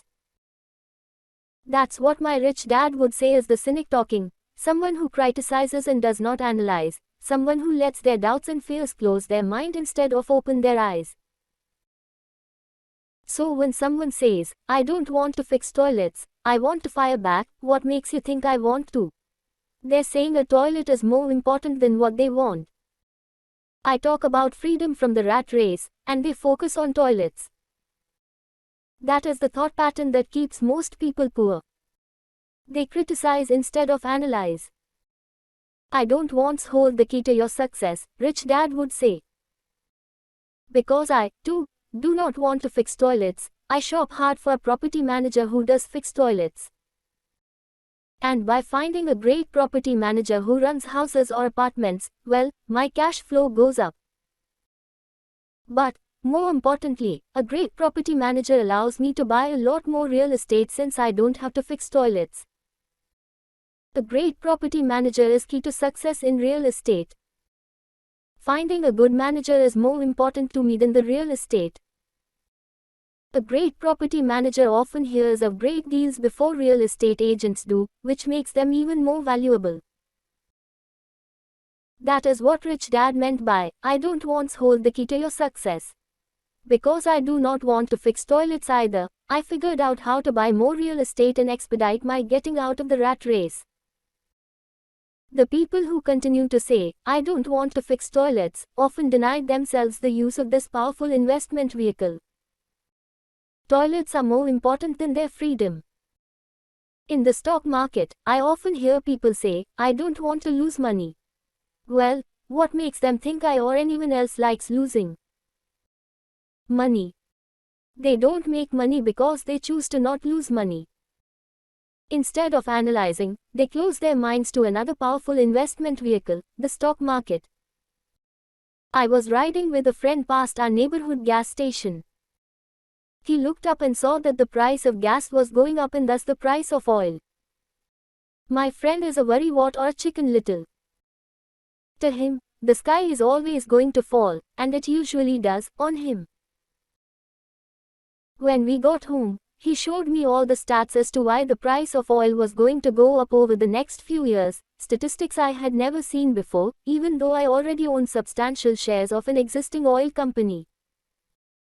With that information, I immediately began looking for and found a new, undervalued oil company that was about to find some oil deposits. My broker was excited about this new company, and I bought 15,000 shares for 65 cents per share. 3 months later, the same friend and I drove by the same gas station, and sure enough, the price per gallon had gone up nearly 15%. Again, the chicken little worried and complained. I smiled because, a month earlier, that little oil company hit oil and those 15,000 shares went up to more than $3 per share since he had first given me the tip. And the price of gas will continue to go up if what my friend says is true. If most people understood how a stock worked in stock market investing, there would be more people investing to win instead of investing not to lose.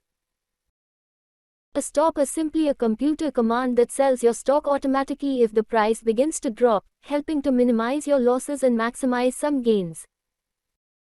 It's a great tool for those who are terrified of losing.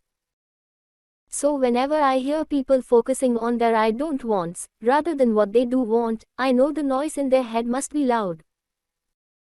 Chicken Little has taken over their brain and is yelling, the sky is falling, and toilets are breaking.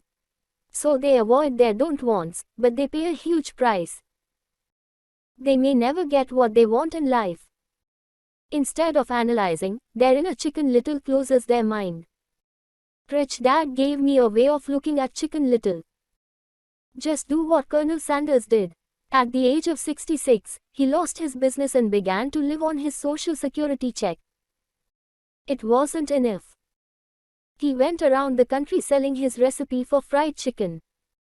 He was turned down 1009 times before someone said yes. And he went on to become a multimillionaire at an age when most people are quitting.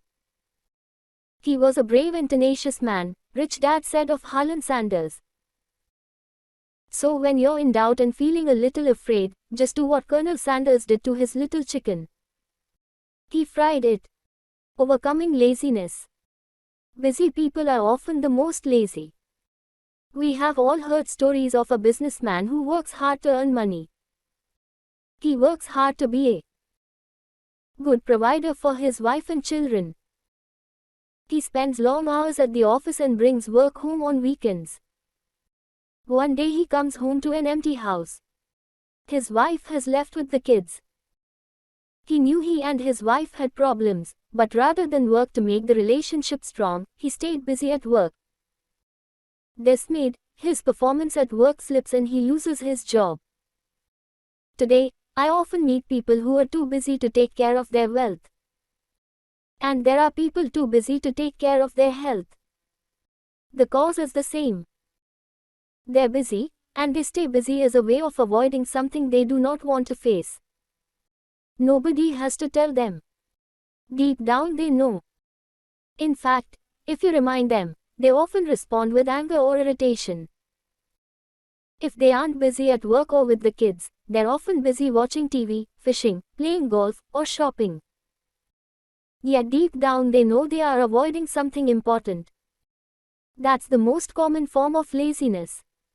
Laziness by staying busy. So what is the cure for laziness? The answer is a little greed. For many of us, we were raised thinking of greed or desire as bad. Greedy people are bad people, my mom used to say. Yet we all have inside of us this yearning to have nice, new, or exciting things. So to keep that emotion of desire under control, often parents find ways of suppressing the desire with guilt. You only think about yourself. Don't you know you have brothers and sisters, was one of my mom's favorites. You want me to buy you what, was a favorite of my dad. Do you think we are made of money? Do you think money grows on trees? We are not rich people, you know. It wasn't so much the words, but the angry guilt trip that went with the words that got to me. Or the reverse guilt trip was the, I'm sacrificing my life to buy this for you. I'm buying this for you because I never had this advantage when I was a kid. I have a neighbor who is stone broke but can't park his car in his garage. The garage is filled with toys for his kids. Those spoiled brats get everything they ask for. I don't want them to know the feeling of want, are his everyday words. He has nothing set aside for their college or his retirement, but his kids have every toy ever made. He recently got a new credit card in the mail and took his kids to visit Las Vegas. I'm doing it for the kids, he said with great sacrifice. Rich Dad believed that the words, I can't afford it, shut down your brain. How can I afford it, opens up possibilities, excitement, and dreams. Rich Dad forbade the words, I can't afford it. In my real home, that's all I heard. Instead, Rich Dad required his children to say, how can I afford it? He believed that the words, I can't afford it, shut down your brain. It didn't have to think anymore. How can I afford it? Opened up the brain and forced it to think and search for answers. But most importantly, he felt the words, I can't afford it, were a lie. And the human spirit knows it. The human spirit is very, very powerful, he would say. It knows it can do anything. By having a lazy mind that says, I can't afford it, a war breaks out inside you. Your spirit is angry, and your lazy mind must defend its lie. The spirit is screaming, come on. Let's go to the gym and work out. And the lazy mind says, but I'm tired. I worked really hard today. Or the human spirit says, I'm sick and tired of being poor. Let's get out there and get rich. To which the lazy mind says, rich people are greedy. Besides, it's too much bother. It's not safe. I might lose money. I'm working hard enough as it is. I've got too much to do at work anyway. Look at what I have to do tonight. My boss wants it finished by morning. I can't afford it also causes sadness, a helplessness that leads to despondency and often depression. How can I afford it? Opens up possibilities, excitement, and dreams. So Rich Dad was not so concerned about what we wanted to buy as long as we understood that, how can I afford it creates a stronger mind and a dynamic spirit. Thus he rarely gave Mike or me anything. He would instead ask, how can you afford it? And that included college, which we paid for ourselves. It was not the goal, but the process of attaining the goal that he wanted us to learn. The problem I see today is that there are millions of people who feel guilty about their desire or their greed. It's old conditioning from their childhood. While they desire to have the finer things that life offers, most have been conditioned subconsciously to say, I can't have that, or I'll never be able to afford that. When I decided to exit the rat race, it was simply a question of, how can I afford to never work again? And my mind began to kick out answers and solutions. The hardest part was fighting my real parents' dogma. We can't afford that. Stop thinking only about yourself. Why don't you think about others, and other similar sentiments designed to instill guilt to suppress my greed. So how do you beat laziness? Once again, the answer is a little greed. It's that radio station VFM, which stands for, what's in it for me? A person needs to sit down and ask, what would my life be like if I never had to work again? What would I do if I had all the money I needed? Without that little greed, the desire to have something better, progress is not made. Our world progresses because we all desire a better life. New inventions are made because we desire something better. We go to school and study hard because we want something better. So whenever you find yourself avoiding something you know you should be doing, then the only thing to ask yourself is, what's in it for me? Be a little greedy. It's the best cure for laziness. Too much greed, however, as anything in excess can be, is not good. But just remember what Michael Douglas said in the movie Wall Street. Greed is good. Rich Dad said it differently. Guilt is worse than greed, for guilt robs the body of its soul. I think Eleanor Roosevelt said it best. Do what you feel in your heart to be right, for you'll be criticized anyway. You'll be damned if you do, and damned if you don't. Overcoming bad habits. Our lives are a reflection of our habits more than our education. After seeing the movie Conan the Barbarian, starring Arnold Schwarzenegger, a friend said, I'd love to have a body like Schwarzenegger. Most of the guys nodded in agreement. I even heard he was really puny and skinny at one time, another friend added. Yeah, I heard that too, another one said. I heard he has a habit of working out almost every day in the gym. Yeah, I'll bet he has too. Nah, said the group cynic. I'll bet he was born that way. Besides, let's stop talking about Arnold and get some beers. This is an example of habits controlling behavior. I remember asking my rich dad about the habits of the rich. Instead of answering me outright, he wanted me to learn through example, as usual. When does your dad pay his bills? Rich Dad asked. The first of the month, I said. Does he have anything left over? He asked. Very little, I said. That's the main reason he struggles, said Rich Dad. He has bad habits. Your dad pays everyone else first. He pays himself last, but only if he has anything left over. Which he usually doesn't, I said. But he has to pay his bills, doesn't he? You're saying he shouldn't pay his bills? Of course not, said Rich Dad. I firmly believe in paying my bills on time. I just pay myself first, before I pay even the government. But what happens if you don't have enough money? I asked. What do you do then? The same, said Rich Dad. I still pay myself first, even if I'm short of money. My asset column is far more important to me than the government. But, I said, don't they come after you? Yes, if you don't pay, said Rich Dad. Look, I did not say not to pay.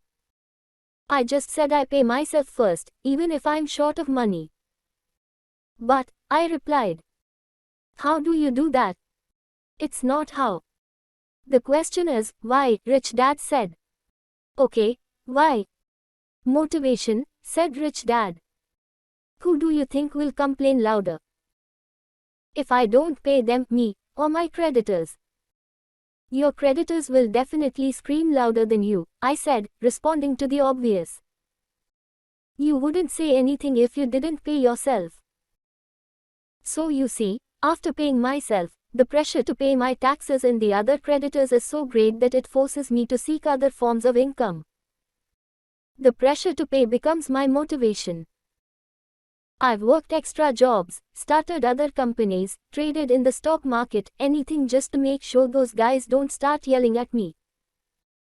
That pressure made me work harder, forced me to think, and all in all, made me smarter and more active when it comes to money. If I had paid myself last, I would have felt no pressure, but I'd be broke. So it is the fear of the government or other people you owe money to that motivates you. That's right, said Rich Dad. You see, government bill collectors are big bullies. So are bill collectors in general. Most people give in to these bullies. They pay them and never pay themselves. You know the story of the 98-pound weakling who gets sand kicked in his face? I nodded. I see that ad for weightlifting and bodybuilding lessons in the comic books all the time. Well, most people let the bullies kick sand in their faces. I decided to use the fear of the bully to make me stronger. Others get weaker. Forcing myself to think about how to make extra money is like going to the gym and working out with weights. The more I work my mental money muscles out, the stronger I get. Now I'm not afraid of those bullies. I liked what Rich Dad was saying. So if I pay myself first, I get financially stronger, mentally and physically. Rich Dad nodded. And if I pay myself last, or not at all, I get weaker.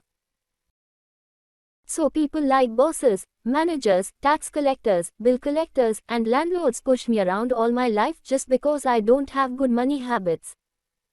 Rich Dad nodded. Just like the 98-pound weakling. Overcoming arrogance. What I know makes me money. What I don't know loses me money. Every time I have been arrogant, I have lost money.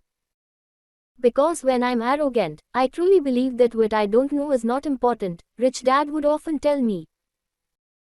I have found that many people use arrogance to try to hide their own ignorance. It often happens when I am discussing financial statements with accountants or even other investors. They try to bluster their way through the discussion. It is clear to me that they don't know what they're talking about. They're not lying, but they are not telling the truth. There are many people in the world of money, finances, and investments who have absolutely no idea what they're talking about. Most people in the money industry are just spouting off sales pitches like used car salesmen. When you know you are ignorant in a subject, Start educating yourself by finding an expert in the field or a book on the subject. Chapter 8. Getting started. There is gold everywhere. Most people are not trained to see it. I wish I could say acquiring wealth was easy for me, but it wasn't. So in response to the question, how do I start? I offer the thought process I go through on a day-to-day basis. It really is easy to find great deals. I promise you that. It's just like riding a bike. After a little wobbling, it's a piece of cake. But when it comes to money, it takes determination to get through the wobbling. That's a personal thing. To find million-dollar deals of a lifetime requires us to call on our financial genius. I believe that each of us has a financial genius within us. The problem is that our financial genius lies asleep, waiting to be called upon. It lies asleep because our culture has educated us into believing that the love of money is the root of all evil. It has encouraged us to learn a profession so we can work for money, but failed to teach us how to have money work for us. It taught us not to worry about our financial future because our company or the government would take care of us when our working days are over. However, it is our children, educated in the same school system, who will end up paying for this absence of financial education. The message is still to work hard, earn money, and spend it, and when we run short, we can always borrow more. Unfortunately, 90% of the Western world subscribes to the above dogma, simply because it's easier to find a job and work for money. If you are not one of the masses, I offer you the following 10 steps to awaken your financial genius. I simply offer you the steps I have personally followed. If you want to follow some of them, great. If you don't, make up your own. Your financial genius is smart enough to develop its own list. While in Peru, I asked a gold miner of 45 years how he was so confident about finding a gold mine. He replied, "There is gold everywhere. Most people are not trained to see it." And I would say that is true. In real estate, I can go out and in a day come up with 4 or 5 great potential deals, while the average person will go out and find nothing, even looking in the same neighborhood. The reason is that they have not taken the time to develop their financial genius. I offer you the following 10 steps as a process to develop your God-given powers over which only you have control. 1. Find a reason greater than reality. The power of spirit. If you ask most people if they would like to be rich or financially free, they would say yes. But then reality sets in. The road seems too long with too many hills to climb. It's easier to just work for money and hand the excess over to your broker. I once met a young woman who had dreams of swimming for the US Olympic team. The reality was that she had to get up every morning at 4 o'clock to swim for 3 hours before going to school. She did not party with her friends on Saturday night. She had to study and keep her grades up, just like everyone else. When I asked her what fueled her superhuman ambition and sacrifice, she simply said, "I do it for myself and the people I love. It's love that gets me over the hurdles and sacrifices." A reason or purpose is a combination of wants and don't wants. When people ask me what my reason for wanting to be rich is, I tell them that it is a combination of their emotional wants and don't wants. I will list a few. First, the don't wants, for they create the wants. I don't want to work all my life. I don't want what my parents aspired for, which was job security and a house in the suburbs. I don't like being an employee. I hated that my dad always missed my football games because he was so busy working on his career. I hated it when my dad worked hard all his life and the government took most of what he worked for at his death. He could not even pass on what he worked so hard for when he died. The rich don't do that.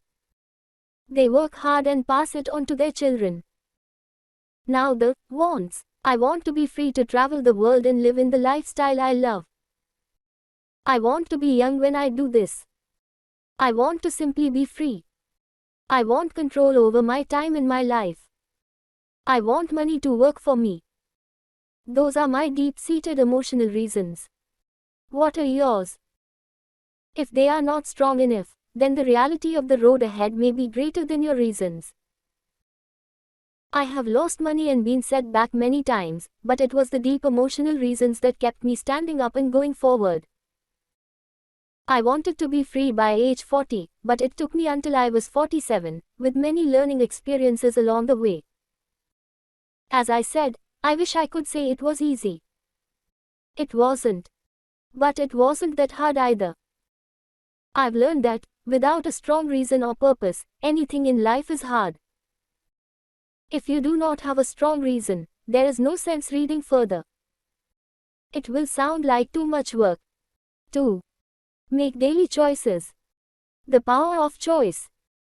Choice is the main reason people want to live in a free country. We want the power to choose. Financially, with every dollar we get in our hands, we hold the power to choose our future. To be rich, poor, or middle class. Our spending habits reflect who we are. Poor people simply have poor spending habits.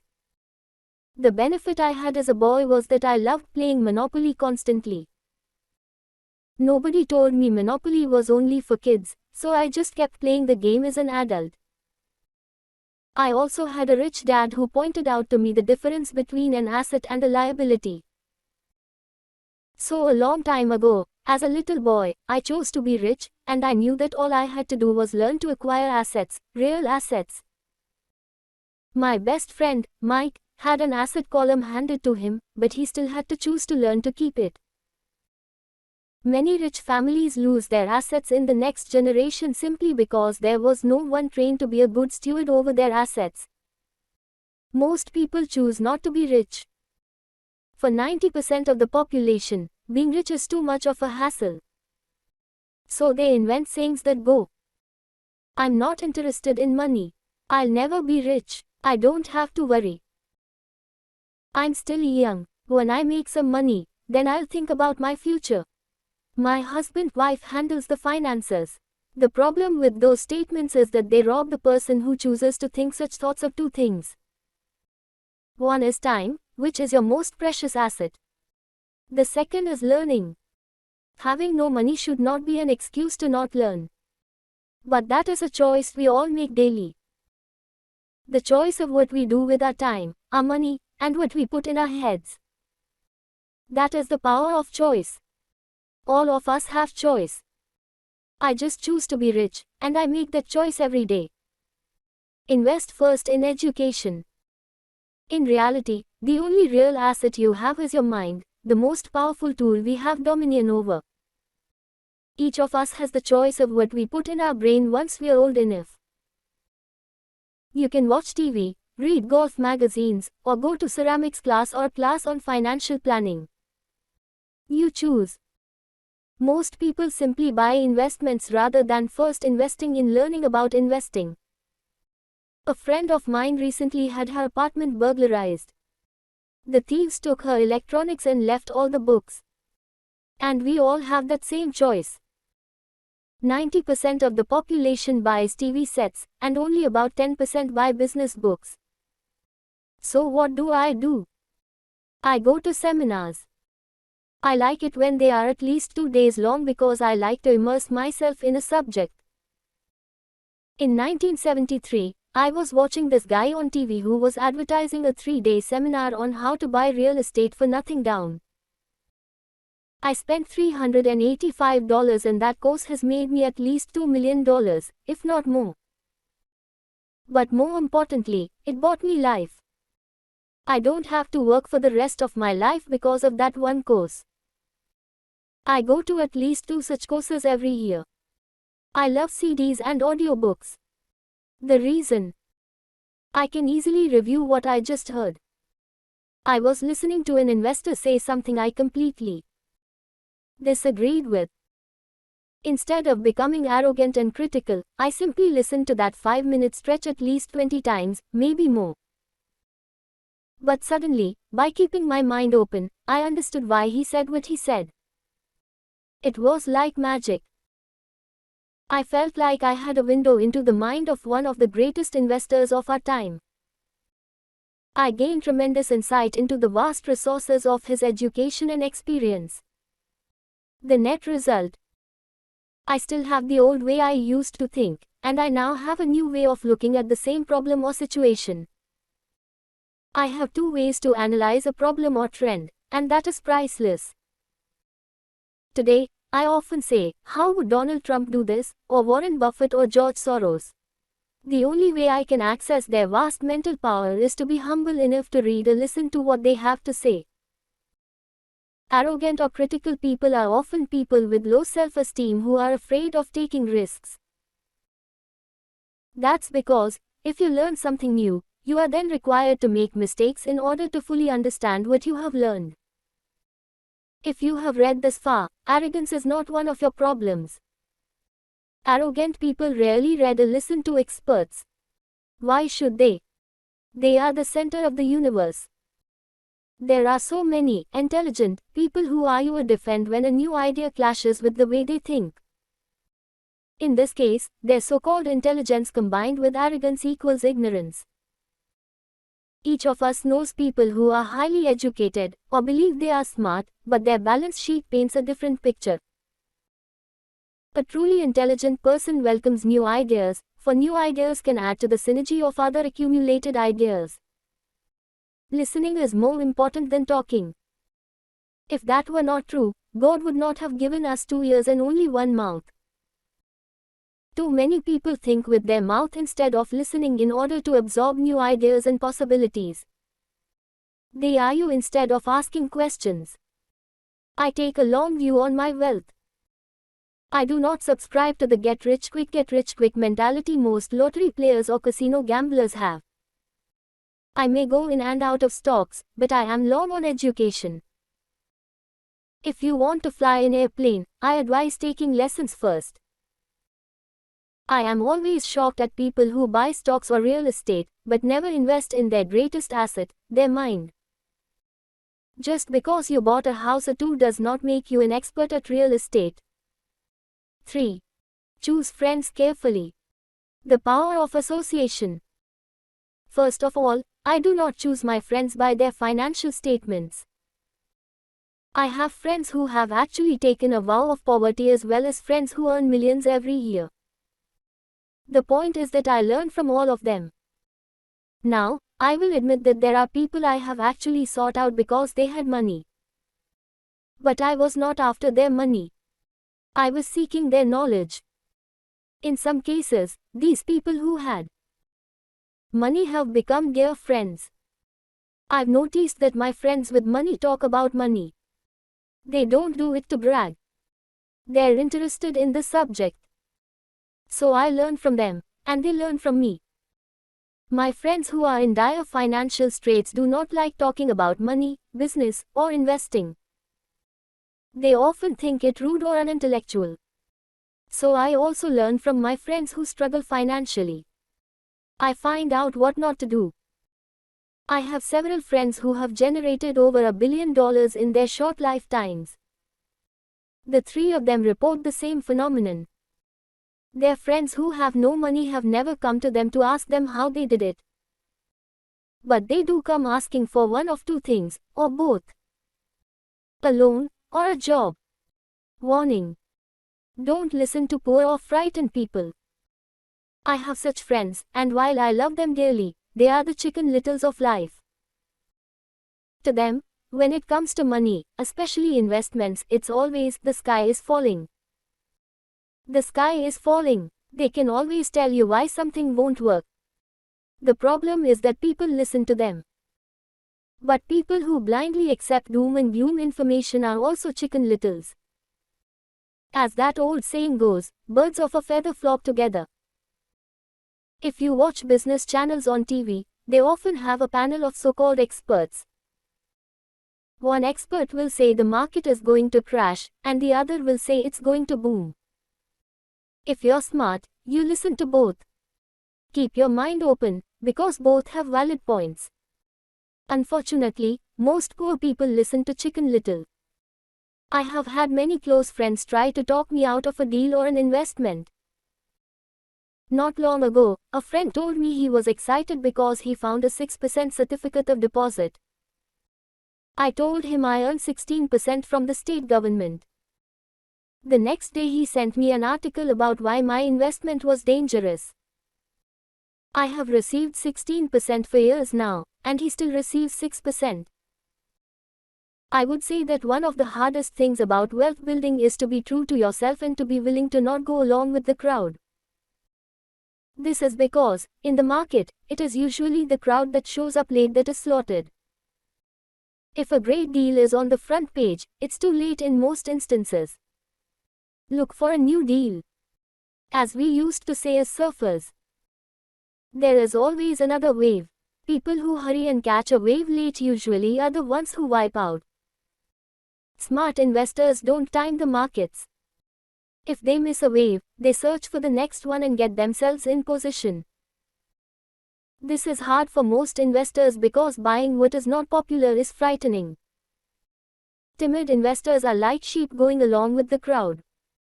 Or their greed gets them in when wise investors have already taken their profits and moved on. Wise investors buy an investment when it's not popular. They know their profits are made when they buy, not when they sell. They wait patiently. As I said, they do not time the market. Just like a surfer, they get in position for the next big swell. It's all insider trading. There are forms of insider trading that are illegal, and there are forms of insider trading that are legal. But either way, it's insider trading. The only distinction is how far away from the insider you. The reason you want to have rich friends is because that is where the money is made. It's made on information. You want to hear about the next boom, get in, and get out before the next bust. I'm not saying do it illegally, but the sooner you know, the better your chances are for profits with minimal risk.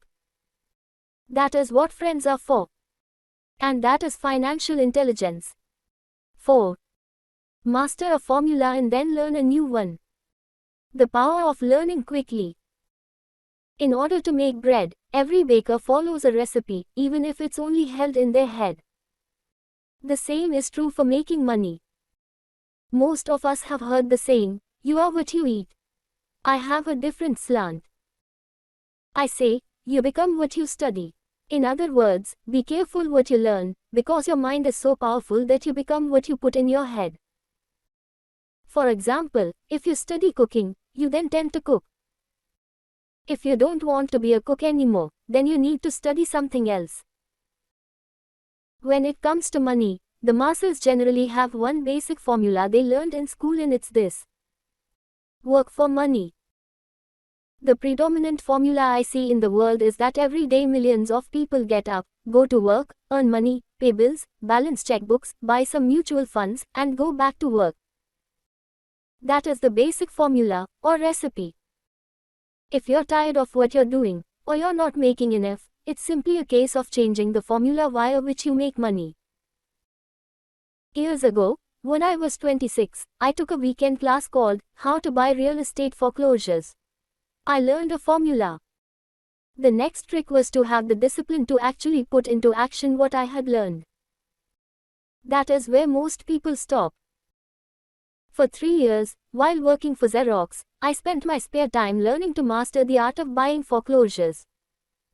I've made several $1 million using that formula. So after I mastered that formula, I went in search of other formulas. For many of the classes, I did not directly use the information I learned, but I always learned something new. I have attended classes designed for derivative traders, commodity option traders, and geologists.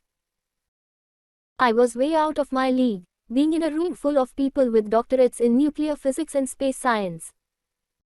Yet, I learned a lot that made my stock and real estate investing more meaningful and lucrative. Most junior colleges and community colleges have classes on financial planning and buying traditional investments. They are good. places to start, but I always search for a faster formula.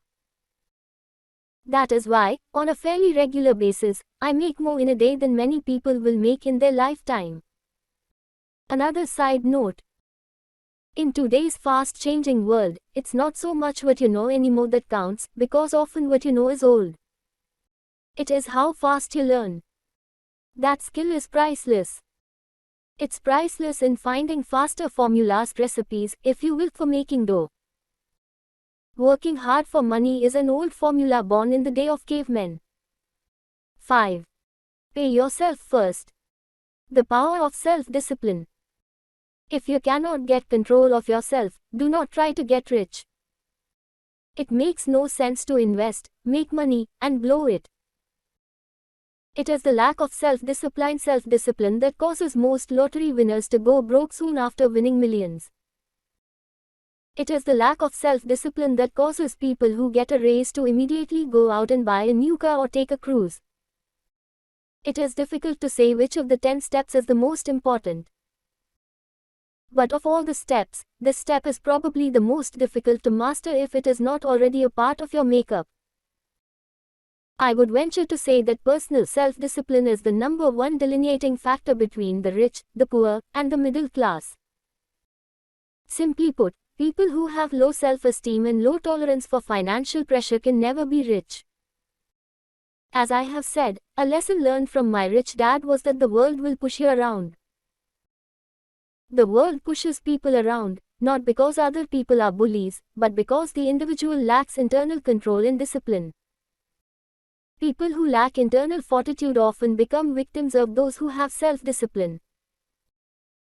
In the entrepreneur classes I teach, I constantly remind people to not focus on their product, service, or widget, but to focus on developing management skills.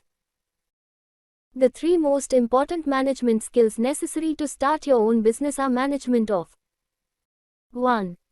Cash flow. 2. People. 3. Personal time. I would say the skills to manage these 3 apply to anything, not just entrepreneurs. The 3 matter in the way you live your life as an individual, or as part of a family, a business, a charitable organization, a city, or a nation. Each of these skills is enhanced by the mastery of self-discipline. I do not take the saying, pay yourself first, lightly. The statement, pay yourself first, comes from George Clason's book, The Richest Man in Babylon. Millions of copies have been sold. But while millions of people freely repeat that powerful statement, few follow the advice. As I said, financial literacy allows one to read numbers, and numbers tell the story. By looking at a person's income statement and balance sheet, I can readily see if people who spout the words, pay yourself first, actually practice what they preach. A picture is worth 1,000 words. So let's review the financial statements of people who pay themselves first against someone who doesn't.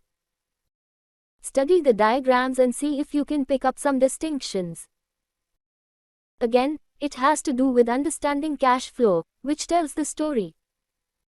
Most people look at the numbers and miss the story. Do you see it? The diagram reflects the actions of individuals who choose to pay themselves first.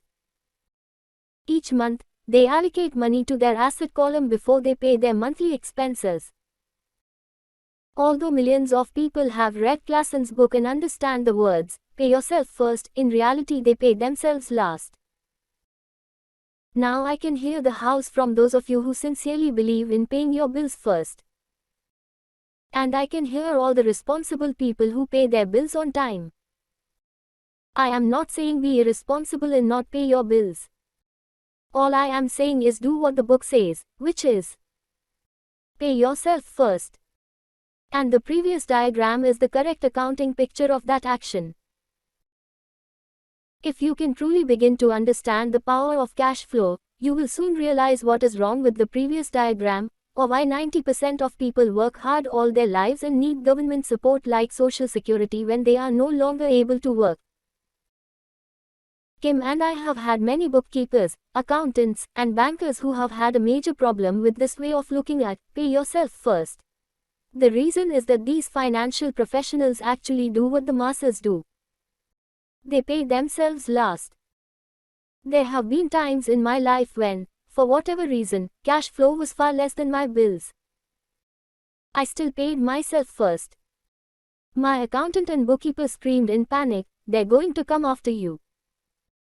The IRS is going to put you in jail. You're going to ruin your credit rating. They'll cut off the electricity." I still paid myself first. Why, you ask? Because that's what the story, The Richest Man in Babylon, was all about. The power of self-discipline and the power of internal fortitude. As my rich dad taught me the first month I worked for him, most people allow the world to push them around. A bill collector calls and you pay or else. A sales clerk says, "Oh, just put it on your charge card." Your real estate agent tells you, "Go ahead." The government allows you a tax deduction on your home. That is what the book is really about, having the guts to go against the tide and get rich. You may not be weak, but when it comes to money, many people get wimpy. I am not saying be irresponsible. The reason I don't have high credit card debt, and do that debt, is because I pay myself first. The reason I minimize my income is because I don't want to pay it to the government. That is why my income comes from my asset column, through a Nevada corporation. If I work for money, the government takes it. Although I pay my bills last, I am financially astute enough to not get into a tough financial situation. I don't like consumer debt. I actually have liabilities that are higher than 99% of the population, but I don't pay for them. Other people pay for my liabilities. They're called tenants. So rule number 1 in paying yourself first is: don't get into consumer debt in the first place. Although I pay my bills last, I set it up to have only small unimportant bills that are due. When I occasionally come up short, I still pay myself first. I let the creditors and even the government scream. I like it when they get tough. Why? Because those guys do me a favor. They inspire me to go out and create more money. So I pay myself first, invest the money, and let the creditors yell. I generally pay them right away anyway. Kim and I have excellent credit. We just don't cave into pressure and spend our savings or liquidate stocks to pay for consumer debt. That is not too financially intelligent. To successfully pay yourself first, keep the following in mind. 1. Don't get into large debt positions that you have to pay for. Keep your expenses low. Build up assets first. Then buy the big house or nice car. Being stuck in the rat race is not intelligent. 2. When you come up short, let the pressure build and don't leap into your savings or investments. Use the pressure to inspire your financial genius to come up with new ways of making more money, and then pay your bills. You will have increased your ability to make more money as well as your financial intelligence. So many times I have gotten into financial hot water and used my brain to create more income while staunchly defending the assets in my asset column. My bookkeeper has screamed and dived for cover, but I was like a good soldier defending the fort assets. Poor people have poor habits. A common bad habit is innocently called dipping into savings. The rich know that savings are only used to create more money, not to pay bills. I know that sounds tough, but as I said, if you're not tough inside, the world will always push you around anyway. If you do not like financial pressure, then find a formula that works for you. A good one is to cut expenses, put your money in the bank, pay more than your fair share of income tax, buy safe mutual funds, and take the vow of the average. But this violates the pay yourself first rule. This rule does not encourage self-sacrifice or financial abstinence. It doesn't mean pay yourself first and starve. Life was meant to be enjoyed. If you call on your financial genius, you can have all the goodies of life, get rich, and pay bills. And that is financial intelligence. 6. Pay your brokers well. The power of good advice. Sometimes I see people posting a sign in front of their house that says, "For sale by owner." Or I see people on TV claiming to be discount brokers. My rich dad taught me to take the opposite approach. He believed in paying professionals well, and I have adopted that policy also.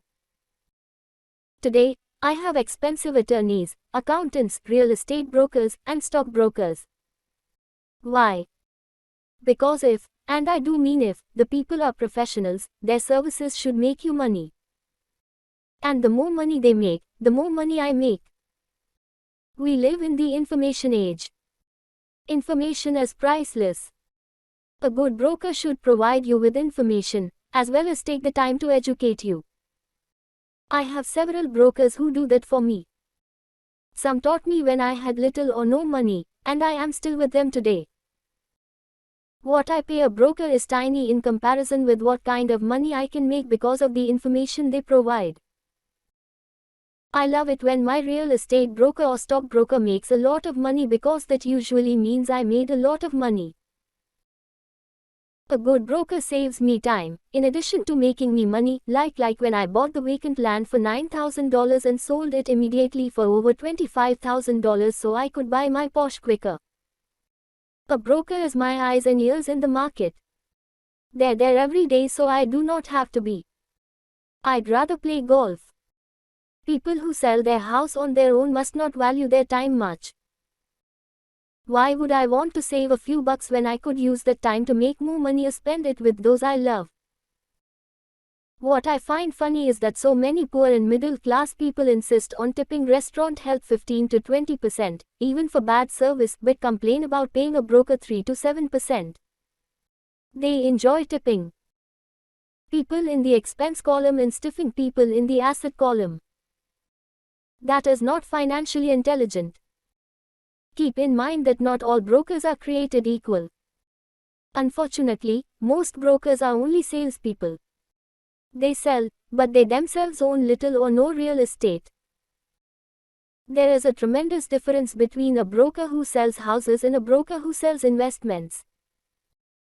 The same is true for stock, bond, mutual fund, and insurance brokers who call themselves financial planners. When I interview any paid professional, I first find out how much property or stocks they personally own and what percentage they pay in taxes. And that applies to my tax attorney as well as my accountant. I have an accountant who minds his own business. His profession is accounting, but his business is real estate. I used to have an accountant who was a small business accountant, but he had no real estate. I switched because we did not love the same business. Find a broker who has your best interests at heart. Many brokers will spend the time educating you, and they could be the best asset you find. Just be fair, and most of them will be fair to you. If all you can think about is cutting their commissions, then why should they want to help you? It's just simple logic. As I said earlier, one of the management skills is the management of people. Many people only manage people they feel smarter than and they have power over. Many middle managers remain middle managers, failing to get promoted because they know how to work with people below them, but not with people above them. The real skill is to manage and reward the people who are smarter than you in some technical area. That is why companies have a board of directors. You should have one too. That is financial intelligence. 7. Be an Indian giver. The power of getting something for nothing. When the first European settlers came to America, they were taken aback by a cultural practice some American Indians had. For example, if a settler was cold, the Indian would give the person a blanket. Mistaking it for a gift, the settler was often offended when the Indian asked for it back. The Indians also got upset when they realized the settlers did not want to give it back. That is where the term, Indian giver, came from, a simple cultural misunderstanding. In the world of the asset column, being an Indian giver is vital to wealth. The sophisticated investor's first question is, how fast do I get my money back? They also want to know what they get for free, also called a piece of the action. That is why the ROI, or return on investment, is so important. For example, I found a small condominium that was in foreclosure a few blocks from where I lived. The bank wanted $60,000, and I submitted a bid for $50,000, which they took, simply because, along with my bid, was a cashier's check for $50,000. They realized I was serious. Most investors would say, "Aren't you tying up a lot of cash? Would it not be better to get a loan on it?" The answer is, not in this case. My investment company uses this condominium as a vacation rental in the winter months when the snowbirds come to Arizona. It rents for $2,500 a month for 4 months out of the year. For rental during the off-season, it rents for only $1,000 a month. I had my money back in about 3 years. Now I own this asset, which pumps money out for me, month in and month out. The sophisticated investor's first question is, how fast do I get my money back? The same is done with stocks. Frequently, my broker calls and recommends I move a sizable amount of money into the stock of a company that he feels is just about to make a move that will add value to the stock, like announcing a new product. I will move my money in for a week to a month while the stock moves up. Then I pull my initial dollar amount out and stop worrying about the fluctuations of the market, because my initial money is back and ready to work on another asset. So my money goes in, and then it comes out, and I own an asset that was technically free. True, I have lost money on many occasions, but I only play with money I can afford to lose. I would say, on an average 10 investments, I hit home runs on 2 or 3, while 5 or 6 do nothing, and I lose on 2 or 3. But I limit my losses to only the money I have in at that time. People who hate risk put their money in the bank. In the long run, safe savings are better than no savings. But it takes a long time to get your money back, and, in most instances, you don't get anything for free with it. On every one of my investments, there must be an upside, something for free, like a condominium, a mini storage, a piece of free land, a house, stock shares, or an office building. And there must be limited risk, or a low-risk idea. There are books devoted entirely to this subject, so I will not talk about it here. Ray Kroc, of McDonald's fame, sold hamburger franchises, not because he loved hamburgers, but because he wanted the real estate under the franchise for free. So wise investors must look at more than ROI. They look at the assets they get for free once they get their money back. That is financial intelligence. 8. Use assets to buy luxuries. The power of focus. A friend's child has been developing a nasty habit of burning a hole in his pocket. Just 16, he wanted his own car. The excuse: all his friends' parents gave their kids cars. The child wanted to go into his savings and use it for a down payment. That was when his father called me and then came to see me. "Do you think I should let him do it, or should I just buy him a car?" I answered, "It might relieve the pressure in the short term, but what have you taught him in the long term? Can you use this desire to own a car and inspire your son to learn something?" Suddenly the lights went on, and he hurried home. 2 months later I ran into my friend again. "Does your son have his new car?" I asked. "No, he doesn't. But I gave him $3 for the car. I told him to use my money instead of his college money." "Well, that's generous of you," I said. "Not really. The money came with a hitch." "So what was the hitch?" I asked. "Well, first we played your cash flow game. We then had a long discussion about the wise use of money. After that, I gave him a subscription to the Wall Street Journal and a few books on the stock market." "Then what?" I asked. "What was the catch?" I told him the $3,000 was his, but he could not directly buy a car with it. He could use it to find a stockbroker and buy and sell stocks. Once he had made $6,000 with the $3,000, the money would be his for the car, and the $3,000 would go into his college fund. And what are the results? I asked. Well, he got lucky early in his trading, but lost everything a few days later. Then he really got interested. Today, I would say he is down $2,000, but his interest is up. He has read all the books I bought him, and he's gone to the library to get more. He reads the Wall Street Journal voraciously, watching for indicators. He's got only $1,000 left, but his interest in learning are sky high.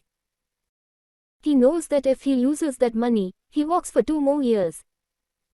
But he does not seem to care. He even seems uninterested in getting a car, because he's found a game that is more fun. What happens if he loses all the money? I asked. We'll cross that bridge when we get to it. I'd rather have him lose everything now than wait till he's our age to risk losing everything. And besides, that is the best $3,000 I've ever spent on his education. What he is learning will serve him for life, and he seems to have gained a new respect for the power of money. As I said earlier, if a person cannot master the power of self-discipline, it is best not to try to get rich. I say this because, although the process of developing cash flow from an asset column is easy in theory, what's hard is the mental fortitude to direct money to the correct use. Due to external temptations, it is much easier in today's consumer world to simply blow money out the expense column. With weak mental fortitude, that money flows into the paths of least resistance. That is the cause of poverty and financial struggle. The following example illustrates the financial intelligence needed to direct money to make more money. If we give 100 people $10,000 at the start of the year, I believe that at the end of the year, 80 would have nothing left. In fact, many would have created greater debt by making a down payment on a new car, refrigerator, electronics, or a holiday. 16 would have increased the $10,000 by 5 to 10%.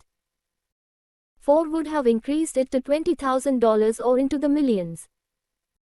We go to school to learn a profession so we can work for money.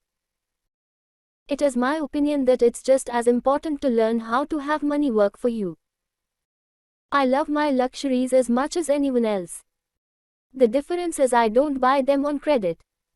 It's the keep up with the Joneses trap. When I wanted to buy a Porsche, the easy road would have been to call my banker and get a loan. Instead of choosing to focus in the liability column, I chose to focus in the asset column. As a habit, I use my desire to consume to inspire and motivate my financial genius to invest. Too often today, we focus on borrowing money to get the things we want instead of focusing on creating money. One is easier in the short term, but harder in the long term. It's a bad habit that we as individuals, and as a nation, have gotten into. Remember, the easy road often becomes hard, and the hard road often becomes easy.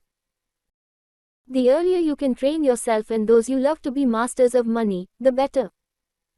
Money is a powerful force.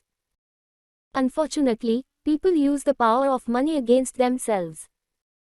If your financial intelligence is low, money will run all over you. It will be smarter than you. If money is smarter than you will work for it all your life. To be the master of money, you need to be smarter than it. Then money will do as it is told. It will obey you. Instead of being a slave to it, you will be the master of it. That is financial intelligence. 9. Choose heroes. The power of myth. When I was a kid, I greatly admired Willie Mays, Hank Aaron, and Yogi Berra. They were my heroes, and I wanted to be just like them.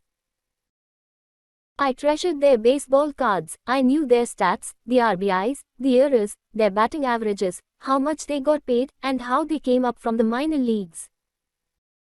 As a 9-year-old kid, when I stepped up to bat or played first base or catcher, I wasn't me. I pretended I was a famous baseball player. It's one of the most powerful ways we learn, and we often lose that as adults. We lose our heroes. Today, I watch young kids playing basketball near my home. On the court, they're not little Johnny. They're pretending to be their favorite basketball hero. Copying or emulating heroes is true power learning. I have new heroes as I grow older. I have golf heroes and I copy their swings and do my best to read everything I can about them.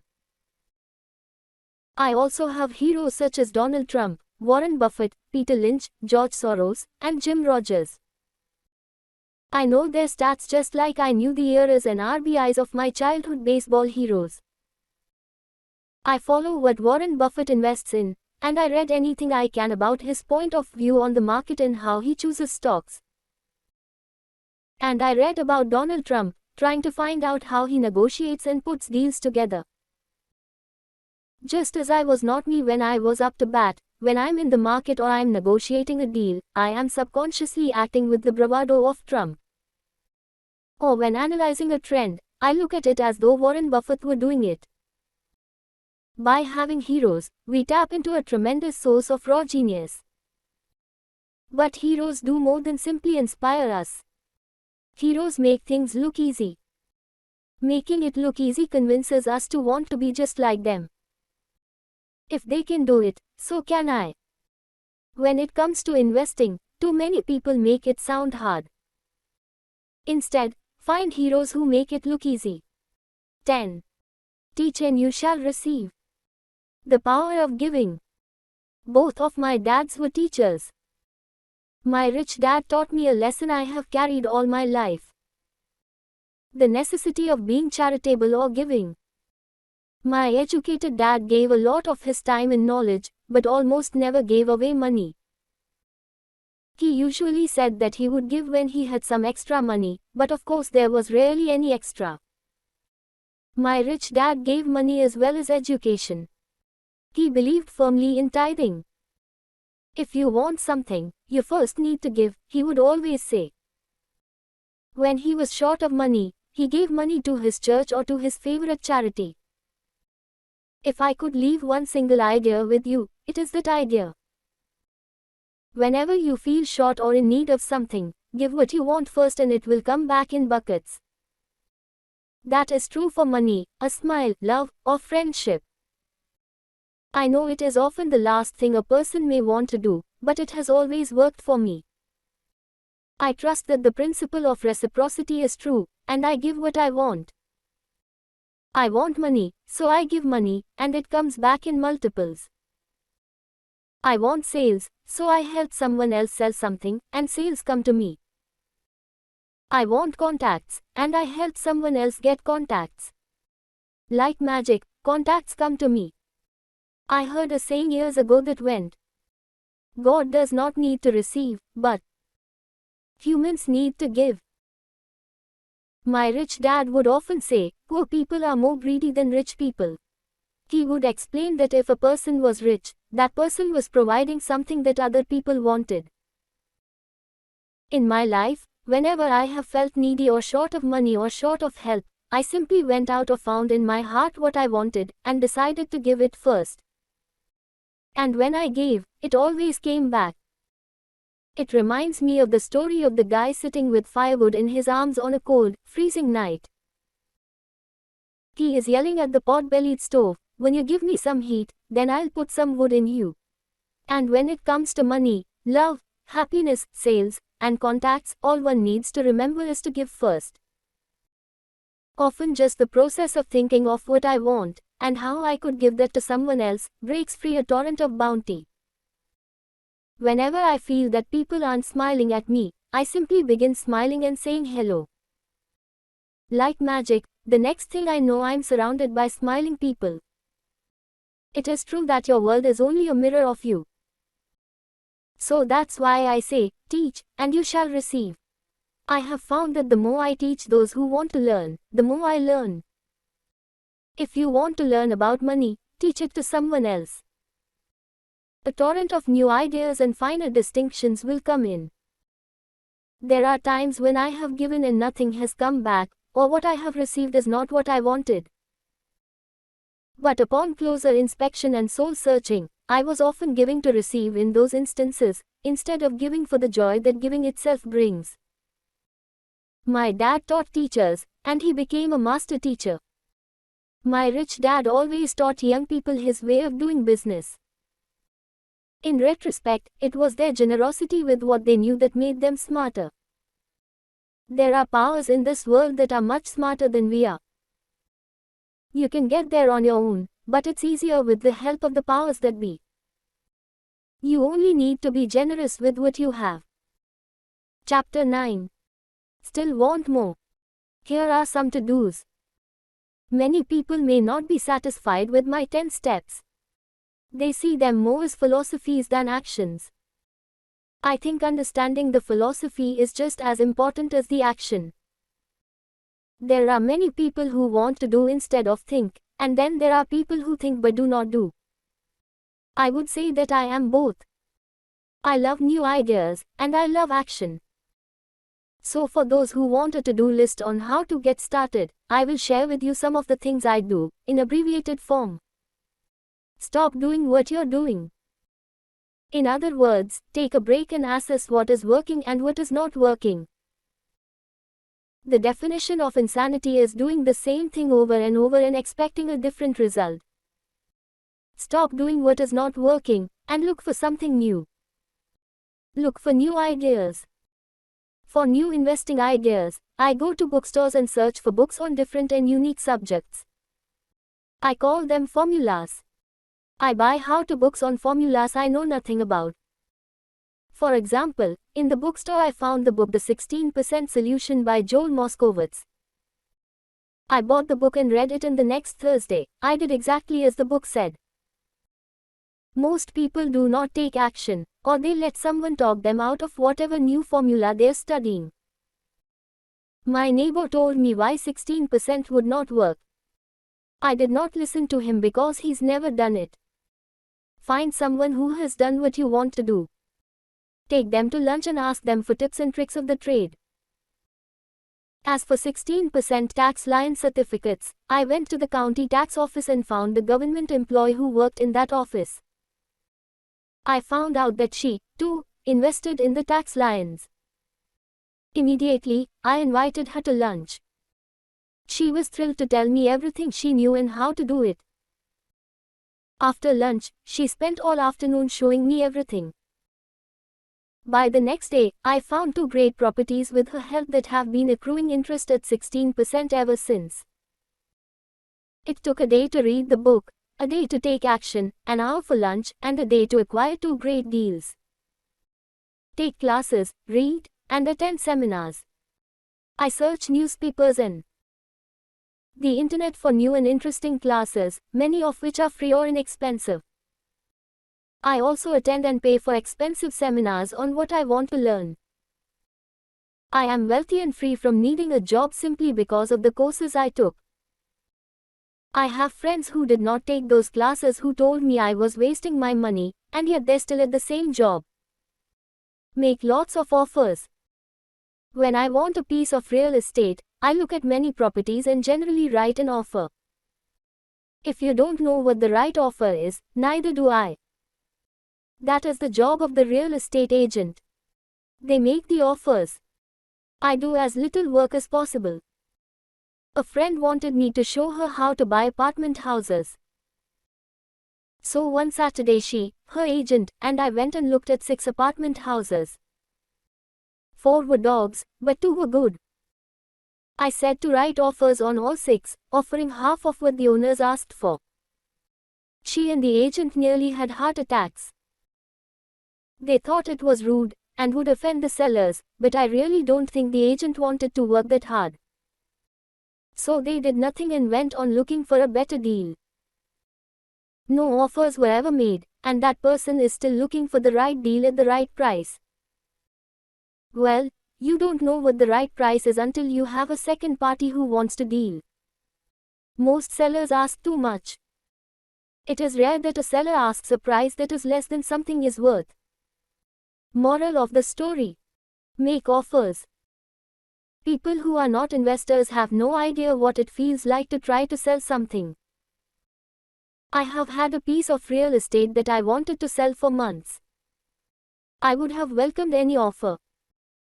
They could have offered me 10 pigs, and I would have been happy, not at the offer, but just because someone was interested. I would have counted, maybe for a pig farm in exchange. But that's how the game works.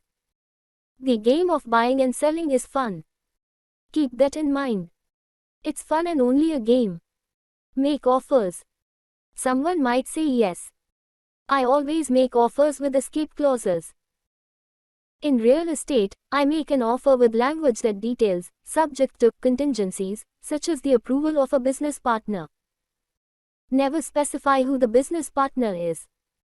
Most people don't know that my partner is my cat. If they accept the offer, and I don't want the deal, I call home and speak to my cat. I make this ridiculous statement to illustrate how absurdly easy and simple the game is. So many people make things too difficult and take it too seriously. Finding a good deal, the right business, the right people, the right investors, or whatever is just like dating. You must go to the market and talk to a lot of people, make a lot of offers, counter-offers, negotiate, reject, and accept. I know single people who sit at home and wait for the phone to ring, but it's better to go to the market, even if it's only the supermarket. Search, offer, reject, negotiate, and accept are all parts of the process of almost everything in life. Jog, walk, or drive a certain area once a month for 10 minutes. I have found some of my best real estate investments doing this. I will jog a certain neighborhood for a year and look for change. For there to be profit in a deal, there must be two elements: a bargain and change. There are lots of bargains, but it's change that turns a bargain into a profitable opportunity. So when I jog a neighborhood I might like to invest in. It is the repetition that causes me to notice slight differences. I notice real estate signs that are up for a long time. That means the seller might be more agreeable to deal. I watch for moving trucks going in or out. I stop and talk to the drivers. I talk to the postal carriers. It's amazing how much information they acquire about an area. I find a bad area, especially an area that the news has scared everyone away from. I drive it for sometimes a year waiting for signs of something changing for the better. I talk to retailers, especially new ones, and find out why they're moving in. It takes only a few minutes a month, and I do it while doing something else, like exercising or going to and from the store. Shop for bargains in all markets. Consumers will always be poor. When the supermarket has a sale, say on toilet paper, the consumer runs in and stocks up. But when the housing or stock market has a sale, most often called a crash or correction, the same consumer often runs away from it. When the supermarket raises its prices, the consumer shops somewhere else. But when housing or the stock market raise their prices, the same consumer often rushes in and starts buying. Always remember, profits are made in the buying, not in the selling. Look in the right places. A neighbor bought a condominium for $100,000. I bought the identical condo next door for $50,000. He told me he's waiting for the price to go up. I told him that profit is made when you buy, not when you sell.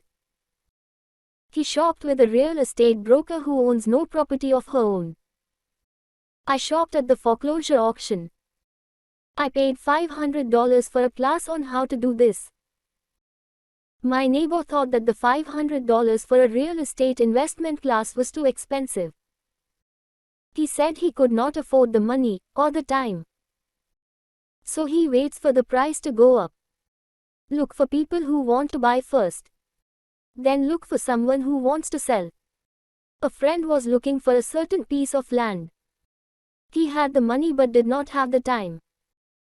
I found a large piece of land, larger than what my friend wanted to buy, tied it up with an option, called my friend, and he said he wanted a piece of it. So I sold the piece to him and then bought the land. I kept the remaining land as mine for free. Moral of the story: buy the pie and cut it in pieces. Most people look for what they can afford, so they look too small. They buy only a piece of the pie, so they end up paying more for less. Small thinkers don't get the big breaks. If you want to get richer, think big. Think big. Retailers love giving volume discounts, simply because most business people love big spenders. So even if you're small, you can always think big. When my company was in the market for computers, I called several friends and asked them if they were ready to buy also. We then went to different dealers and negotiated a great deal because we wanted to buy so many. I have done the same with stocks. Small people remain small because they think small, act alone, or don't act all. Learn from history. All the big companies on the stock exchange started out as small companies. Colonel Sanders did not get rich until after he lost everything in his 60s. Bill Gates was one of the richest men in the world before he was 30. Action always beats inaction. These are just a few of the things I have done and continue to do to recognize opportunities. The important words are, have done, and do. As repeated many times throughout the book, you must take action before you can receive the financial rewards. Act now. Final thoughts. I would like to share some final thoughts with you. The main reason I wrote this book, and the reason it has remained a bestseller since 2000, was to share insights into how increased financial intelligence can be used to solve many of life's common problems. Without financial training, we all too often use the standard formulas to get through life. Work hard, save, borrow, and pay excessive taxes. Today, more than ever, we need better information. I use the following story as an example of a financial problem that confronts many young families today. How do you afford a good education for your children and provide for your own retirement? It requires using financial intelligence instead of hard work. A friend of mine was griping one day about how hard it was to save money for his 4 children's college educations. He was putting $300 away in a college fund each month and had so far accumulated only about $12,000. He had about 12 more years to save for college since his oldest child was then 6 years old. At the time, the real estate market in Phoenix was terrible. People were giving houses away. I suggested to my friend that he buy a house with some of the money in his college fund. The idea intrigued him, and we began to discuss the possibility. His primary concern was that he did not have credit with the bank to buy another house since he was so overextended. I assured him that there were other ways to finance a property rather than through the bank. We looked for a house for 2 weeks, a house that would fit all our criteria. There were plenty to choose from, so shopping was fun. Finally, we found a 3-bedroom, 2-bath home in a prime neighborhood. The owner had been downsized and needed to sell that day because he and his family were moving to California where another job waited. The owner wanted $102,000, but we offered only $79,000. He took it immediately and agreed to carry back the loan with a 10% down payment. All my friend had to come up with was $7,900. As soon as the owner moved, my friend put the house up for rent. After all expenses were paid, including the mortgage, he put about $125 in his pocket each month. His plan was to keep the house for 12 years and let the mortgage get paid down faster by applying the extra $125 to the principal each month. We figured that in 12 years, a large portion of the mortgage would be paid off and he could possibly be clearing $800 a month by the time his first child went to college. He could also sell the house if it had appreciated in value. 3 years later, the real estate market greatly improved in Phoenix and he was offered $156,000 for the same house by the tenant who lived in it. Again, he asked me what I thought. I advised that he sell it, using a 1031 tax-deferred exchange. Suddenly, he had nearly $80,000 to operate with. I called another friend in Austin, Texas, who then moved this tax-deferred capital gain into a mini storage facility. Within 3 months, he began receiving checks for a little less than $1,000 a month, which he then poured back into the college fund. A couple of years later, the mini warehouse sold, and he received a check for nearly $330,000 as proceeds from the sale. He rolled those funds into a new project that would now generate over $3,000 a month in income, again going into the college fund. He is now very confident that his goal will be met easily. It only took $7,900 to start and a little financial intelligence. His children will be able to afford the education they want, and he will then use the underlying asset, wrapped in his legal entity, to pay for his retirement. As a result of this successful investment strategy, he will be able to retire early. Thank you for reading this book. I hope it has provided some insights into utilizing the power of money to work for you. Today, we need greater financial intelligence to simply survive. The idea that it takes money to make money is the thinking of financially unsophisticated people. It does not mean that they're not intelligent. They have simply not learned the science of making money. Money is only an idea. If you want more money, simply change your thinking. Every self-made person started small with an idea, and then turned it into something big. The same applies to investing. It takes only a few dollars to start and grow it into something big. I meet so many people who spend their lives chasing the big deal, or trying to amass a lot of money to get into a big deal, but to me that is foolish. Too often I have seen unsophisticated investors put their large nest egg into one deal and lose most of it rapidly. They may have been good workers, but they were not good investors. Education and wisdom about money are important. Start early. Buy a book. Go to a seminar. Practice. Start small. I turned $5,000 cash into a $1 million asset, producing $5,000 a month cash flow in less than 6 years. But I started learning as a kid. I encourage you to learn, because it's not that hard. In fact, it's pretty easy once you get the hang of it. I think I have made my message clear. It's what is in your head that determines what is in your hands. Money is only an idea. There is a great book called Think and Grow Rich. The title is not Work Hard and Grow Rich. Learn to have money work hard for you, and your life will be easier and happier. Today, don't play it safe. Play it smart. The 3 incomes. In the world of accounting, there are 3 different types of income. 1. Ordinary earned. 2.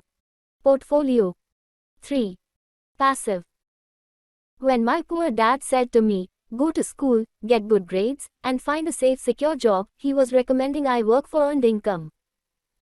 When my rich dad said, the rich don't work for money. They have their money work for them, he was talking about passive income and portfolio income. Passive income, in most cases, is income derived from real estate investments. Portfolio income is income derived from paper assets such as stocks and bonds. Portfolio income is the income that makes Bill Gates the richest man in the world, not earned income.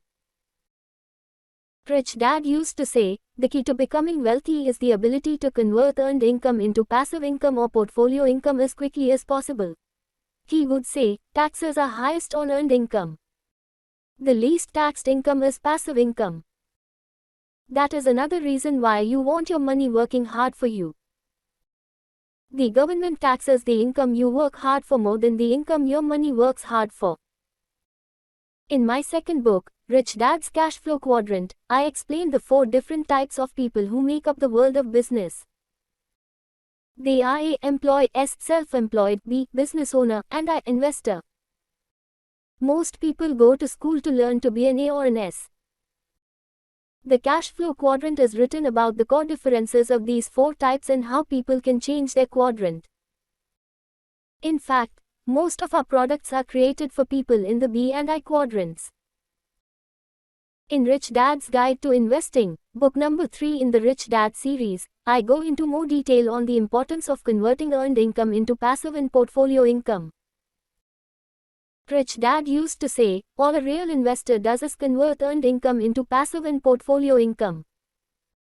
If you know what you're doing, investing is not risky. It's just common sense.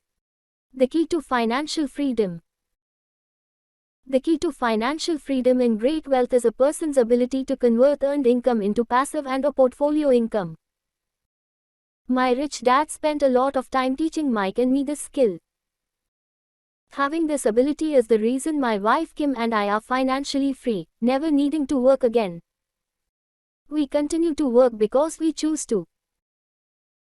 Today we own a real estate investment company for passive income and participate in private placements and initial public offerings of stock for portfolio income.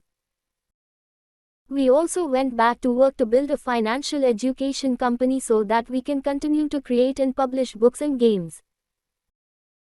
All of our educational products are created to teach the same skills my rich dad taught me, the skills of converting earned income into passive and portfolio income. The games we create are important because they teach what books cannot teach. For example, you could never learn to ride a bicycle by only reading a book.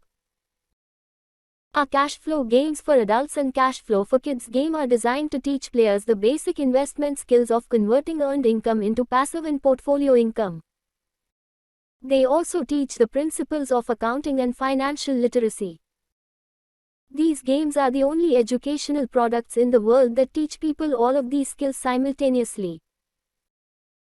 Cash Flow 202 is the advanced version of Cash Flow 101 and requires the game board from 101, as well as a full understanding of 101, before it can be played. Cash Flow 101 and Cash Flow for Kids teach the principles of fundamental investing. Cash Flow 202 teaches the principles of technical investing. Technical investing involves advanced trading techniques such as short selling, call options, put options, and straddles. A person who understands these advanced techniques is able to make money when the market goes up, as well as when the market comes down. As my rich dad would say, a real investor makes money in an up market and a down market. That is why they make so much money. One of the reasons they make more money is simply because they have more self-confidence. Self-confidence. Rich dad would say, they have more self-confidence because they are less afraid of losing. In other words, the average investor does not make as much money because they are so afraid of losing money. The average investor does not know how to protect themselves from losses, and that is what Cash Flow 202 teaches. You can play Cash Flow Classic on the web at www.richdad.com and learn to convert earned income into passive and/or portfolio income. Average investors think investing is risky because they have not been formally trained to be professional investors. As Warren Buffett, America's richest investor, says, risk comes from not knowing what you're doing. My board games teach the simple basics of fundamental investing and technical investing while people are having fun. I occasionally hear someone say, your educational games are expensive, which poses the question of ROI, the return on investment, or the value returned for the price paid. I nod my head and reply, yes, they may be expensive, especially when compared to entertainment board games. But my games are not as expensive as a college education, working hard all your life for earned income, paying excessive taxes, and then living in terror of losing all of your money in the investment markets. When someone walks away mumbling about the price, I can hear my rich dad saying, if you want to be rich, you must know what kind of income to work hard for, how to keep it, and how to protect it from loss. That is the key to great wealth.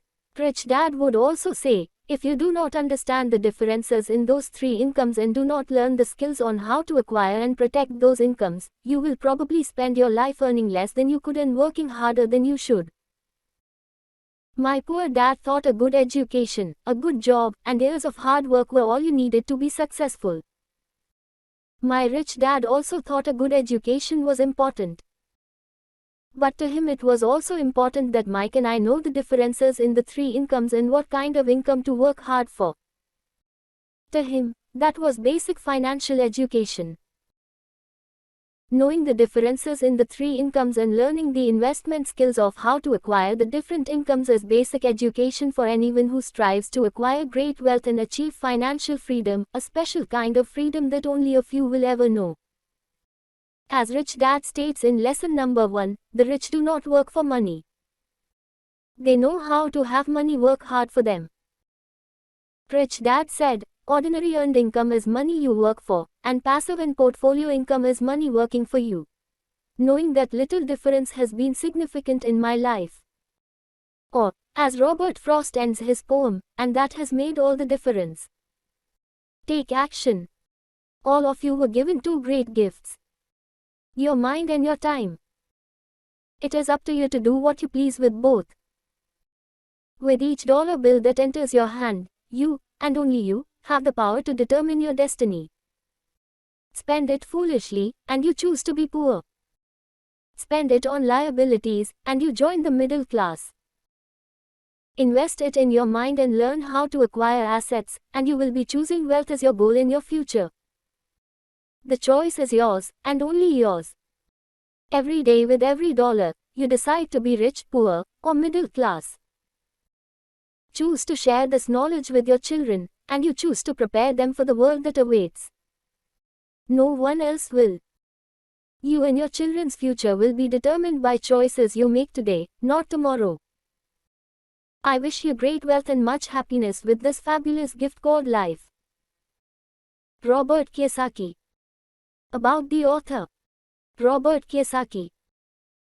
Best known as the author of Rich Dad Poor Dad, the #1 personal finance book of all time, Robert Kiyosaki has challenged and changed the way tens of millions of people around the world think about money.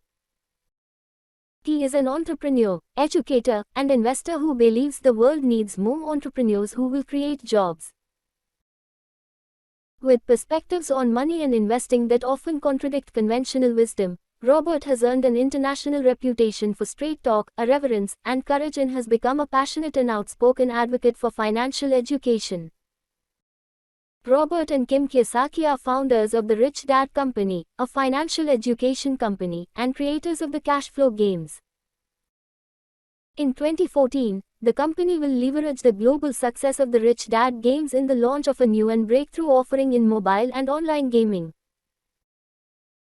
Robert has been heralded as a visionary who has a gift for simplifying complex concepts, ideas related to money, investing, finance, and economics, and has shared his personal journey to financial freedom in ways that resonate with audiences of all ages and backgrounds. His core principles and messages, like, "Your house is not an asset," and "Invest for cash flow," and "Savers are losers," have ignited a firestorm of criticism and ridicule, only to have played out on the world economic stage over the past decade in ways that were both unsettling and prophetic. His point of view is that old advice, go to college, get a good job, save money, get out of debt, invest for the long term, and diversify, has become obsolete advice in today's fast-paced information age. His Rich Dad philosophies and messages challenge the status quo. His teachings encourage people to become financially educated and to take an active role in investing for their future. The author of 19 books, including the international blockbuster Rich Dad Poor Dad, Robert has been a featured guest with media outlets in every corner of the world, from CNN, the BBC, Fox News, Al Jazeera, GBTV and PBS, to Larry King Live, Oprah, People's Daily, Sydney Morning Herald, The Doctors, Straits Times, Bloomberg, NPR, USA Today, and hundreds of others, and his books have topped international bestsellers lists for more than a decade. He continues to teach and inspire audiences around the world. His most recent books include Unfair Advantage, The Power of Financial Education, Midas Touch, the second book he has co-authored with Donald Trump, and why students work for students. To learn more, visit richdad.com.